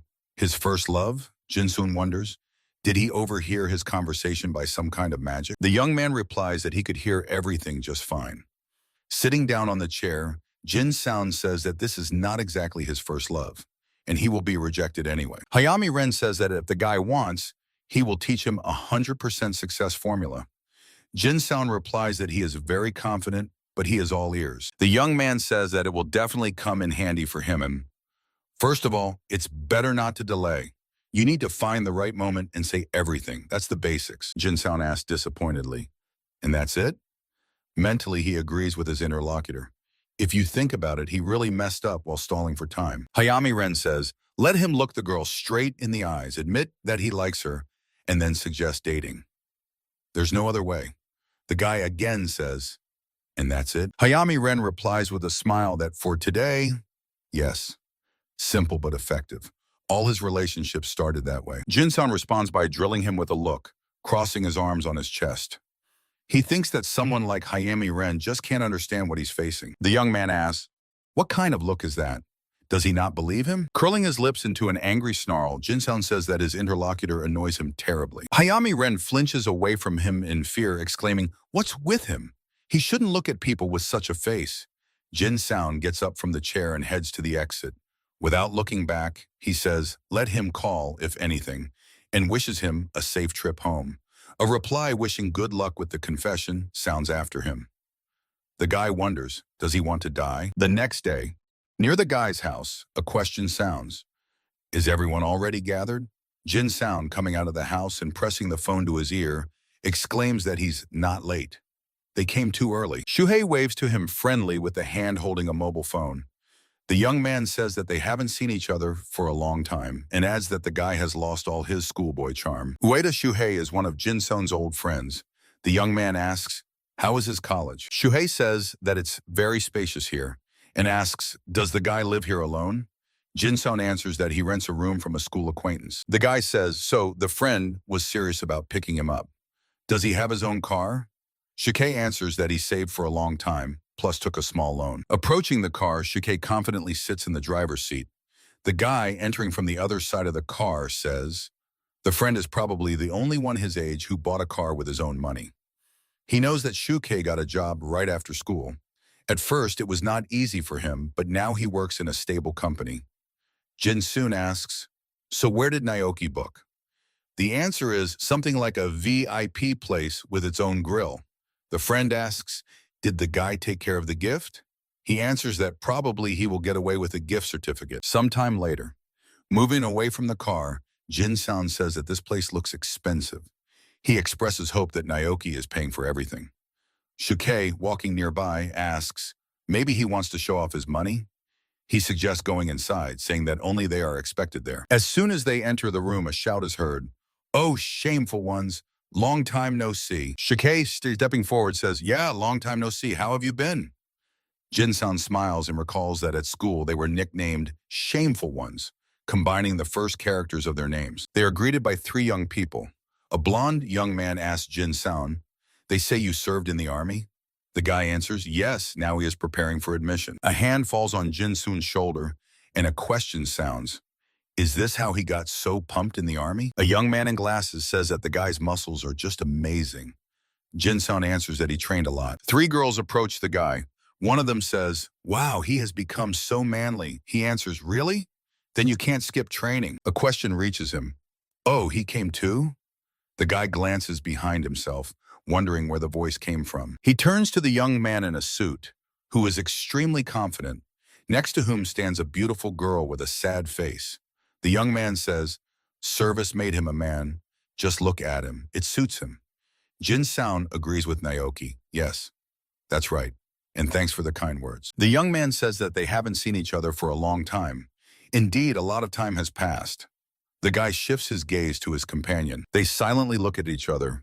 The guy hears a voice. He probably hasn't seen normal food in 100 years. Let him not be shy and dig in. Naoki calls out to him. Hey, he's talking to him. Where is he looking? Jin-san thanks him and adds that he will send him a gift certificate later. The young man, patting the guy on the shoulder, asks him not to joke like that. Naoki says he doesn't need such junk.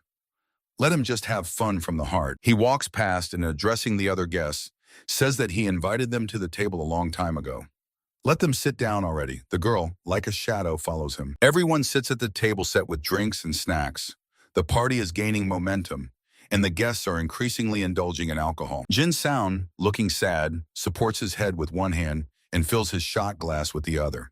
He thinks that he got so absorbed in the game that he completely forgot about the nerd he was in school. It was too obvious to him why someone like Naoki, who won the family lottery, would invite someone like him to show off his superiority. Glancing at those gathered at the table, Jin Sound thinks the others are no better. Looking at someone like him, they feel their life has succeeded. Naoki, getting up from the table, says he will step away to make a call. Fragments of someone else's conversation reach Jin Sound, sitting next to Shuhei. Why did Naoki and Mina come together? The reply is, he's been courting her for a long time. Someone asks, Mina works at his father's company, right? The answer is, no, she couldn't get close to him for that reason, right? The guy watches as Mina talks with the girl sitting next to her. Shuhei asks his friend, and what does he intend to do now? Jin Sound responds with a questioning chuckle. Shuhei says, he came to see Mina, right?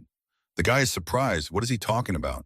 That's in the past, but the meat is really tasty. Naoki, appearing behind him, says, oh yes, he probably only eats that on holidays. Leaning toward the guy, he asks, is something wrong? Is something bothering him? He keeps drinking endlessly. Jin Sound replies, it's nonsense. He's just happy to have met them all. Naoki rudely pushes Shuhei. Sitting in the freed seat, the young man says, really? Then let him take a closer look. He stands out too much and spoils the atmosphere. Jin Sound thinks, the same scoundrel as always. Naoki, taking a shot glass in his hand, says, if he has problems, he should just say so. He confidently claims he can help with anything. Jin Sound replies with a smile, aha, rich friends are always valuable. Pouring liquor into Naoki's glass, the guy assures he will definitely say if needed. The young man tells him not to be shy and adds that life without status is a tough thing. Jin Sound tries to keep a calm appearance. Naoki says, ah, yes. The young man, addressing the guest sitting opposite, says, they remember how his parents once went abroad and brought back expensive liquor? Back then, Jin Sound also poured for all of them with excellent precision. Let them just watch. He hasn't lost his skills yet. Raising the glass to his mouth, Naoki adds, he likes those who know their place. The guy, who was about to drink a shot, forcefully puts it on the table. The young man, glancing at him askance, asks, what's the matter? Jin Sound says that he has had too much and advises him not to overdo it with alcohol. The young man sitting opposite exclaims, so what? They came here to drink. The girl sitting next to him tells Naoki not to pay attention. The young man jumps up so sharply that the plates in front of him fly apart and the liquid in his shot glass spills. Naoki shouts, whether he's had too much or not, it's none of his damn business. Jin Sound, with an absolutely impassive face, asks, does he have something against him or what? Naoki replies contemptuously, let him not make him laugh. He has no problems with people like Jin Sound. But since he was born a loser, he should behave accordingly. The guy clenches his fist in his pants pocket. Naoki continues shouting, if he came for free drinks, then let him drink and get lost. The spirit that appeared behind the guy says, what a squeaky young man. He asks, should I shut him up? Noticing that the guy's attention is distracted, Naoki shouts, where is he staring again? Two young men, pulling the furious Naoki away from the guy, reproach him. Is he completely crazy? Why stir up trouble on such a beautiful day?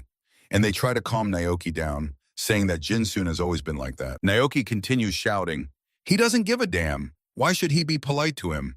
He's the one who should apologize. Mina and her companion watch the developing scandal from afar. The guy, getting up from the chair, thinks that he shouldn't have come. Pulling away from Naoki, who was breaking free from his friend's hands, Jin Sound apologizes for spoiling the festive mood. He'll probably leave before Naoki's inner kinglet acts up. The guy adds, only in front of unemployed students does he know how to throw money around. Disgusting. Naoki flies into a rage. What did he say? Where does he think he's going? He'll bury him right now. Walking to the bus stop, the guy thinks he has drunk too little alcohol. He hopes he will not meet Naoki again. And he wonders, when will the next game start? A muscular young man, this time already without a towel on his head, dressed in a dazzling white shirt and black glasses, comfortably settled in the armchair. He asks, is everything settled regarding the runaway girl? The man in glasses in a business suit, deferentially bowing before him, answers, yes. They placed the staff in that area. However, he tends to assume that the base was moved. The young man says the intervention of the government organization only spoiled everything. He says to report to him immediately as soon as fresh information arrives. The man replies, yes, they are constantly vigilant. He has already gotten used to all the techniques his boss taught him. The one he calls boss, taking off his glasses, asks, already? Not bad for a regular arsenal soldier. He adds that he has many Talmuds on martial arts and promises to bring him more, and let him know when he studies them. as he is now part of their forces. The man, bowing at the waist, thanks the boss and promises to serve him with all loyalty. The boss says that soon he will receive the player's binding, and then all these texts will seem like garbage to him. A shout sounds, notifying boss Tatsuya that there is a lead. He casts an interested glance. He asks the young man who entered the office about the girl he hopes. The answer is no. The out-of-breath young man says that they tracked down the guy who helped her. Tatsuya, smiling quite a bit, says, "Let Shido and Tatsumi say it." Rising from the chair, he stretches and says, "The hunt begins." In response, the reply is, "Yes, boss." Jin-sung complains of a headache. Lying on the floor on spread-out newspapers, he says, "It seems that a greater volume of internal energy does not mean greater resistance to a hangover." 2 empty bottles stand near him. Elsius Hammett, crossing his arms on his chest, reproachfully says, he himself, of course, does not drink, but as for the owner, shame and disgrace. Jin-soo sits down and, holding his head with his hand, grumbles, as if a spirit can drink it all. Sitting in the lotus position, the guy says, if you think about it, he hasn't accumulated internal energy for a long time. Jin-soon's body is enveloped in a bluish aura. Starting the exercise, he tried to remove alcohol from his body, and he did quite well, the phone ringing behind his back.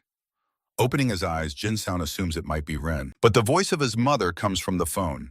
She reports that thanks to him, the operation was successful. Today they are discharging his father. The guy replies, "Great news," and asks, "At what time?" The mother says, "Around 12 o'clock. The doctor will check, and they will leave the clinic immediately." Jin-soon replies that he will come too. He suggests going out to lunch together. The mother thinks that sounds tempting, since she hasn't seen him in ages. She says to come to the hospital by 1 o'clock.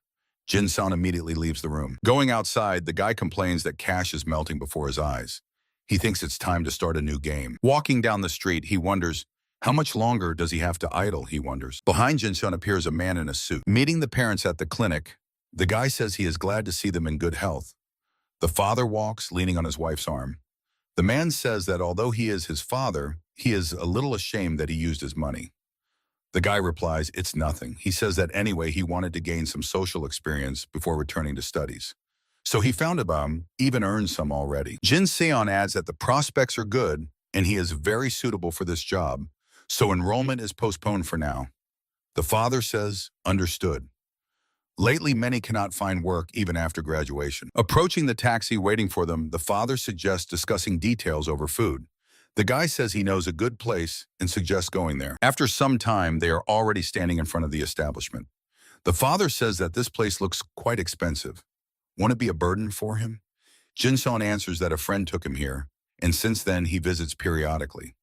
The food here is great. The guy adds, and in general, this is the first time he is treating his parents to lunch, so it's just right. He reminds that he already said earlier that he earns well. Soon they are sitting at a table set with various dishes. Jin-seon thinks that although Naoki is a bad person, he has a good eye for restaurants. He has never seen his parents so happy, even when he passed all school exams. He realizes that he has not yet expressed his gratitude to them. Lately, he has reconsidered many things. Putting an envelope into his mother's pocket, Jin-seon says that this is a small token of gratitude from him. The woman exclaims, no need. She said they are doing well. Where did he even get so much money? The guy replies that compared to the difficulties they went through because of him, this is nowhere near enough. He just asks to accept it. The father interrupts the conversation. He tells his wife that their son earned this money through hard work and effort. Let her just say thank you and take it. The mother asks her son to take care of himself and adds that she will call again. The guy watches the taxi driving away, in which his parents left. Jin-seon asks the spirit that appeared nearby, does he still feel it? Elsius Hammett answers, yes. Someone is hunting him. The feeling is quite nasty. The guy asks a question. Can he show the direction? The spirit replies that this time they worked hard to hide their presence. Jin-seon decides to try to lure the pursuers out. Walking down the street, he thinks that if they are not complete idiots, they won't rush into the crowd after him. Bringing the mobile phone to his ear, he reflects that they will probably wait for the sunset. And he decides to wait a bit. He wonders, maybe go to the movies? When the session ended, night had already come. Walking down the lit street, Jin-seon says, boring, just wasted time. Elsius Hammett reports, it seems their vigilance has weakened over time. He caught the enemy's location. The guy agrees, yes. He feels it too. It's someone very nasty. The spirit says 1, 2, 3. No, it seems even more, as if they have a small fry with them. Jin Sound thinks, although there are quite a few of them, mostly nothing special. Only 3 serious opponents. Continuing to walk leisurely, he thinks, well, should I approach to say hello? The guy thinks that almost no one walks in the night darkness. Maybe try to surprise them a little? He breaks into a run, and streams of blue energy surround him. Jin-sun rushes at incredible speed. Boss Tatsuya, standing behind a tree, says in surprise, "What?" He suddenly disappeared. He adds, he's quick-witted. No wonder he outpaced the guys from Shinjuku. The man peeking from behind his back in glasses says he couldn't keep track of him with all his stuff. The boss, touching the wireless earphone in his ear with his finger, asks Tatsumi, did he not lose sight of the guy? In response, he hears that he has never met such fast players. Bald Tatsumi, armed with a trident staff, says he doesn't see the guy and asks Shido, what about him? The man hiding behind the bushes says, it seems he got away. We'll have to send subordinates in pursuit. Boss Tatsuya explodes with anger. What on earth are they doing? How could 3 of them lose sight of him at once? He continues to swear without choosing his words, reproaching his subordinates for incompetence, reminding them that he even made a tether for them. Behind the boss, Jin-sun, who has already put on his cloak, jumps onto a branch of a tree located a little further away. Squatting down, the guy thinks, so these are players with a tether? If there are 3 of them here at once, then it's not worth acting rashly. A shout reaches him. Hey! It is unclear, of course, what trick he used to hide his presence. The boss, clutching the blade in his hand, continues shouting that organizations like theirs, unlike government agencies, have no iron rule against touching civilians. If he still cares about his parents, he should come out and surrender. Jin-sound thinks, after all, it did not happen without a lever of pressure in the form of parents. The same nasty thugs as the Yakuza, whoever they claim to be. Tatsuya continues shouting threats. If the guy doesn't come out right now, he will deeply regret it. After all, he is a good son, isn't he? Jin-sound, approaching him from behind, says, let him shut up. Is he really so eager to get on the front page of the news? Looking back, Tatsuya says, so he is the guy whom they are afraid to touch in Shinjuku, and whom the national security agents let slip? The guy throws his cloak into the subspatial pocket, saying whether Shinjuku or Shada, third-rate offices are not his match. Behind him appears the shaved-headed Tatsumi, gripping a staff in his hand. Jin-sound says he understood that someone had been trailing him since early morning, but the rats turned out to be too fat. The faces of his pursuers show displeasure. The boss repeats with a smirk, rats, then laughs. The guy, wrapping blue bandages around his hands, says soon he will regret calling out to him. The spirit behind him rejoices. Finally, he will drink some blood. Elsius Hemet asks, well, he will let him have some fun, right? Come on, let him spin the roulette. The guy fulfills his request, falls out. Electric shock. The voice of the spirit, coming from the bandages on Jin-soon's hand, says, today the choice is limited, but we make do with what we have. The guy clenches his hand into a fist and blue lightning bolts emanate from the bandages. The boss says, will he regret it? Thin golden streams swirl around his leg. Clenching the blade in his hand, he lunges at the guy, shouting for him not to underestimate the 3 musketeers of NWC. Tatsuya shouts, speed burst! The tip of his blade is about to touch the motionless standing guy. Jin-sound blocks the blade with his hand, deciding to just try defending for now. Dodging the next strike, the guy realizes that the opponent is quite fast, but his movements are too sweeping. He thinks that now he will cut in to counter like this. Jin-sound's hand reaches for Tatsuya. A spirit scream reaches the guy. Beware. A strong man with a huge shield in his hand rushes at Jin-sound. Pushing the guy away, Shido tells Tatsuya to be careful. This is a more difficult opponent than all the players they have fought before. The boss replies that he really helped him out. Jin-sound stands against 3 opponents. He thought it was just a disorganized gang, but it turned out they have good coordination. Is this what they call a team in the game? Scanning the opponents, he thinks, a warrior and a knight, and that bald guy is like their mage? Meanwhile, Tatsumi raises his hand with a staff, saying, let the earth elemental heed him. The guy's eyes widen. What? There is such magic too? A giant stone creature, wrapped in a stream of golden energy, stands before him. Jin-sound asks the spirit, does he have any ideas how to fight this? Elsia's Hemet replies that the elemental will regenerate endlessly until the guy destroys its core. Hayami Ren shouts, "Lightning strike!" A blue lightning hits the stone creature. The guy turns his head to the friend who stopped his motorcycle next to him, clutching a staff in his hand. He asks, "Who even rides a motorcycle around the park?" The friend answers that he rushed here as soon as classes ended. Hayami Ren asks, "Are these the ones? The ones chasing him?" Jinsun answers, "Yes, they are players. Not government, by the way, some separate organization." Tetsuya is surprised. He has a team too? The man with the shield in his hand says, "The mage seems skilled. Let them not lose vigilance." Jinsun says, "Team fight, right?" In a voice that foretells nothing good for the opponents, he adds, "Great practice for the results of his training before the next game."